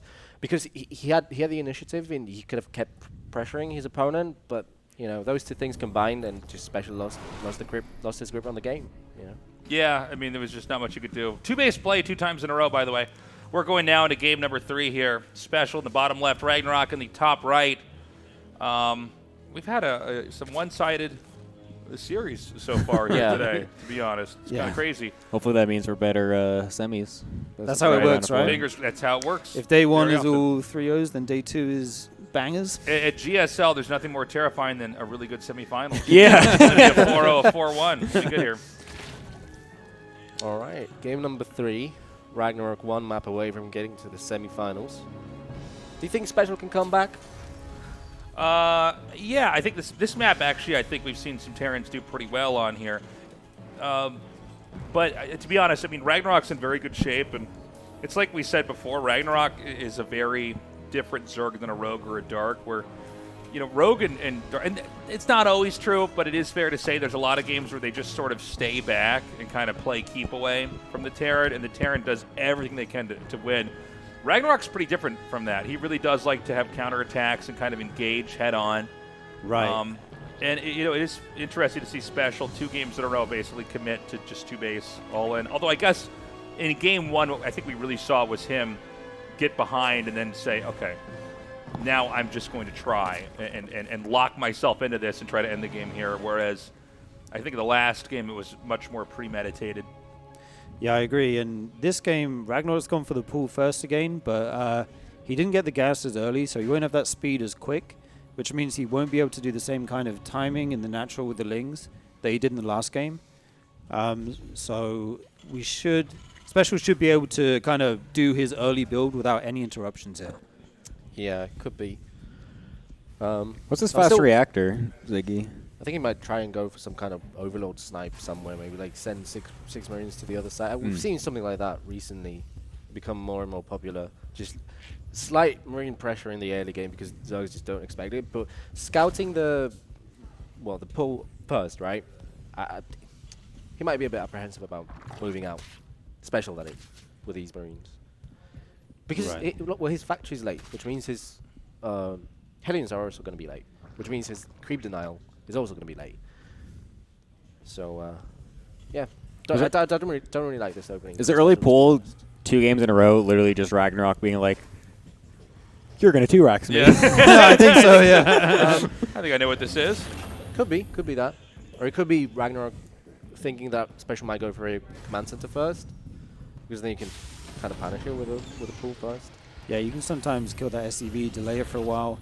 If you do what he did this game and don't get the gas too early, you're not actually that far behind a Zerg if you go pool hatch gas. Last game, getting the gas early means he has to do something with the speed. It's actually going for okay. Oh, okay. So we've seen Ragnarok do this a little bit, even in the last season at GSL. But this is, I think, really designed to kind of get any kind of corner cutting. And Terrans over the last couple of years got really, really good at just sort of like, okay, we'll get our add-ons a little bit earlier. Let's attack a little bit faster. And instead, what's going to happen, if I'm seeing this correctly, is he's going to make some roaches and then a bunch of Lings. I think Special is going to go for Banshees, right? He's already swapping a Raven again. Oh, sorry, Raven again. Okay. Well, that Banshee would have been very nice against this roach aggression. The Raven will help out, no doubt, but you definitely prefer the Banshee in this situation, I think. Yeah, definitely. Yeah, the Banshee just stops it. Right. It's hard also, for the roaches to really get anything done because the Banshee kills the roaches so fast, and also the roaches can't even really retreat and get away. Roaches are just not good at escaping. Oh, no link speed, so there will be no reinforcement with this. 11 roach pressure. Oh no, okay. Slow. Did you just forget? Well, no, I think. Why is he making links if he doesn't have speed? Yeah. What is he doing?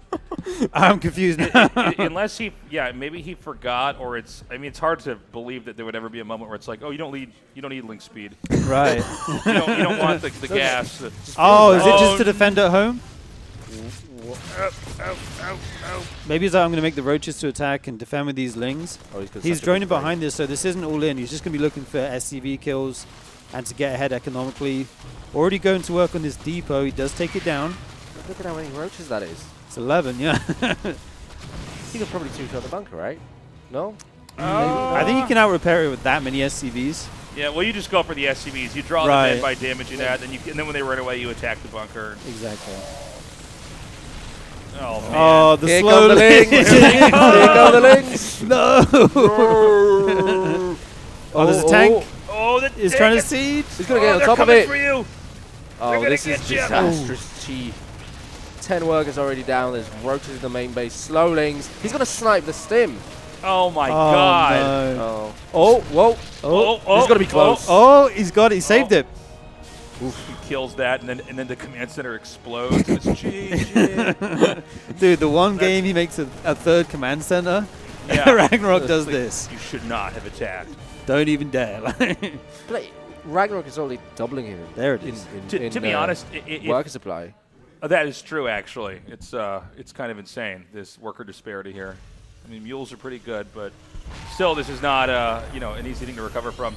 I do want to point out, if Stim had been denied there, I think the game is there's like no way to get out. Oh, You can't do anything with. We joked about no link speed, but try no Stim and then try doing anything with those units. Yeah, he does have combat shield on the way, marine production as well. He might be able to do some drops and buy some time, get his economy going slowly, but he's very far behind right now.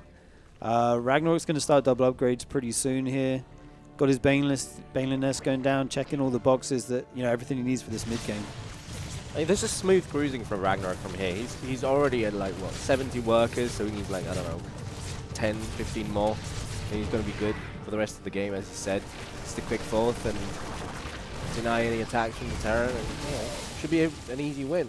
I mean, specials on 40 workers. He's got a third command center, so the mules are coming in, but doesn't really have that much pressure potential. Yeah, and I think also, if I see this game panning out the way that I think it is, it's probably going to be special defending his third. Absolutely. And probably not the the Zerg defending the fourth or fifth here. Ragnarok might try and pull the trigger and just end it. Yeah, right. Because he's just that far ahead. Yeah, and just wave after wave. It's how he likes to play a lot of times. It's like he gets them in a bad spot and then he just hammers away at whatever is like the bruised or weak area until they can't take it anymore. Absolutely. He's made a few more roaches and roach speed as well, so he's going to be going like Roachling Bane, which can hit really hard at certain timings. And it's going to be tough for Special to defend this, but we'll see. He's going up to over 80 workers now. Like you said, that's all he needs for the rest of the game if this is how he wants to play, without going to Hive. So he's going to have some very strong timings here. Yeah, this just really textbook Zerg play. He's not leaving the creep, he's just denying the Marines from killing creep tumors, right? He's not overextending in any way because he doesn't need to, right? He's 50 supply ahead of his opponent, and Special only has this one group of Marines that try and do something. This is going to be the first feeling he's found in the game, right? Oh, will it go down? He gets it. Yeah, nice little snipe there. Oh, sorry, killed two.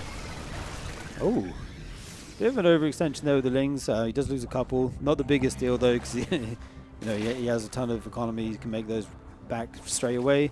There's Raven trying to get something done. Will probably be picked off by that Queen in the main.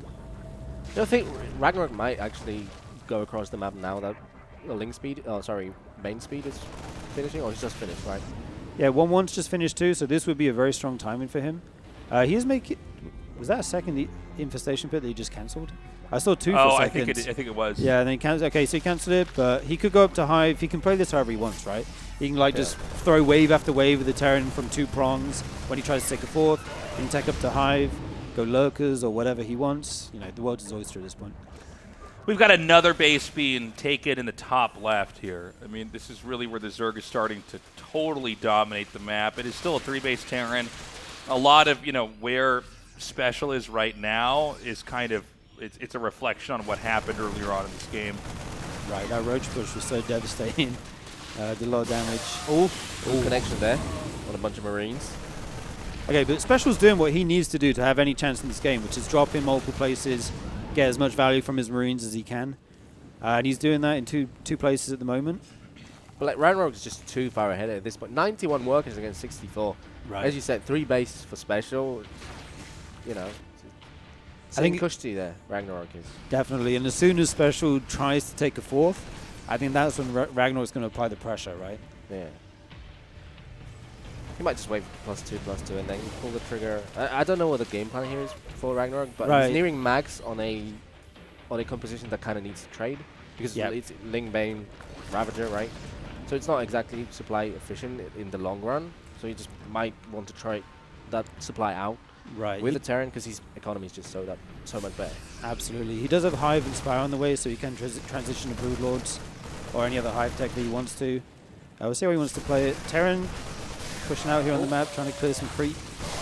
Ragnarok having none of it though, pushes those Marines back. I think Ragnarok is giving Special too much freedom on the map. With this composition, you want to trade. Like, you're maxed, you're on, 6 bases, 5, 6 bases. Right. The Terran's on 3. You just need to trade this out. I think what's important is that you try to. I think he's got too many little fragments moving around on the map. Like it's actually okay to just kind of collect it all and then try to hit. Definitely, that is one way you can like lose a game though, is if you run into tanks in a choke. So I don't blame him for being cautious and just saying, hey, I'll attack you when you take the floor, right? And then you're gonna have a weakness somewhere, and I'll find it. So Terran's moving out though. These tanks are out on the map. Well, this Terran army is actually quite scary, considering what Ragnarok has. This is a very basic composition. Right, and he actually has the supply lead because Ragnarok has so many drones. Yeah. Well, he's got to go for a counter-attack at the third. There's only one tank trying to defend it. There's a bunch of Marines coming in to maybe try to repel the stag, but he's finding quite a lot of worker damage here. 13, even more bountiful now. Oh my god! 17 SCVs go down, and that really hurts when your economy's, where it specials is at the moment. So is he turning around his entire army? Because that would be No, he's going to go. Well, he was nearing the 6th already. I think. When this attack happened, so he must have turned around. So we've got special moving out, and this is honestly pretty scary. Oh well. Oh my gosh. Yeah. That's pretty scary. Metric ton of Banes here. Yeah. Is that more Banes than Lings? Yep. Yes. Yes, it is. That's insane. Okay, he is making these drones run away, getting a bit of damage. Splitting up his forces, see if he can catch him off guard. But yeah, when those Banes roll through, gonna be nasty. Yeah, this is rough, man. Losing this base doesn't really matter for Ragnarok.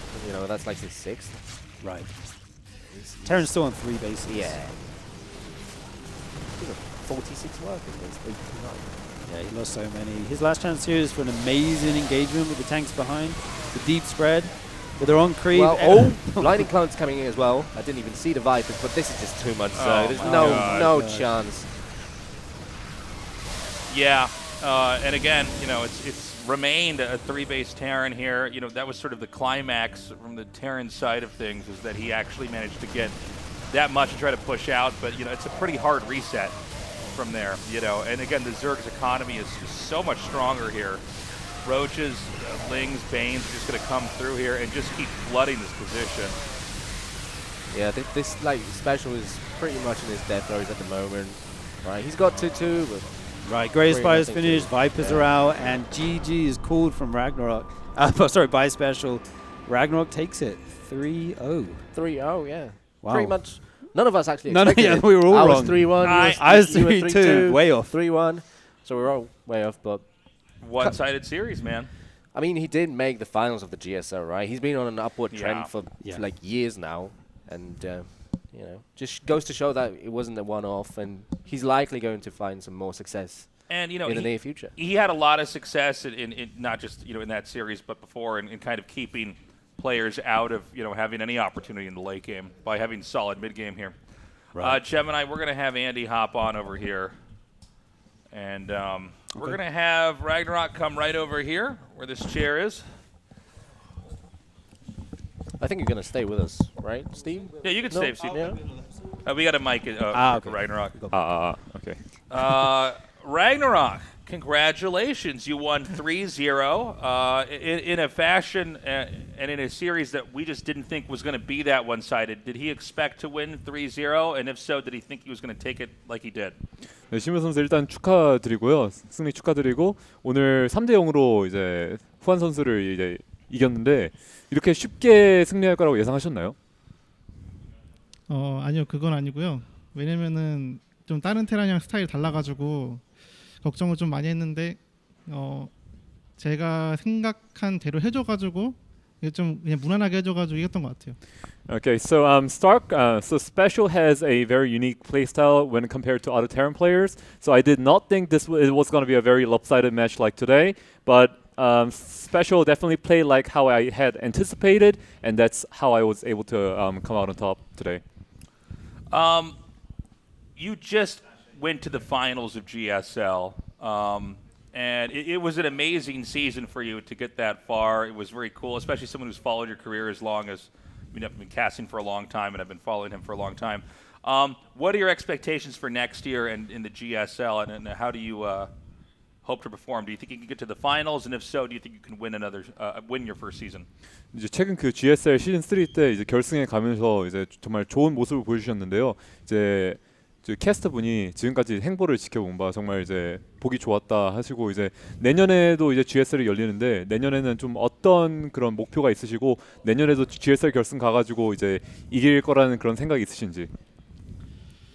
그러니까 제가 원래 준우승을 못 해봤으니까 이제 준우승이 어떤 느낌인지 몰랐었는데 사실 게임하면서 준우승도 잘한 거 아니야라고 많이 생각을 했어요. 근데 막상 제가 겪으니까 되게 안 좋더라고요. 그래서 윤수 형의 마음도 너무 많이 이해가고 그래서 꼭 우승해야겠다는 생각밖에 없어요 지금은. Okay, so it was my runner-up last season, and that was my career high. And at first, when I got runner-up, I thought it would be a very like a pleasurable feeling. But when I actually got the runner-up award, it kind of didn't feel as good, and it almost felt like traumatizing. And I can I can already like feel how Sue feels like. And for next season, I really want to try to win the GSL instead. You guys got any questions? Yeah, I'd like to ask about the openings he used. He went for 2 pool first openings. Was this like an aggressive choice, or did he expect some proxy barracks from special? 이제 오늘 그 이제 오프닝 빌드에 관해서 이제 질문 드리자면은 오늘 그 투 스포닝 풀로 이제 경기를 시작하셨는데요. 이게 뭐 좀 스페셜 선수를 어떤 전략을 겨냥해 가지고 이제 이렇게 오프닝을 가신 건지 궁금합니다. 네, 원래 정찰을 잘 안 해가지고 초반에 스페셜 선수가 그래서 그거를 좀 노린 플레이이긴 한데 오늘은 정찰을 다 하더라고요. 그래서 오히려 뭔가 저의 이미지를 이용해서 초반에 빠르게 그 스포닝 풀을 올리지만 그 후에는 부유하게 플레이해가지고 상대방을 이제 좀 쫄게 만드는 그런 플레이를 했던 것 같아요. Okay, so I actually used a strategy because Special normally doesn't tend to scout the enemy base, but he did actually scout today, which kind of caught me off guard. But then I kind of transitioned into playing like a rich build after going for the double spawning pool. So all the things worked out well in the end for me today. Ziggy, any questions? Yeah, like what do you think Special could have done better with the builds he chose? Like he tried to go for these super aggressive like 2-base builds. What do you think went wrong on Special's part? 오늘 이제 스페셜 선수가 이제 굉장히 공격적으로 경기를 운영하려고 하는 모습이 보였는데 오늘 스페셜 선수가 어떤 이제 실수를 해가지고 이렇게 좀 무참히 패배했는지 궁금합니다. 사실 두 번째 경기에서는 제가 빌드에서 져가지고 이제 원래 뮤타를 뽑으면은 그런 공격적인 걸 막기가 힘든데 스페셜 선수가 아무래도 오늘 컨디션이 좀 별로였던지 탱크를 이제 많이 잡혀가지고 그것 때문에 이겼던 것 같아요. So usually, like in the second game, I lost in terms of builds, and it was almost impossible for me to beat him with the mutas. But then maybe he wasn't feeling too well today. Maybe his condition wasn't that well. He lost a lot of siege tanks, which definitely gave me an advantage for me to win. We obviously have a lot of big fans of yours watching right now. Do you have anything you want to say? And first part of the question, and second part of the question is, do you think you can win the Tasteless LAN party? 이제 시청자분들께서도 이제 그 중에서도 라그나로트 선수 팬분들이 많으신데요. 이제 그분들에게 뭐 한마디 그 부탁드리고 그 다음에 이제 두 번째 질문은 이번 테이스트레스 램 파티를 이길 그 자신이 있는지. 네. 일단 사실 온라인 되면은 그렇게 막 재미가 있진 않은데 이렇게 여기 와가지고 하는 게 재밌었던 것 같고요. 그래서 저한테 이런 기회가 와서 되게 좋았고요. 그리고 많은 분들이 응원해 주셨는데 준우승의 결승전에서 그렇게 막 좋은 모습을 못 보여줘가지고 그거에 대해 죄송하기 때문에 더 좋은 모습 보여드릴 수 있도록 열심히 할 거고요. 그리고 여기서는 아무래도 제가 대진표를 봤는데 결승에 갈 수밖에 없는 대진표였어가지고 이길 것 같습니다. Okay, so to answer the second question first,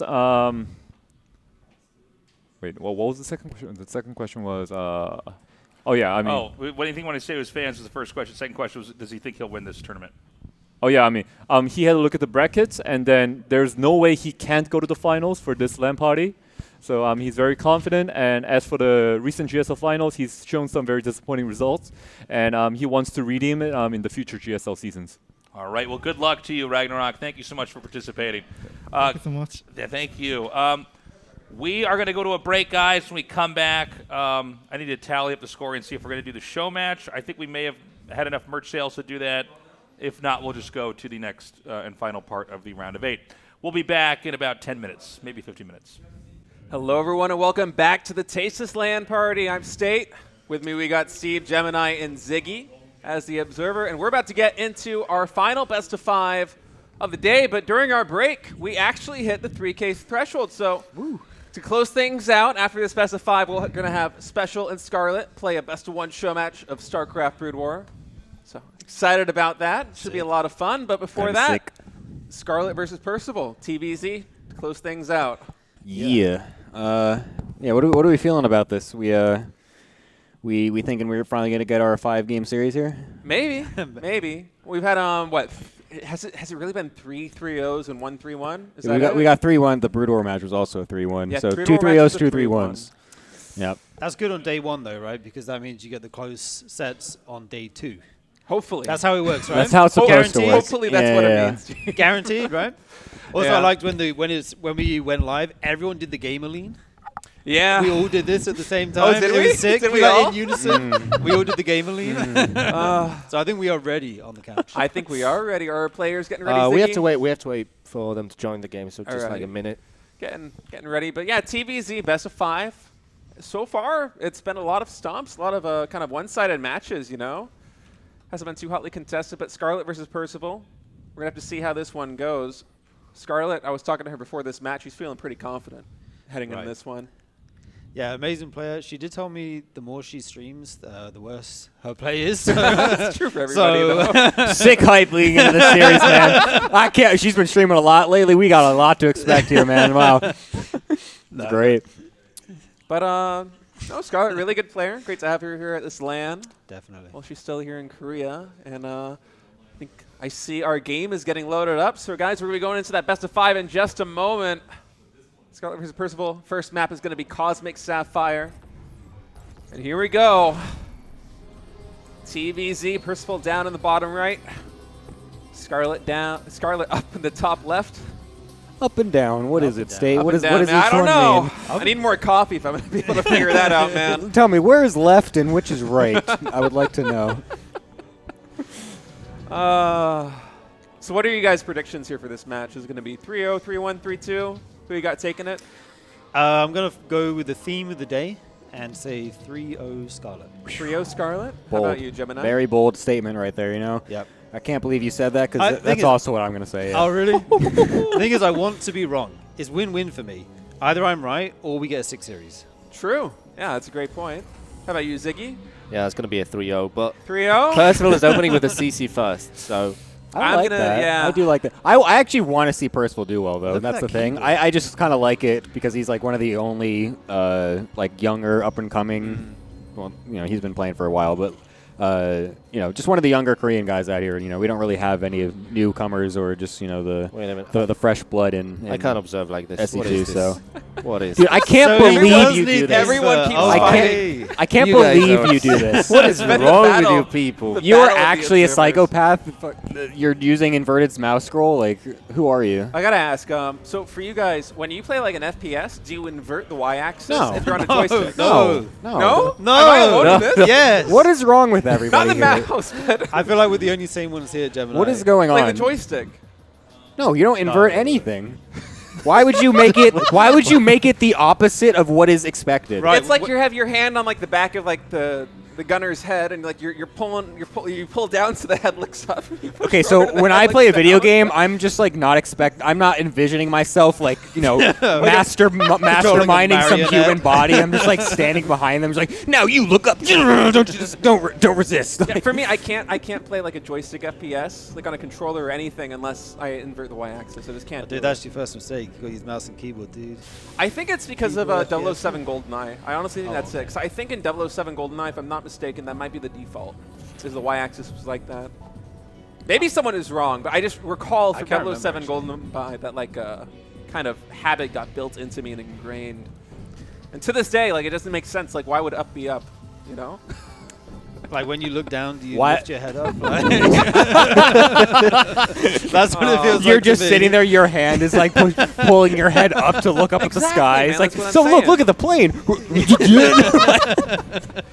All right, so you guys are all saying 3-0. I think it's going to be 3-1 for Sasha, and I'm going to tell you why. It's because I think that in at least one of these games, Percival is going to go CC first into a 2-base all-in, and it's going to work because that build is busted. Yeah, So so my official assessment, and it might even be this map. Opening CC first here on Cosmic Sapphire. what do we see here? CC first into 2 racks into factory. Yep. Yeah. Yeah, Stim is on the way. Got 3 Marines producing at a time. CC first, 2-1-1 is probably what we're going to see here, which is all well and good. We had, I think a day in GSL Codehouse, I think it was this season, where we had like 4 or 5 TBZs. And every single time the Terrans went CC first, like a 2-base all-in, and they won every single map doing it. Yeah, that was like a Bunny was the one that was doing that a bunch, I right? casted it. How do you remember this and I don't? It's because in the All Things Protoss Discord server, we were like making so many jokes about it when it was happening. So Yeah. it's like ingrained in my head. I think one of the players even like in the post-match interview was like, yeah, like I wasn't feeling confident, so I did the Imba build. But yeah, Percival going to be moving out with about 10 Marines by the looks of it. Cross map here. This is spotted by Scarlett's Overlord. Right, and there is no Stim yet or medevac support, so he won't be able to go too deep with these Marines. I think he's just faking her out, right? Yeah. Just try to force a 14 few lanes. units, exactly. Less drones for the Zerg here. He won't be committing, obviously, until he has medevacs, and then he might try and drop the bases. Double Evo on the way, so gonna have double upgrades going pretty soon here for Scarlett. And yeah. Fast armory. Is that for fast Widowmine? For Cloak Widowmines? Hellbats. He's gonna go for like. Oh, yeah, push Hellbats. with this. It's going to be a Hellbat push. A lot of Marines, too. That's interesting. I guess he's going to try and line it up with +1 attack. We gonna get some boy pulling here? You think? Maybe, but like the engineering bay, it feels kind of late for this, doesn't it? I mean, for a 2-base all-in, you'd expect +1 to already be on the way. I mean, he'll have to go before +1. I think he'll go with combat shields when that finishes up. I think that's. I mean, he's already going for it now. 4 Hellions in that medevac, going to drop down and transform into Hellbats. Baneling Nest isn't even done. It's literally only Right. Zlings and Queens right now. Decent queen count though, and that is what you need against to pick off this medevac and reduce the healing. All right. Good transfuses on that queen, keeps it alive for a long time here. The Queens are running out of energy now, though, and that's a lot of Hellbats and So Marines many still Marines up. left. Yo, look at young Percy over here. He's actually just completely. The queen's Queens pretty are all good dead. though. Yeah, only 3 Queens nothing left. 2 Look more at get that. picked 22 off. lings coming out though. Young Percy. They're going to clean this up eventually. Yeah, Percival surprising Scarlett here with a huge push for these Marines and Hellbats, just coming even without any upgrades, no combat shields, no +1, just pure manpower getting through this. And Right. it's a ton of damage in, kills a ton of Queens, 4 drones down as well. Ling count is reset. Now the Baneling Nest is finally done. He's going for 5 rags before 3rd command center. I was talking with Sasha before this, and she said she was suspicious there would be some 2-base play in this series. Wow, this drop gets so man, much work down. even more drones in the drones. main. 6 go down. 8. Oh my gosh, so much damage to the economy here before he has to pick up. Scarlett's down to 41 drones. And yeah, she does have 1-1 on the way, but look at the income advantage right now, swinging in favor of Percival. Eventually, Percival's main will start to mine out though, and he doesn't have a 3rd CC, so he is pretty committed to this attack here. Look at us being like, massive Percival doubters over here. Like, yeah, 3-0 I Scarlet. feel- yeah. We're Telling you, 3-0. 3-1. Then he just comes in and less than 6 minutes in the game's like, actually, guys, you're all dumb. Actually, guys, you didn't know about this build. This build's pretty sick. Do you know who I am? I am Percival. Combat Shields is done now as Percival continues to lay siege to the 3rd base of Scarlett. This hatchery taking a ton of damage all the way down at half HP. And there was Scarlett's no going to have to creep stroke evacuate it. So able to just walk right up with the siege tanks, get very close to those, and the hatch goes down. Bailing speed only just now begun. Leapfrogging the tanks forward with the medevac. Beautiful push here by Percival. No bailing speed for a long time. Gonna have to go without it eventually. Yeah, there's no way the bailing speed finishes before the next engagement as Percival is really pushing the envelope here. It's a natural expansion of Scarlett. Splitting the reinforcements in 2 now. Scarlett does have that additional hatchery at the 6 o'clock position. It looks like she's trying to go for a counterattack right now. Percival's natural. Percival pushing in a Third base as well. Wow, a lot of ton of SCVs lanes. going down. Everyone's supply blocked, by the way. no one can build anything. These lanes getting a lot of SCVs. That entire mineral line right now is wiped. If Scarlett can stabilize at home, Dude, look at that she spread. has a chance, but look at this spread, and Banelink speed spread. is still only halfway done. Are there any Banelings? Where are they? There's a handful, I think, 8 Banelings on the map, but Scarlett, she needs Banelink speed to connect, and look, there's no links to support even, so there's no opportunity for her to move in against these siege tanks and marines with a split. Right, Terran can lift the natural and not lose it, but how do you ever break out of this contain that Terran's got set up here with all these tanks? You need a lot more lanes, you need Banelink speed, but right now it's 76 army supply for Percival to the 25 of Scarlett is... Things are falling Bane speed apart is here. done. Yeah, Bane speed, let's go! Oh, wait a minute. Man, Percival GG. taking game number 1 right there in kind of a surprising fashion. That was pretty convincing. That Hellbat Marine timing, no combat shields, no +1. I was thinking, like, seeing the Engineering Bay timing, like, surely that you're going to be lining up your timing push with that upgrade, right? But no, just 4 Hellbats, pushes, kills a ton of Queens. I don't think Scarlett was expecting it. I certainly wasn't. No, definitely not. And it was a kind of two-phase plan, right? First you go with Marines and the Hellbats, before, like you say, before the upgrades, and then after they finish, you get this really strong push with the leapfrogged tanks, with the medevacs, and yeah, very aggressive game from Percival. Yeah, moving in from the third base there into the natural, and Scarlett, she had a fantastic counterattack. Right. The natural expansion to the Terran player, but wasn't able to make enough headway and wasn't able to stabilize back at home. So we're going to be going into game 2 with Percival having a 1-0 lead. Are we ready to go? I think we are. Should we just jump into it? Okay. Let's do it. All right. Yeah, that was great. I mean, we all said that Scarlett's going to be the massive favorite in this, and we already have the other player winning. So it's like, are we actually going to have a series this time? It's like, Yeah, we might. It's certainly looking that way. That was good. a pretty strong performance out of Percival there in game number 1. Guys, game number 2 is loading up. We're going to be going to Waterfall, Scarlett versus Percival. It's feeling quite close.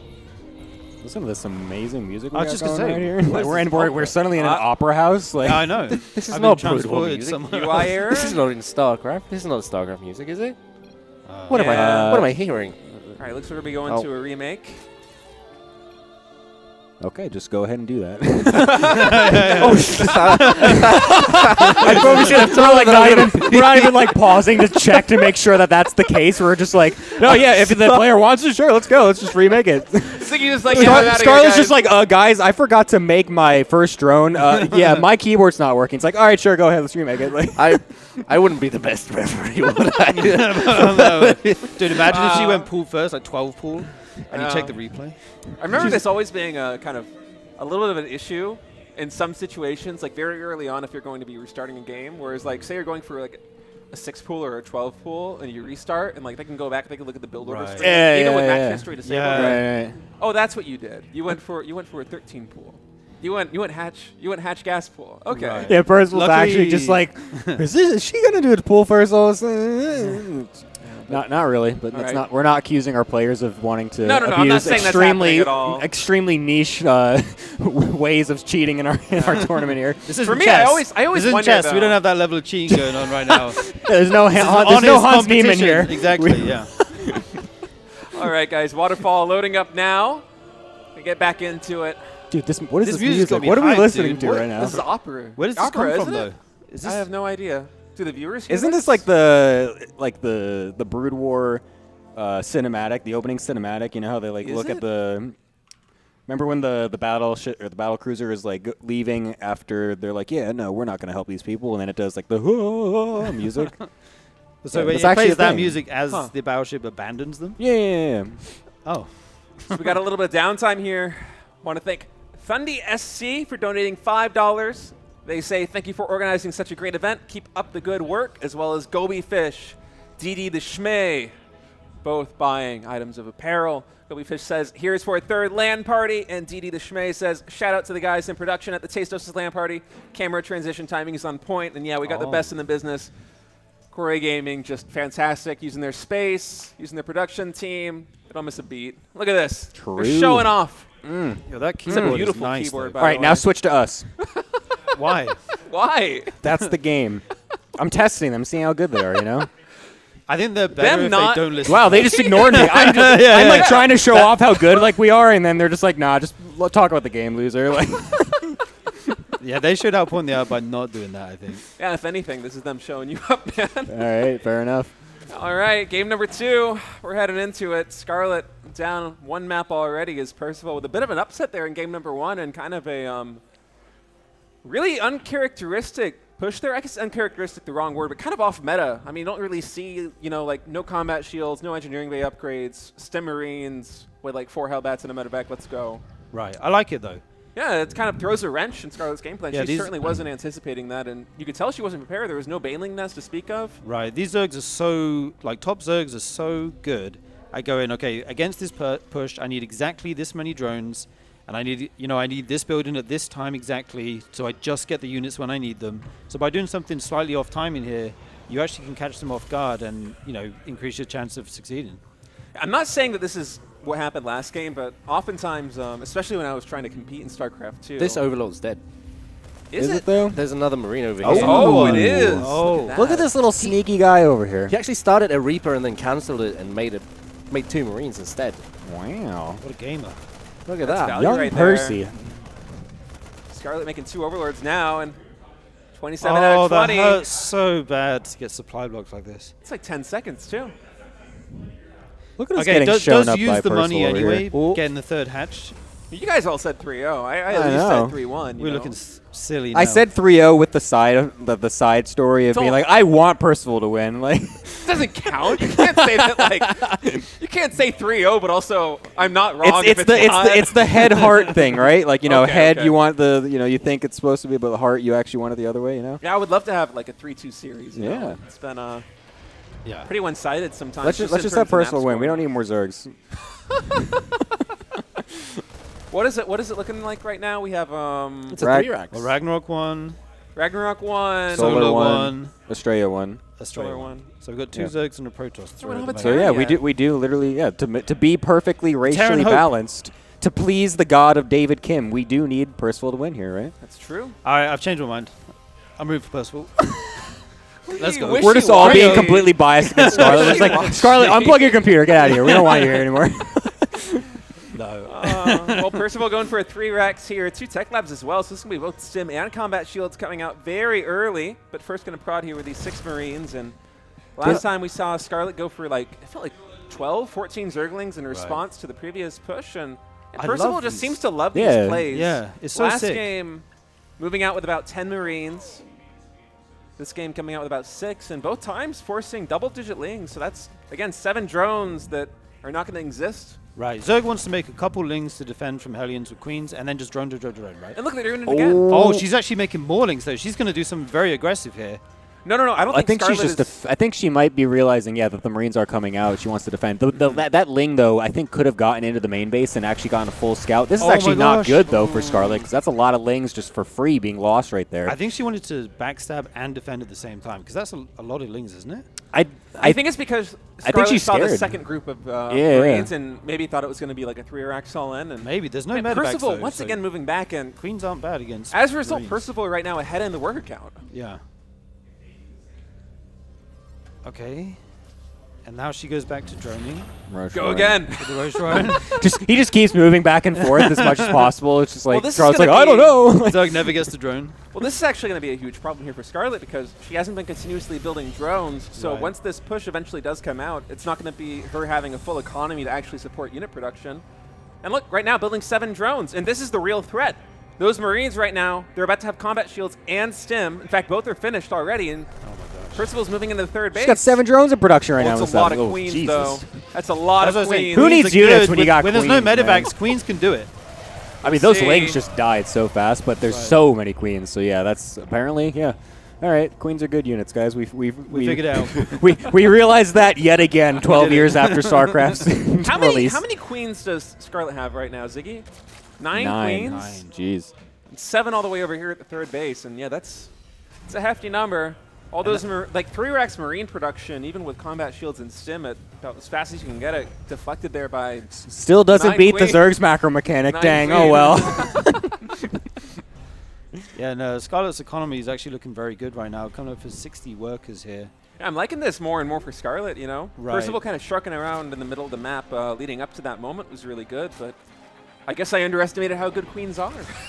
It's kind of, I feel like that's just the story of every non-Zerg player. We're Protoss players over here trying to be like, yeah, let's go attack the Zerg, and then the queens just defend everything. We're like, oh, that's right. That does happen a lot. Well, that's the answer to every Zerg question in ZVT, right? How do I defend X? Make more queens. And yeah, 9 queens will do it, apparently. She's making more. How many is she going up to at this point? It's going to be like 11. 11 Jeez. queens. 11 total. queens. Roaches as well, and this is a pure marine force. They will have +1 infantry weapons, though, so a little bit more damage coming in against those roaches. You forgot about a medevac with a tank in it. That's actually very important. Oh, That's just like completely getting rid of any I just realized. army or map control. You can't siege a single point. Now it finally does come up here, so that might have delayed his push a little bit here more than he wanted to. Or maybe just a bit.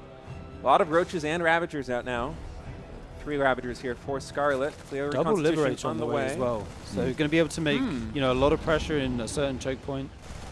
It's 5 racks, right?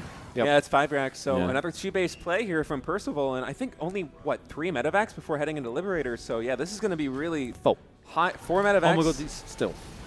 ravages! They're insane.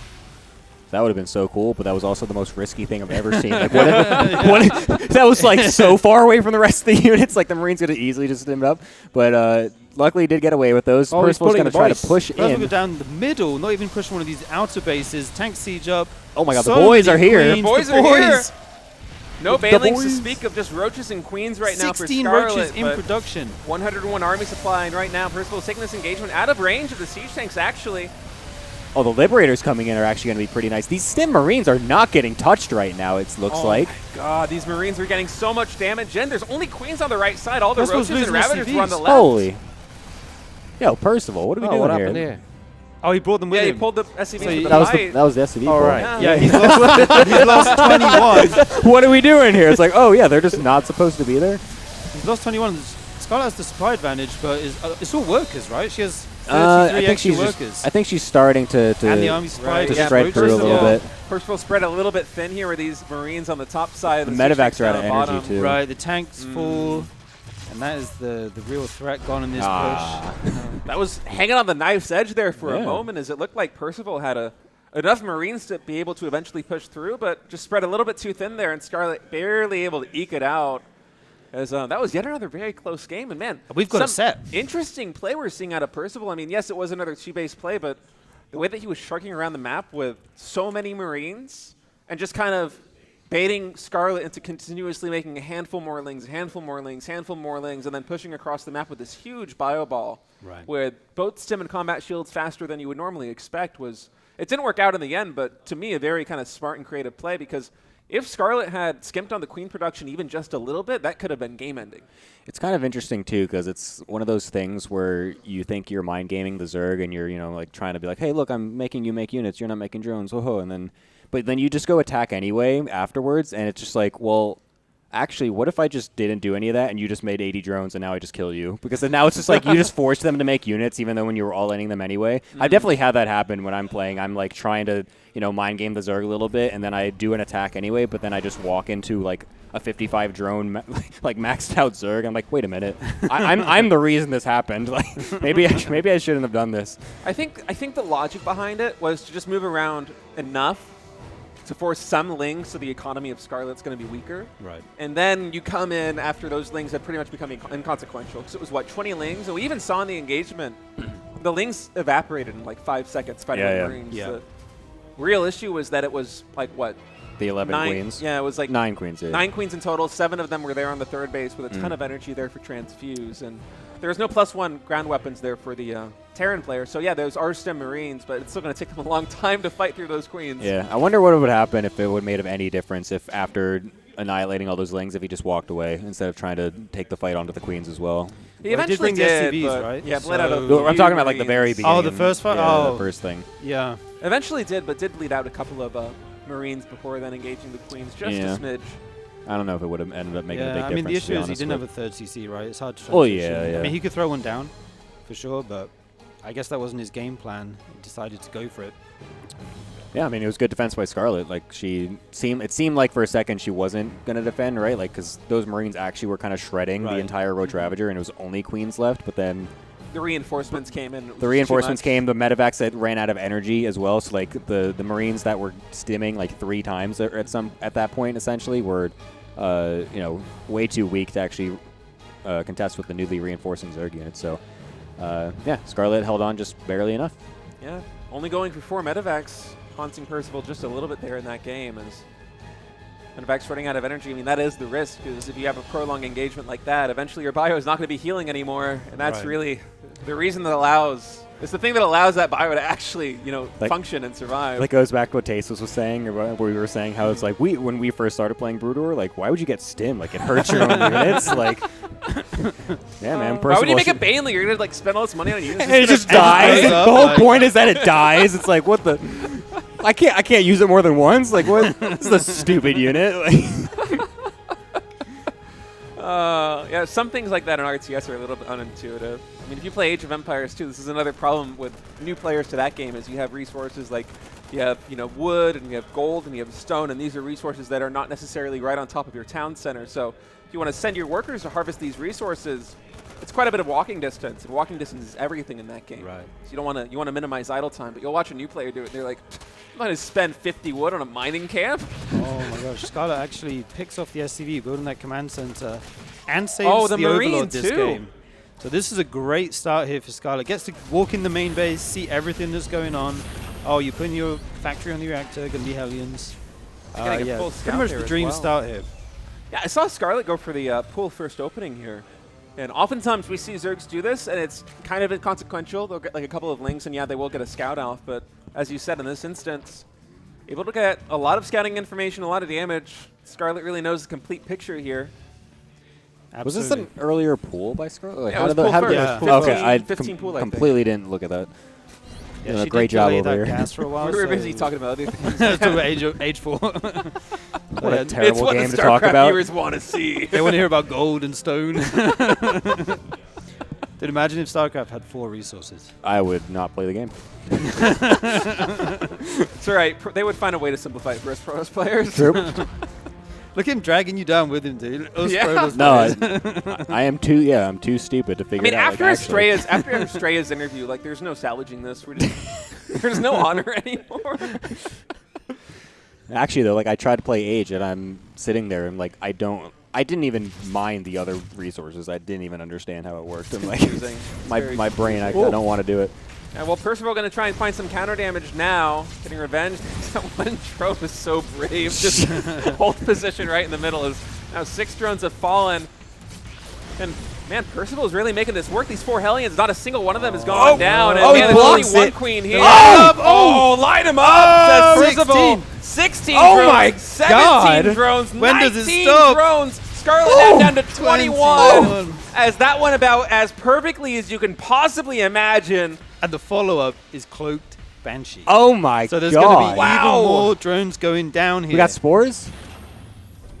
Man, if there's one thing you want to skimp on right now, it's spores. Because, like, 26 drones, what are you going to do? Like, you're really going to, like, sacrifice, like, 10% of your economy to get 3 spore crawlers up? But that was insane. But if you don't, you literally can't see the Banshees, and they will kill all your drones. Guys, the game's about to end in, like, 30 seconds. It's feeling like it. Well, okay, oh, there's Scarlett. a spore. She put 2 and 2 together, it seems. She's throwing a little down bit of hope. Spore. Only one, though. There's only one spore. Oh, man, this is going to be an uphill battle. 4 more Oh my God, Hellions more now drones. coming in. Needs to protect these drones. Oh! Oh my god. I have not seen like this level of drone barbecue by Hellions in what seems like forever. 27. 41 units. It's 5 minutes and 30 into the game. Drones. Holy. And the Where's that hasn't Banshee? even arrived yet. Where's that Banshee at? Oh, he's waiting for 2. Double Look at this guy. Banshee. Look at this guy. This is my worst nightmare on ladder. Where like especially because you'll like scout it, you'll see that's like, oh, he's going Banshee. Look at him trying to be all cute, thinking he's gonna surprise me with that, and then they like don't attack with 1. And you're like, oh, maybe it was a Raven, and then they just appear with 2. 2 minutes later, and you're like, oh my god, I want to end everything. It's a tough situation right now for Scarlett. Barely been able to close the gap in the worker count, and now finally, Banshee's coming in. Revealing themselves. Starting to pick off these drones here. Do we have spores in every mineral line? No, I was about to say that. There's no detection here. I was about to say it's kind of unlucky he chose the only base that may have a spore. Right, but he has moved to the I next mean, one. I don't think it really matters at this point. What this is going to be like what, feeling almost like 40 game. drones killed by this point? And he has a third CC 38. behind this, making all the workers. In Scarlett the way. has lost more drones than she has right now. Like, that's Dude, Percival's just living it right now. He's just like, I love this game, man. Oh my god. Lose a Banshee, I don't care. Whatever. Just flex on him. I'll lose both of them. Why not? 44 drones dead. Percival can sacrifice like a couple SCVs just to like, for the fun of it right now if he wanted to. Just like walk him across the map. Be like, yeah, I can do that. What are you going to do about it? A player with a weaker mental might just tap out now, but Scarlett's going to try and fight this one out. Oh, he has a little supply block here at 85, making 4 depots at a time. But he has all the upgrades on the way that he needs, and he's going to have a very strong timing if he does want to hit it here. And Scarlett can't make an army. Right. Still building the drones. She's also supply blocked. True. Wow. Wow, there's not even Overlord in production right She now. doesn't even realize it yet. Holy moly. I mean, she's about to lose a bunch of units, and that's going to free up some supply. There you go. Silver Get a few more lining. drones away. Thinking ahead, eh? Can't get supply blocks It's all if you part of lose the the plan. I mean, Percival's just walking in here. There's nothing. It's a couple queens. There's a few lings counterattacking. That's not even anything. Percival takes a 2-1 lead in the series. Somehow, the Hellions, 4 Hellions and a Reaper come in. They get a ton of damage in the natural. They move into the main base. Not a single one of them falls. And they barbecue like 20-plus drones. And by the end of the game, Scarlett has lost almost 50 workers in like 7 minutes. What happened here? Like, how did... I've never seen Hellions do that much in forever. And Scarlett had the full scout, too. Keep in mind that she Right. had those lings go in. She knew they were coming, but sometimes, as a Zerg, you get a little bit greedy and you don't make as many Hellions as you need, because sometimes you don't expect the Terran to just die right away, right, with the first 4 Hellions just going, because they'll often play safe, clear creep. So I think she was caught off guard here, and this is a Zerg's worst nightmare, right, losing that many drones so early on. But I think you just got to try and reset mentally, say, okay, that happens sometimes, and go into the next game and, try and tighten up here. Well, we're on match point now with Percival up 2-1. Wasn't expecting that result coming into this match. Is Percival the big underdog having a great performance here with some really kind of interesting and quirky early aggression.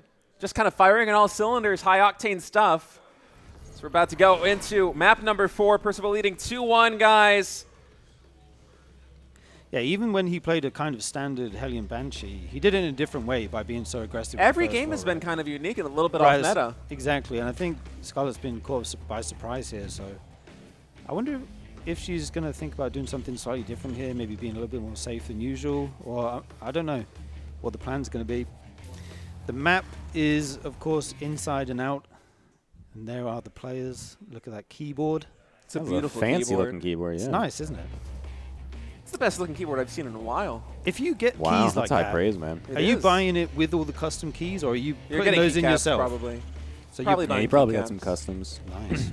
You have custom keycaps, or you just have No, you just use like a basic, Logitech, rubber dome keyboard? You just go to a PC bong and like use the membrane they have you there. just walk into Daiso, you just buy a $5 mouse, just plug it in. I just stole one from my work and it's terrible.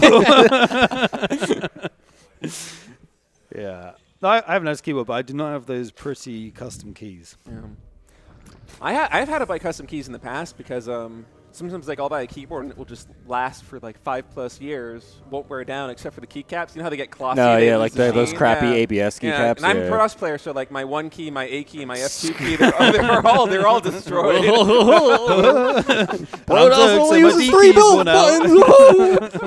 Comedic genius. Anonymous with the $10 donation. Thank you guys very much. Dude, this for all the anonymous guy is support. rich, man. He just keeps throwing balling. so much money. He's hacking world governments. He's donating to StarCraft. I wonder if he streams. knows He's got that stuff in the deleted dream. user guy on Reddit. But really, wonder though, if thank the- you guys so much for supporting this. We are already more than halfway of our goal to making Tasteless Land Party 3 happen. We all want to see it, don't we? We would love to have Oh, another yeah. event, so thank you so much for the support so far. That's really fantastic. Keeping the dream alive out here in Korea. And of course, we hit that 3,000 goal already right before this series. So we will be having Scarlett playing special in a best of 1 Brood or show match here after this best of 5. So there is more StarCraft action ahead of us. Awesome. True. I also really want to see Tasteless get a mohawk, so if someone could just donate $10K right now, that would be awesome. Okay, we actually have a Reaper opening. Hey, Reaper. First time we've seen a Reaper?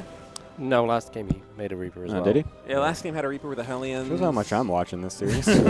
Well, but you're right, though. Game 1 and Game 2, they were really Marine heavy in the early game. I mean, both of those games, Percival was really shucking around a lot on the map with, like, I think 10 Marines in Game 1, 6 Marines in Game 2, and... Okay, this time he's doing 3 CC. Oh. What do you think about this? Because I think this is Scarlett's comfort zone.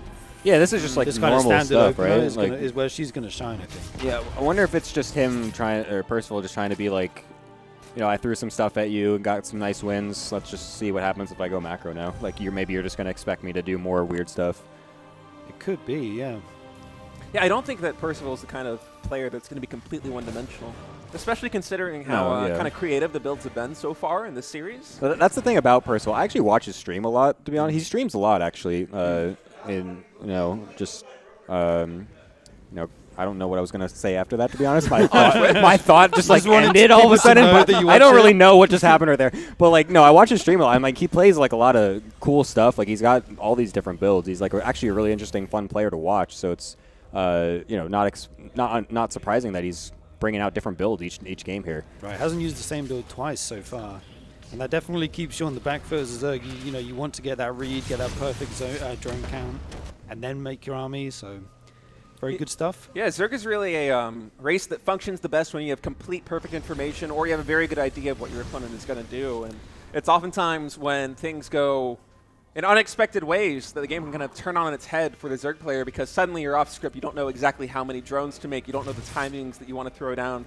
Critical structures like your Baneling Nest or get Baneling speed upgrades. And those kind of issues, they can pile up. And Percival, as he's shown throughout the first 3 maps in this series, has been mixing it up all the time. I mean, Game 1 and Game 2, yeah, they did have some similarities, but it's kind of reminiscent of Protoss players kind of perhaps opening, with the depths and then branching off into a bunch of different tech trees where you don't really know what the follow-up is going to be.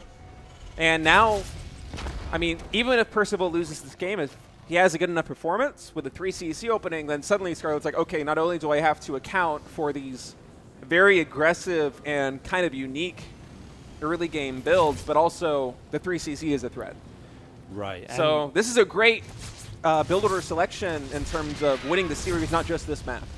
Yeah, it's like he's actually got good planning. Right. He's actually like understands how like a best of X works. He's like maneuvering it really well. It's really good when you know you have a good player when you see that, when it's like obvious that they understand just like how to move these builds throughout a series and get the maximum value out of them. Right. And this time, Percival's chosen not to dive with the Hellions, as Scarlett was ready for them this time with the Queens in position, enough Lings. So not going to take that drone damage that we saw last game, which is going to put her in a much better spot. We do have 2 Banshees again. Let's see what they can get done this time. The Queens are in position.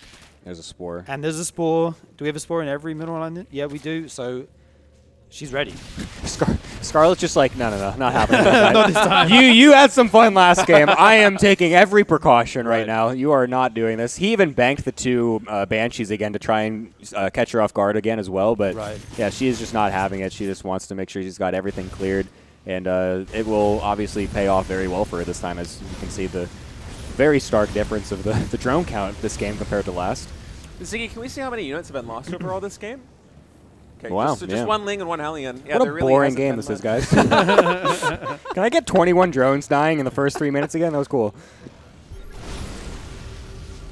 Well, Percival going to try and control this creep spread just a little bit, but Steve, I think this kind of goes back to what you said earlier when Percival threw down the 3rd CC, where this is really Scarlett's comfort zone, and you kind of see that right now is, yeah, she is playing a little bit more conservatively. Perhaps her drone count isn't as high as she would like it to be, but as a result of that, she hasn't lost any workers. She hasn't been caught off guard at any points. And yeah. I mean, because her defense has been solid, she's been able to do things like focus her attention on creep spread, which Scarlett is one of the best in the world at. And now that she's firing on all cylinders, Baneling speed is underway. She's getting her 1-1 upgrades, getting macro hatcheries, taking a 4th base. I mean, this is exactly where she wants to be, and this is where she's going to feel confident. And I think if this game goes to plan, it's probably the way that she's going to play the next map as well. And actually, hold that thought right now, is Scarlett also getting a nice surrounder on those Marines. At the same time, these Banshees taking a ton of damage. There is an oversteer with those Queens, so they will be able to chase those Banshees away quite effectively. And yeah, she finally has Baneling speed now, so that means moving out into creep is going to be very dangerous here if you commit with any units like tanks. The Marines can, of course, still run around and be picked up with these medevacs. And I think we just saw the 2nd factory finish, so We are going to see a lot of factory units being pumped out here. Percival also has an amazing economy, 71 workers with the 4CC going down. Going to be able to get his macro really going here, and we should see a bit of a longer game. Yeah, it does seem to be that way. Will be Widow Mines coming out of the second factory. Drilling clauses now being researched. It's an interesting little push. How that's getting a bit of damage done. It's getting a lot of distraction. Look at that. The Marines can just free run up right into the middle of the map here. They're going to be able to clear some creep maybe if he gets a scan. Maybe? No? Okay. Never mind. Oh! All right, instead he's just going to lose all his Marines. All right. You know A ton of Marines go down. Yeah, 6 Marines fall there. And Scarlett's feeling confident enough to take 2 more bases. Double upgrades on the way here for Scarlett. Burrow, Hive, 2 more hatcheries, like you say. Everything is going, you know, the way you want it, right, as a Zerg. Yeah, no +2 melee attack just yet. Do you think we'll see Percival kind of hunker down and try to get ghosts out, or do you think he's going to go really aggressive here with drops and pushes everywhere? You know, with the kind of base economy that Scarlett has set up, I kind of feel like it has to go that way if Percival's going to win this game, because from this position right now, with supply being this far in favor of Scarlett on lane baneling with this many bases, unless there's some kind of blunder from Sasha, I just kind of feel like there's not really going to be an opportunity for Percival to push out on the map. I mean, maybe there will be one window with one push, but if that doesn't work, the fallback has to be ghosts and potentially, you know, siege tank stores, that kind of thing. Absolutely. Once Hive finishes here and the Vipers come out, any of these like big pushes, you know, can be blinding clouded, and you know that can make Terran go to the next stage, like you say, go to the higher tech tree. Wouldn't we be seeing a Ghost Academy by now, Ziggy? Or I have been watching. Yeah, there is. That's what I was thinking when I said it. There's no Ghost Academy, but Percival, it kind of. I mean, he is playing that way though. He's throwing down the 5th command he's center making a bunch already. of Marauders out of those Tech Lab barracks that he just finished. So it seems like he's just trying to get a really bulky army to make sure some Marauders there to tank up some of the baneling shots and whatever. Does he think that there's the Ghost Academy? Okay. Does he think that Scarlett's trying to like rush into ultras or something, and he needed those Marauders out? I don't think that's it. I think. Am I just an idiot? Like. No, I mean Marauders are great against banelings too, right? Like, yeah. Until Vipers or any higher tech units like Brewlords or Ultras are out, you don't really need the Ghosts. So maybe he's keeping good tabs on Scarlett's tech here, and he knows nothing like that's coming. So Marauders to soak up the Bane shots. Marines will do the DPS. And we see Adrenal on the way for Scarlett already, on top of these upgrades. My perspective might be wrong on this, but what I'm thinking Percival, actually hold that thought, is looks like Scarlett might be gearing up for an attack here on the 4th base of Percival. Posturing just a little bit with a Ling Baneling. Oh, that's a nice Widowmine hit. But yeah, my perspective on this is Percival is that right now might be the scariest portion of the game, because once Zerg hits max, in this kind of situation, oftentimes the MO is to basically just throw money at the Terran until you starve them out. You know, don't let them take that critical 5th base. Don't let them get gases 9 and 10 up, because once Terran is on gases 9 and 10, that's when they can truly support that end game production of Ghosts, of Siege Tanks, of Thors, of Widow Mines, any unit they really want. So Sasha, she's going to try and prevent this for as long as she can, and Percival's going to need Marauders to try and deal with that. As Scarlett coming in now, not the best surface area connections there, and I think even some Widow Mines perhaps getting big shots off as Scarlett dropped a ton in supply, all the way down to 164, and Percival doing a good job of weathering the storm already. There's a Burrow Zergling, very cute. And what it's going to come down to now is efficiency, right? Like, how are you taking these trades? Are the Widow Mines getting their value? Are you throwing away a ton of Banelings? Are you taking out Planetary Fortress with them? That's what you're looking for as a Zerg, right? Split up the army into 2 like we see here. Maybe try and pick off a Planetary with a ton of Banes. That's a good trade for you as you tech up to these Vipers and your 3-3. The timings of the upgrades are also pretty similar too.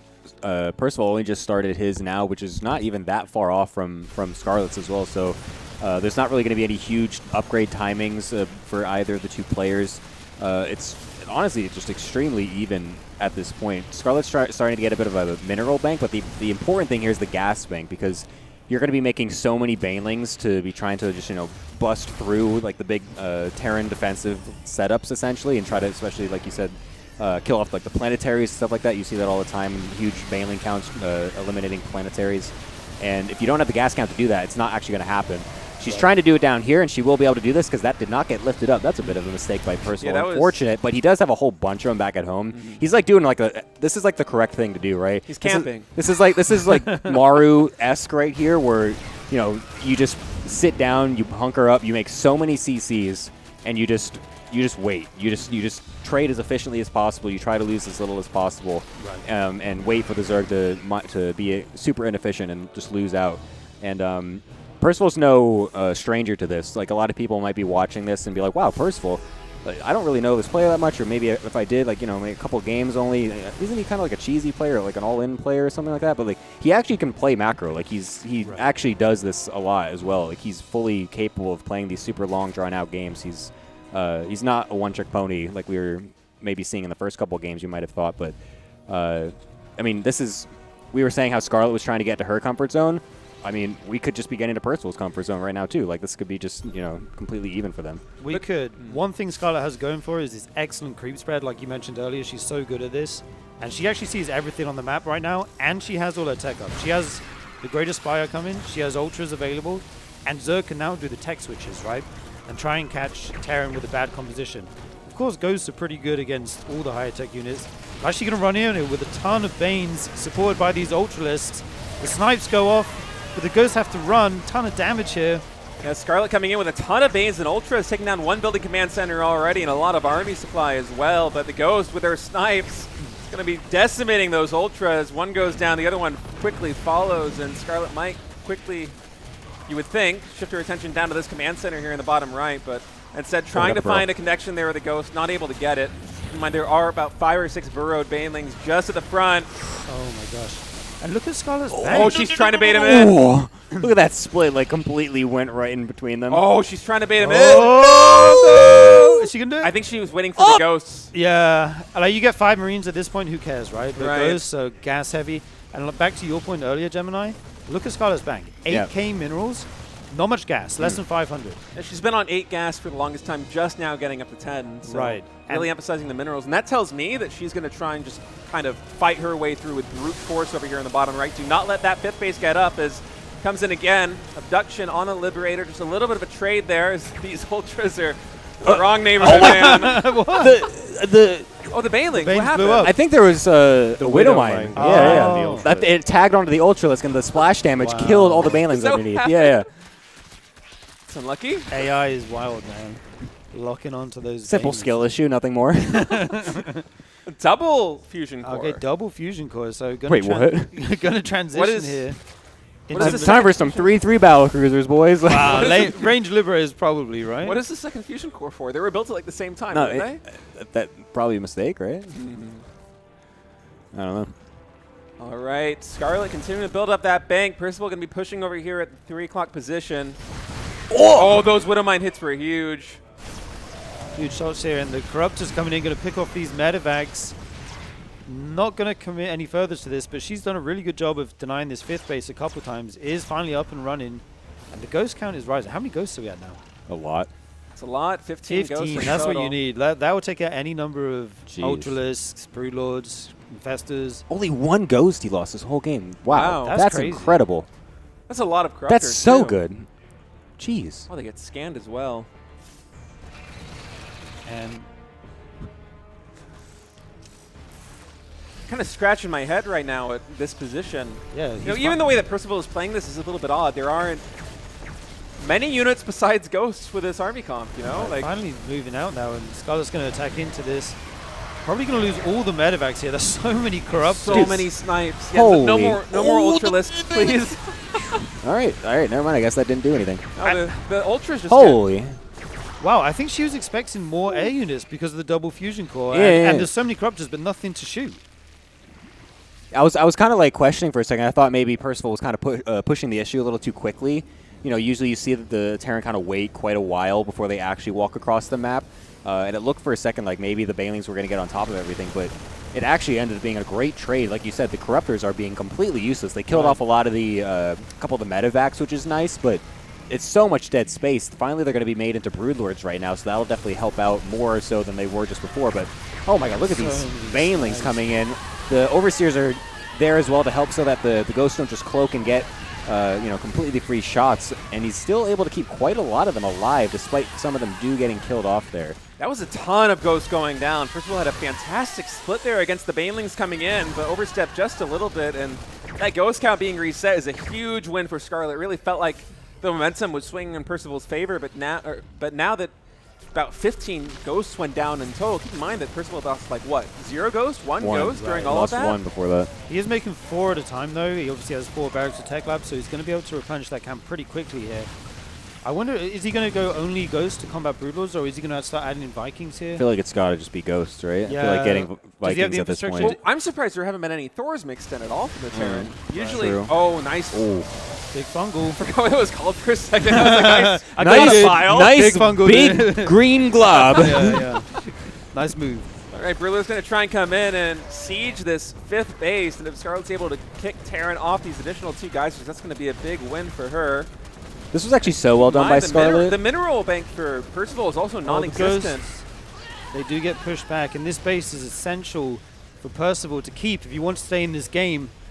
Yeah, Percival felt like he was doing a fantastic job of defending, but after he overstepped with those ghosts, he's been on the back foot this entire time, just doesn't have the firepower to keep up with this Zerg army now that the Broodlords are on the field, and losing that 5th base is huge as the mineral income for Percival just completely plummets down to 700 minerals for just a moment there. Look at the banks. Still 6k, 2k in the bank for Scarlett, and that's going to do it. Percival going to tap out.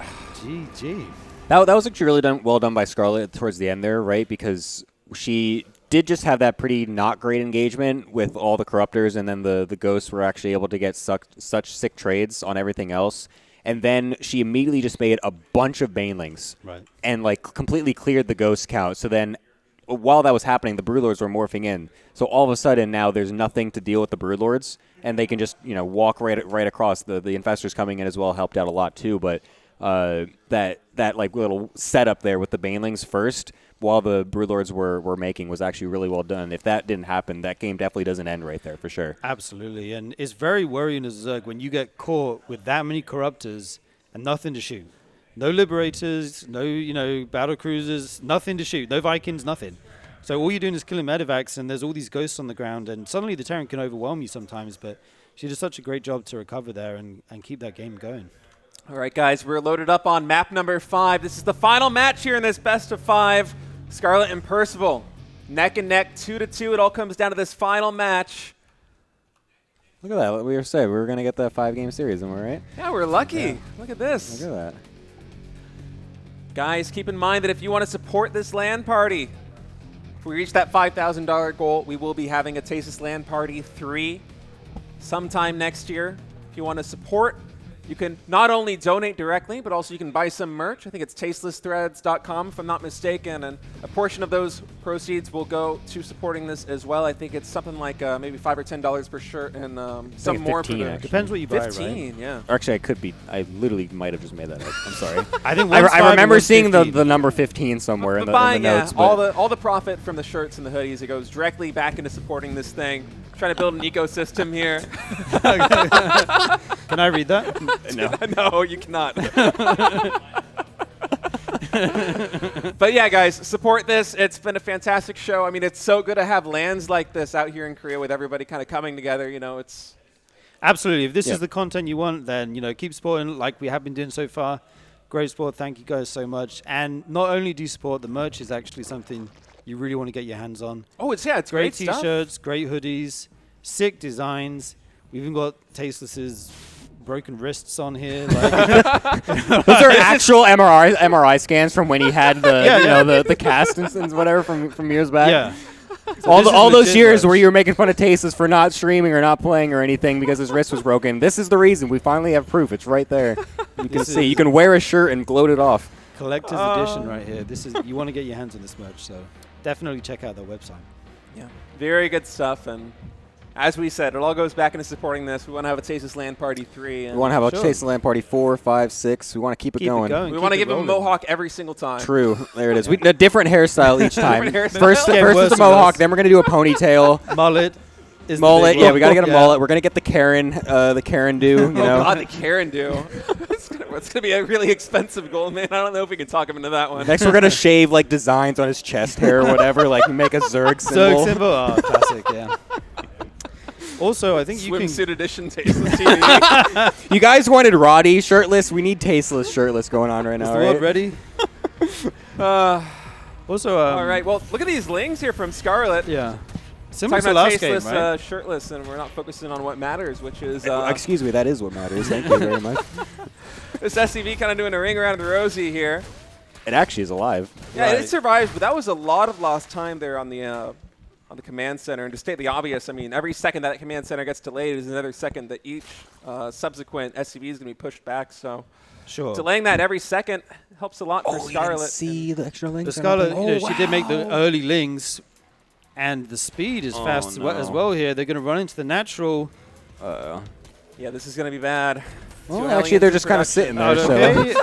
Actually, this isn't Only that. one SCV Gave a goes lot of down. time for that Reaper to come And back. the door's the not door's up. down. I mean, 2 Hellions are going to finish. And she's that holding will- position on the spy depot. They're going to get in. They get in. Oh my 2 gosh. Hellions. Scar's going to try and get us around right now. These are the only attacking units up here for Percival. He must 1 keep Hellion these on alive. such low HP. It does go get taken down, Okay, Okay, not bad. but boys, not clean too up. bad. And Could have been a couple more overall- SCVs falling. Well, that Reaper died, by the way, in the middle of the map. I was wondering where that went. Actually, this isn't that bad. The problem is, though, These might start Percival losing a can't few make here. SCVs from the natural right Right, now right. until he clears those lings out. And actually having to lift is really rough. You're stopping your worker production for such a long time here. And meanwhile at home, Scarlett, of course, making queens, overlords, and drones. That's it. Yeah, was a nice play right there. Just a handful of lings. They not only get scouting information, they pick up a couple of SCVs. I think they got a Hellion there too. Oh my gosh. Concussion. What? Yo, he's Are we gonna do gonna he's gonna do a concussive Marauder Hellion push. I think you're right. Wow. Dude, This is- that's so what break I'm this saying. out in Percy's game got the 5. strats, man. Young Percival, he's got everything. All the builds. Does he though? I've seen. Well, I mean, in other games for sure, but I've seen this story a million times, like the Marauders and Hellbats, and I don't think I've seen it win once. Well, you're about to see it, man. Watch it. Maybe. Percival's gonna prove you wrong, all right? Armory now underway. That will be for the Hellbats. Scarlett Yeah. see that, by the way? Did she see the tech lab or anything? I don't know. Can we get a vision check? Mr. Ziggy. Did see the tech lab, but doesn't Ooh. know it's going to be Marauders. It's true. Right. That could be, I guess, STEM, right? And the one thing you can say about Marauders is that they're good against queens and roaches. And Scarlett does have that roach one going down right Are now. queens armor? No. Yeah. That's one of the reasons why they're so good. They kind of yeah. just biological Nothing- and psionic. But even though they don't get the damage bonus, being able to slow the queens to stop them Right. getting away can actually help you pick off a few. And once one queen goes down, it becomes easier with less transfuses to pick the others off. So Look at that drone count being made right now. I don't know how much Scarlett realizes that this push is happening, and it's now right in it is her the face. Hellbats. Yeah, Hellbat's morphing in right now, and man, Percival with everything on the line, coming in with a big push. There's no links to speak of here. One queen already gets picked off, the second one falls as Scarlett kind of trying to scramble. See her pulling her queens all the way down here on the south side, trying to bait this army away and buy her just a little bit more time as 10 roaches are in production. 2 more queens do fall, but to this point, Scarlett has only lost 2 drones. If she's able to stabilize with, these roaches, she has a chance, but man, another queen falling here. And now the Marauders and the Hellbats on top of the production here at this third hatchery. So many Queen's still Hellbats. alive, by the way. Oh, it survived! And 2 Hellions at home But- to stop But the they're engaging too early with the roaches. They're getting picked off there by the Marauders and now the Hellbats. Oh, this is looking to be really dangerous. More reinforcements now coming in from Scarlett. Can she hold? It's The looking to be roaches quite are starting to close. flood in. I think she's going to keep this hatchery alive. Just barely. Oh my gosh. Oh no, the medevac. Okay, so I'm curious here because what happened, right? Percival walks in. It was completely undefended.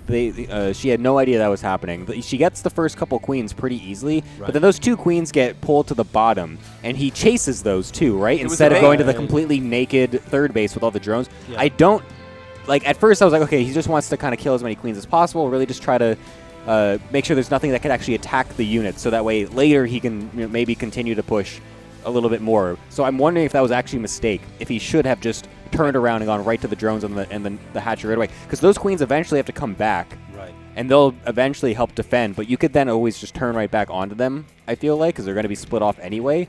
So I wonder if he should have just gone right to the drone line or right to the third base and started targeting either I of agree those. with you. Like, time is of the essence with these pushes, right? And anytime you spend chasing a queen, is time you're not killing a hatchery, not killing drones, which is what you need, right? If you kill all the queens but you don't kill a hatchery or any drones, Zerg's fine, right?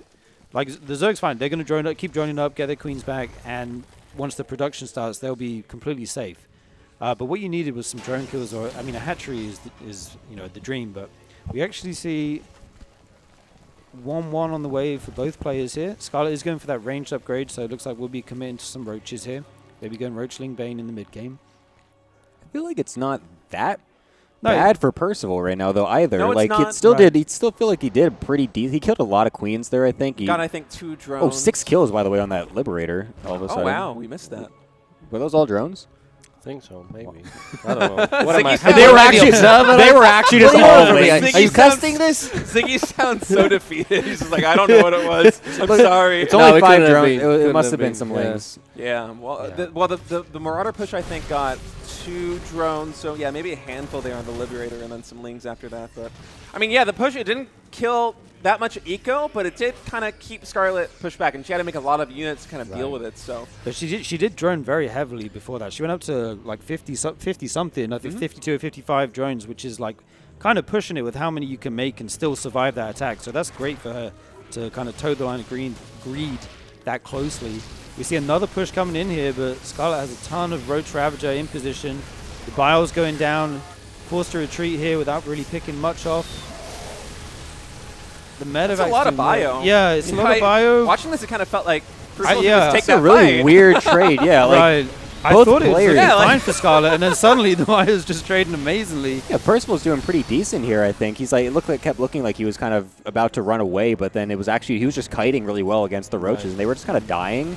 And I just kind of thought, like, okay, Percival's probably just going to have to leave at this point, but here he is. He's still pushing. He's still fighting. The supplies are, like, completely even this entire time. Dodged all the bios. Yeah, this trade has been fantastic for Percival so far, and there's a good number of bios still remaining. Look at this. Here. Look at this reinforcement. There's 2 tanks. Reinforcement wave with 2 tanks. It's all roaches in up production right tab. in the face. It's nothing but roaches out right here for Scarlett. There's 12 more roaches in production. I don't think this army plus 12 roaches stops this. 4th base now down for Scarlett, and we might have Percival winning this series 3-2 as Scarlett's on the back foot. Morphing Ravagers, but right in the front, the bio's going to get on top of everything here. Oh, it's a lot of Ravagers. These bios need to be good. They took the tank down. Okay, that's big. Oh, it's looking close. She needs these bios to hit right now. Oh my god, another tank. 2 more tanks. 2 more tanks come in. Reinforcements coming in for Percival. The tank pushing lives. forward with a bio. The Zerg army just continuing to fall here piece by piece as there's only Ravagers and 1 queen left on the bottom side, and Scarlett now dipping below 125 supply. She is trying to kite back against this bio as best she can. The bios have been good, but not exactly what she needs, as now the Terran split between the natural and the third base is able to isolate the reinforcements on both sides, and that's going to be it. Percival wins 3-2 in an upset and some very creative play. I think I just became a Percival fan. Look at him. Those builds Young Percival, man. So many different builds, sick plays. That was just good. That was great play. Yeah. That micro at the end there was so good. He like split versus every bile. I didn't see any bio get hit by a bile. Like tank, sure, they're sieged. Yeah. His bio splits are amazing though. And that was great. Really mitigated that bio damage in the end there. Well executed play there by Percival, and man, what a series that was. It went down all the way to the wire with Percival kind of winning with some very creative, unique timing attacks. Yeah. And style as well, the push and come back, the push and come. Yeah, make some units. Don't make drones. Oh, I'm walking away. And then he did it like 2 or 3 times in a row. Then hits like a time in to kill some drones. Then hits a big marine tank time in. Like all these different pushes, different timings. Really sick play from Percival. Congratulations, man. So good to have you with us. What a fantastic series. It felt like every single game you had a different plan, and a lot of the builds and strategies that you went for are things that we don't see super often, especially like the way that you move out early with the Marines and try to bait the Zerg into building lings, then pulling back and then pushing out again, and then pulling back, pushing out again.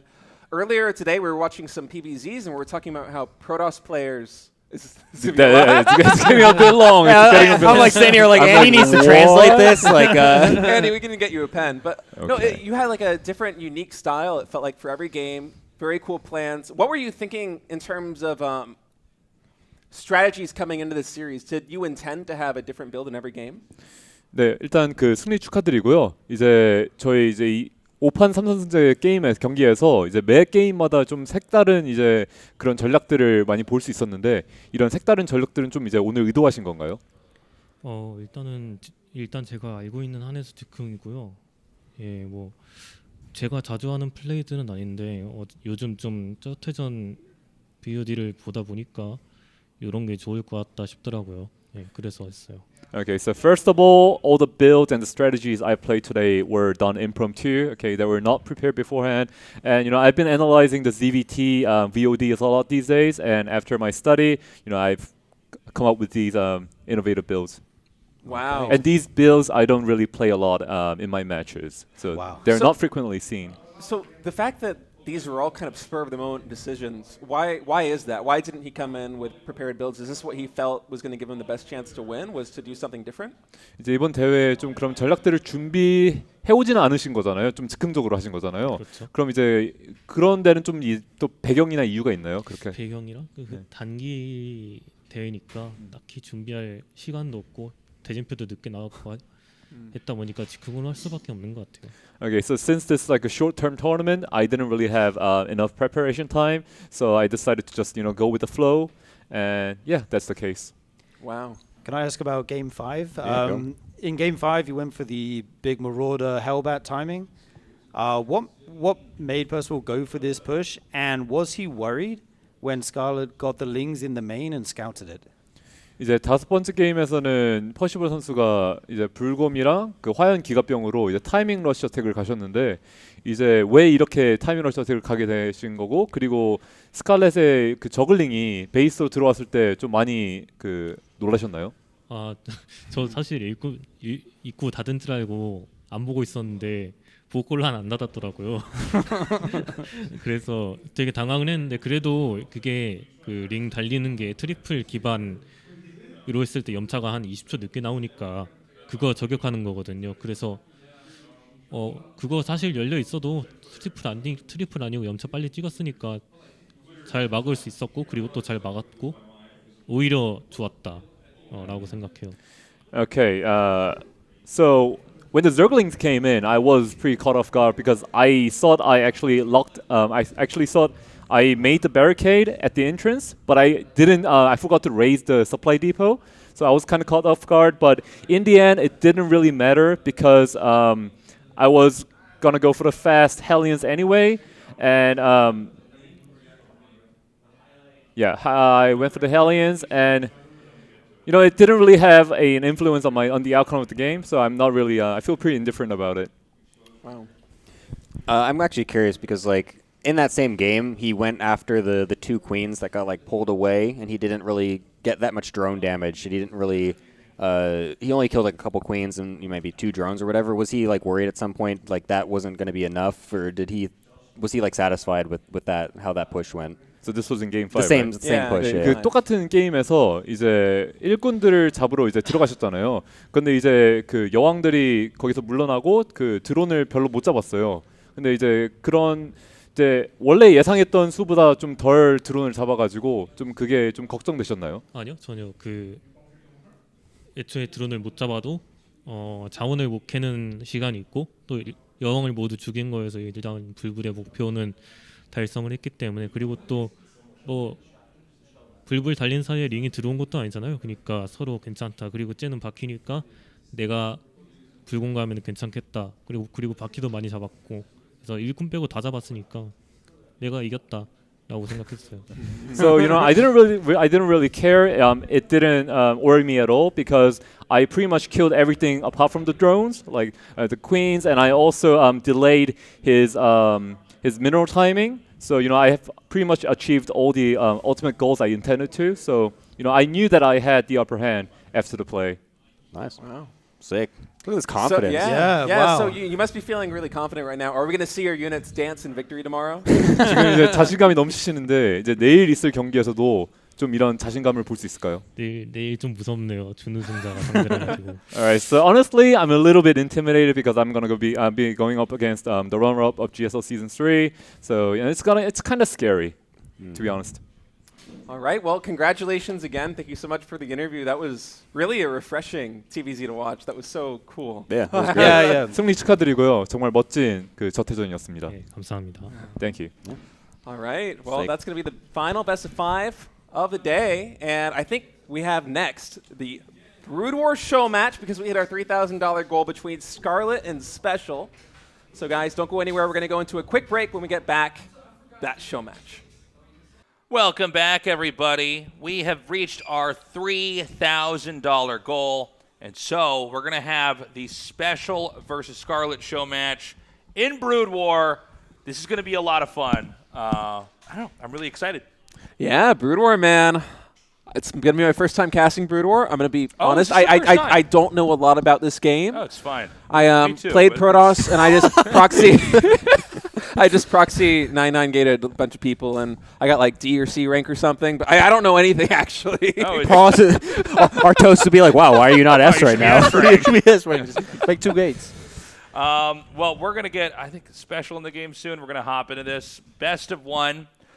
It should be noted, excuse me, Special has had a very long and rich history in Brood War. He started at the age of 10, was, I think pretty quickly, to be frank, the best Mexican player through the vast majority of Mexican StarCraft history. There were some other players that were good but never really came close to where he was at. Of course, Special moving to Korea. When did he move to Korea? Pretty early on in StarCraft 2. He was in Korea even for StarCraft 1, I think, a little bit. Is that correct? I have no clue. It's before my time. Right in between the two. He was here for Pro League Looks like he's ready StarCraft to 2 go, as by the well. way. But Scarlett came back and tried StarCraft Remastered and actually managed to get S rank, which is insane to me. S rank is crazy hard to get in Korea. That's like being GM, basically, but on an extremely active server. But she plays Protoss, right? Scarlett plays Protoss. Artosis would point fingers at that right away. And Special will be playing Terran. That's been his default race in both StarCraft 1 and StarCraft 2. But Scarlett did switch to Protoss here for You Brood did War. play against both of them, right? I Brood did. War. How did that go? I took a game off Scarlett. Oh, yeah? I think we had a best of 7. I took 1 or 2 games. No, I think I took 1 game off. There was one I think I could have won, but I think I got nervous. I'm like, oh, it's real. I might beat her. And then Special actually 3-0'd me, but I would like to rematch him if I have a chance. Oh, yeah. I think. Is this like a I take winner situation right now? By the way, guys, see the goal at the very top. If you're enjoying the show, it's going to be on tomorrow, but we have not hit our 5K goal. We're at about 3,050 USD here, so the support is appreciated. By the way, $25 in. Bakayoma says, hi, thanks for signing my sign at the GSL. I almost wasn't able to read. What was that? I was like, That was thanks for alarming. signing up my sign up. Sorry, Tasteless. Hope TLP turns into a regular event. Well, thank you. This is our second one. Yeah, I want to do another one of these early in next year. Yeah, it's been a ton of fun. So, guys, the support is appreciated. Especially good to have it now when we're hitting the off season. We only have two tournaments left before Katowice. Right, we've got Atlanta coming up in like a month, and then Super Tournament around the same time. So Right. we're going to be hitting that low at the end of the year where we don't really have that many events. So having something like this, locally here in Korea is really a breath of fresh air. Yeah, it's nice to have something in the off seasons, I think. And let's hop into this game. I'm curious to see how this is going to go. I do want to point out when I played against Special in our Brood War show match, I think this was like a year ago, he dropped more than any player I've ever seen. He played it was like StarCraft 2. He was like In TVP? TVP, just dropping vultures everywhere, but like on a level that Oh, yeah. it was so hard to keep up with. Scarlett I found to be very clean, very on top of like everything you need to do. I feel like she may be stronger coming into this, especially if she's been active in the modern meta. Yeah, I think so. Well, she got to 2,500.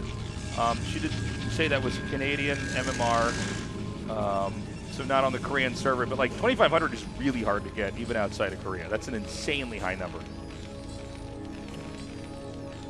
So how much experience do you have, Ryan, with this game? Have you played a Well, lot of it, or like just tried it once when you were like a kid? In proper StarCraft Brood War, I played just a little tiny bit, like maybe a dozen, maybe 2 dozen games in total in like That the past little? couple of years. Okay. Yeah, not a lot. But when I was younger, StarCraft on the Nintendo 64 was my introduction to the genre. Really? I think it might have been my first RTS. It was either that or Warcraft 2. I can't remember.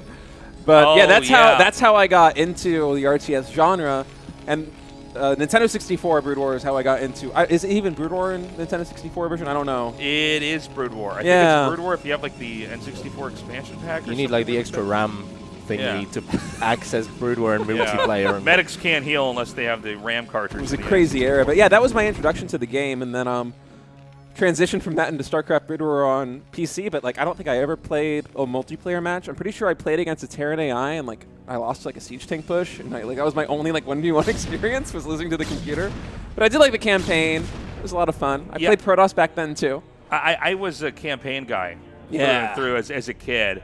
I remember for me it was Warcraft 2, and like we had it at my grandparents' house. They have, it's like those families at that time where it's like there's one computer in the whole family. Yeah. And so like they'd be using the computer of the day, so I'd wake up in the middle of the night to sneak out and play Warcraft 2. Oh, that's campaign. cool. And I'd be like playing for an hour and eventually realize I'm just not going to beat this mission. I got to go back to bed, and then I always wanted to play Warcraft 2, but my brother would just like hug the computer and literally would never share with me. And I think him not letting me play is what like turned me into a gamer, because it was like the forbidden fruit. Oh yeah, sure. Like I just like craved it so bad. Occasionally he'd go over to like his friend's house and have like a little LAN party thing with them, and that would be my time to play.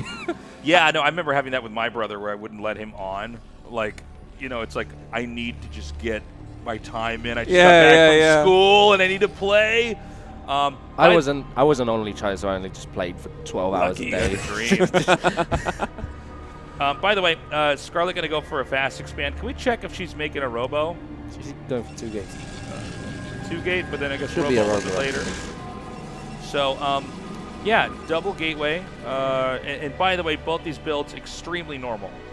Special's going to go for the push. Now, this is kind of a little bit of an older way to play, so I'm a little bit worried. With Scarlett especially going for double gate and trying to push up this ramp, Special could be in trouble because range goons are going to chew this up as they make their journey over there. Yeah, I think Special has the right idea, but like the optimization just isn't there. Like he made a bunch of Marines that you don't really make that many.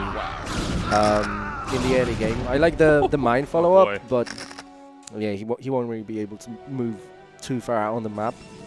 Control was insane. Did Sasha take any hull damage on those Dragoons? Oh, definitely It was all not. shields. I mean, this feels kind of random from Special's side because his command center is going to be very delayed, and his build didn't really do what it needed to do. I think like he was hesitant about pushing out, and then I'm not sure if like the build order itself on Special's side is correct. No, I don't think it made a lot of sense. But you're also a modern player, right? I mean, Ziggy, you're A rank, S rank, off and on. Yeah, people don't normally do that approach. I think in the earlier days of the game, people would try to get a expand really fast, and a lot of Terrans would double expand like right away, and so the Vulture Marine tank push could punish that. Hold on a second. Are these... Okay, now this is Scarlett just being so good. Completely walled this, and now these Vultures are going to get wrecked. Damn, Scarlett. Yeah, it also goes back to Special scouting as well, because his SCV reached Scarlett's base when the first Dragoon came out, so the timing was kind of off with the SCV. Normally you kind of want to check if there's a Nexus at 4 minutes, at the 4-minute mark. If there's no Nexus, then it means something fishy is going on, but Special couldn't confirm that, so he just went for the mines to stay safe, against any double gate Dragoon push or like DTs. But he's kind of playing in the dark, or at least the first part of the game.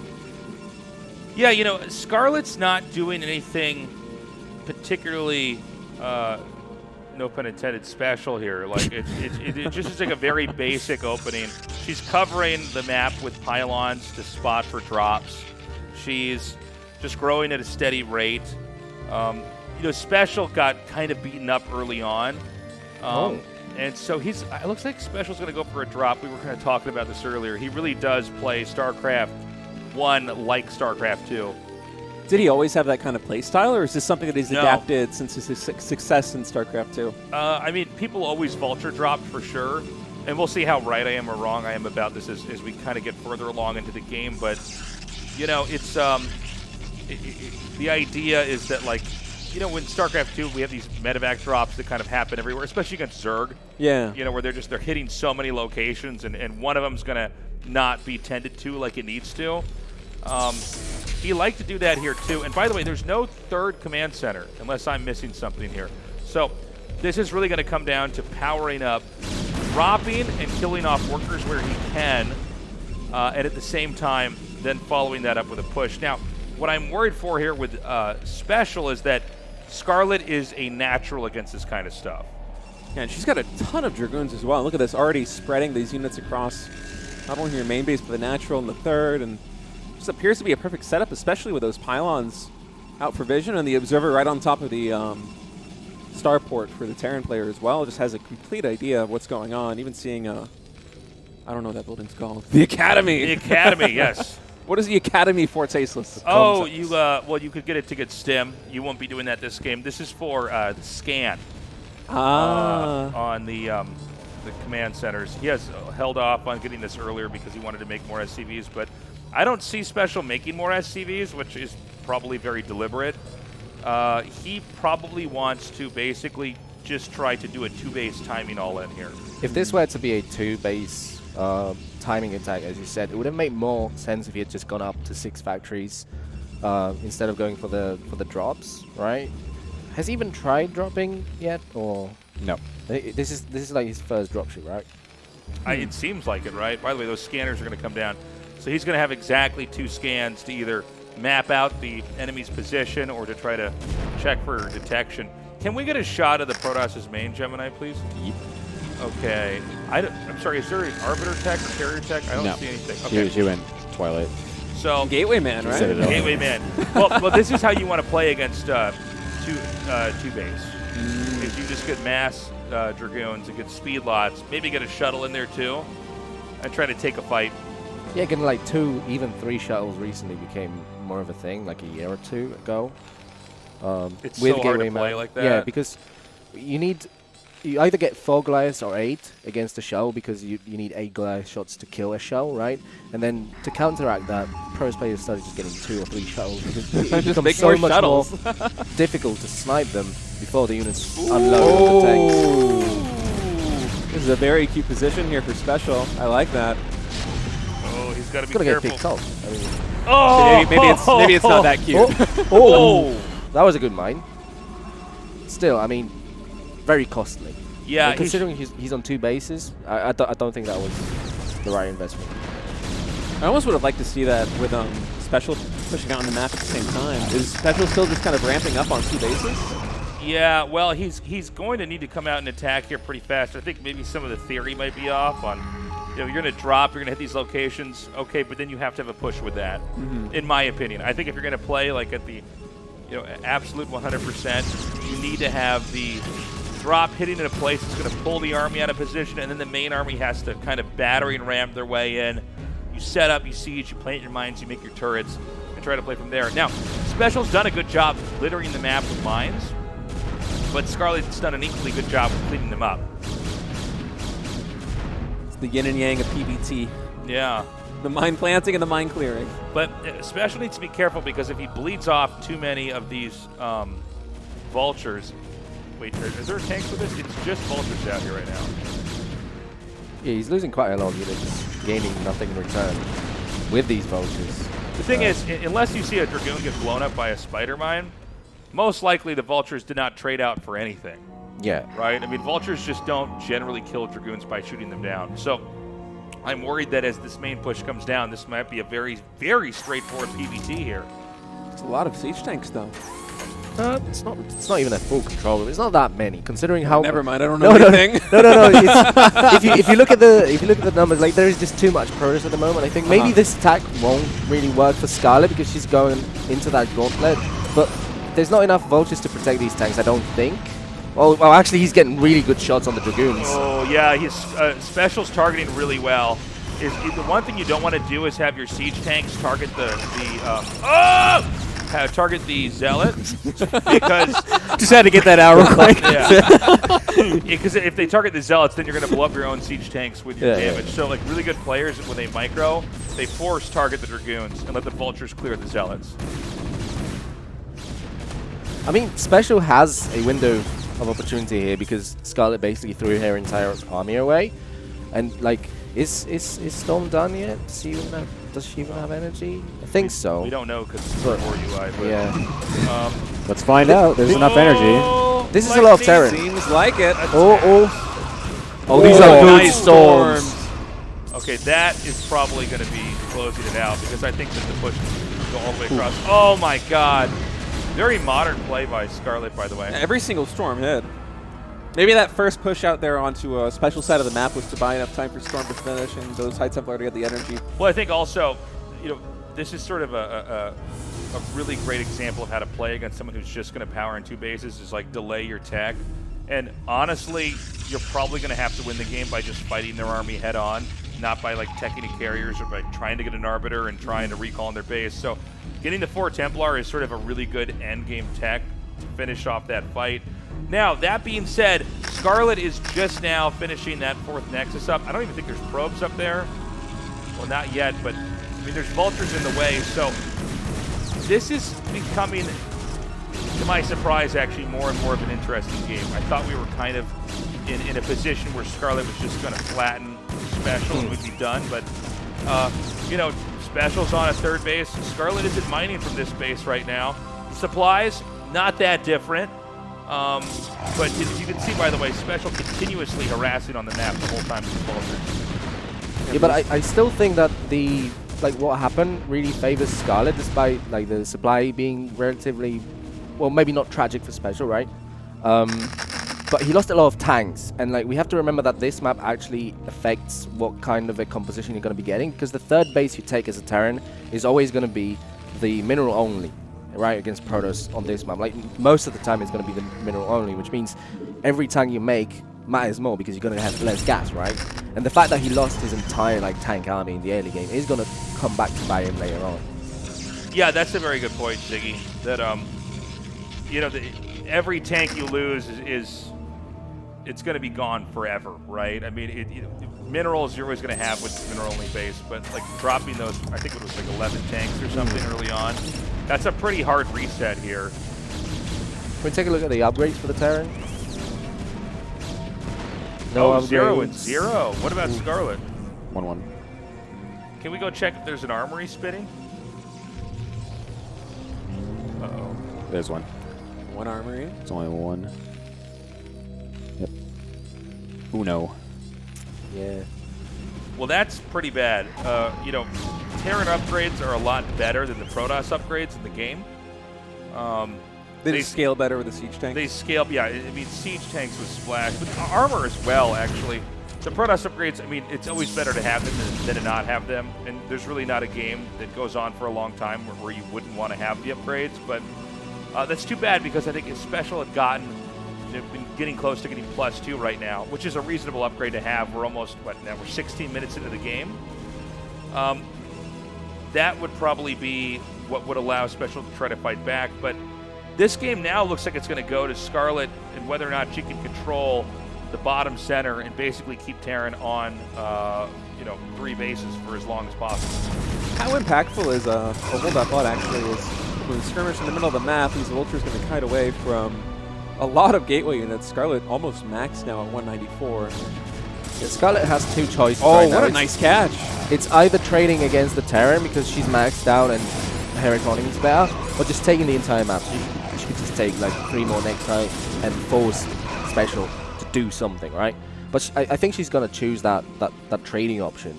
Just constantly throwing units away at the Terran, just like you would play Zerg in StarCraft 2 when you get maxed. Yeah, it certainly does seem that way. You go at that. Yeah, Protoss is definitely like a Zerg in this matchup, for sure. Now, Scarlett's going to try to come in here. Now, one of the hard parts about Protoss really is that, like, you can try to come into these angles. And kind of under or overestimate your ability to break it. It seems like Scarlett has calculated this one very well, and I don't see any more tanks below this. That's going to be it. GG. Special falls, and Scarlett wins that match. I'm going to say that was a great series. Yeah. Great game, I guess you could say. Yeah. Scarlett's good at Brutal. She's so solid. Wow. It's crazy. The build was like stylistically sound, right? This is something you would see from like a pro, just optimized better. But Special had the right idea, but maybe not really the right build order. You think it was an execution issue? From the I think it Special was like side, an ordering like issue, build orders, I think. Like the idea wasn't. It's hard to like pinpoint what I mean to say, but like if we focus on Scarlett, like she played a stylistically sound thing that you would see from a pro, but just optimized better. Yeah. I think like from A to Z, Scarlett like hit all of her marks. Special did seem to like want to do this 2-base timing, and then he started dropping a bunch and harassing, and that's kind of how people played in the old days. But it feels like now if you're going to do a 2-base build, which by the way I think is pretty hard for Protoss to fight against if it's done right, all the pieces need to come together perfectly. So your drop is going to hit in the ideal location, and your push will come in. You'll get wedged into a spot, and then you try to take advantage of that and win the game. And I think there was a little bit too much harass where, you know, if you're not being pushed, all you have to do is the Protoss is like just run around and kill off the vultures and protect your probes. And it made for a pretty tough game for Special. And Scarlett's defensive setup was really great, too. I mean, she had a spread of Dragoons everywhere. She walled in the natural really quickly, had pylons spread across the map between her base and Special as a spot for drops, too. So, I mean, Special, perhaps he was trying to find a better opening with his drop ships to actually get some damage in and had to settle for that kind of small drop by, I think it was the third base of Scarlett. That really didn't get too much done. Well, and it was like a cool attack. I mean, he had the vultures there and the tanks are in the back, but like, you're probably better off just dropping 4 vultures in the main and then having all of your tanks come out and trying to cut off the third in the natural, basically. I don't think we need to do interviews, do we? I think we're good. Josh's like, just go home, guys. Get out of here. Guys, thank you so much for joining us. Can we put the StarCraft 2 bracket on screen? I don't know if we have the Day 2 schedule graphic as well, but we'll take what we got. Day 2, here we go. So, guys, we're going to be back at 1 p.m. KST on this channel. We're going to continue on with the StarCraft 2 semifinals, third place, fourth place, grand finals. We will have a special Brood War show match sandwiched in between that, probably around that time of the show. That'll be Snow versus Barracks, another PVT. Cool, and Solar and Astrea are going to be the top semifinalists. Ragnarok and Percival there on the bottom, so a little bit of everything. We got a Terran, 2 Zergs, and a Protoss in the top 4. David Kim wins again. David Kim did it again. That's going to be a fun top 4 finish, too. I mean, Astrea, we didn't get to see too much of him in GSL, and Ragnarok, GSL finalists. It's going to be a fun day. It's going to be a lot of fun. And, of course, we're going to end the day with the StarCraft 64 tournament. We've got our controllers ready. I can't wait. We're doing our thumb stretches, making sure these part of the thumb is good and ready to go, so don't pull any muscles. We managed to raise a little bit over $3,000. I'm sure that there's still some sales coming in from the merch. Check the merch out, tastelessthreads.com, and we're going to try to raise $5,000 by the end of tomorrow. If we do, we will unlock Tasteless Land Party 3, so we do hope to earn your support for that starting tomorrow at 1 p.m. KST. And we've got some other goals as well, but we'll get to that when we get there. Any closing thoughts, guys? It's been a lot of fun, man. It was a treat to be here. I wasn't there at Tasteless Land Party 1, and it's just been a blast. Well, I'm glad to have you guys. Gemini, excellent work. Ziggy, excellent work as well with the observing and the casting. And everybody else here who was with us, we appreciate it. Guys, thank you for joining us. We will see you tomorrow. We're going to get some dinner and wake up and get ready for some more StarCraft. Take care, guys. Bye-bye.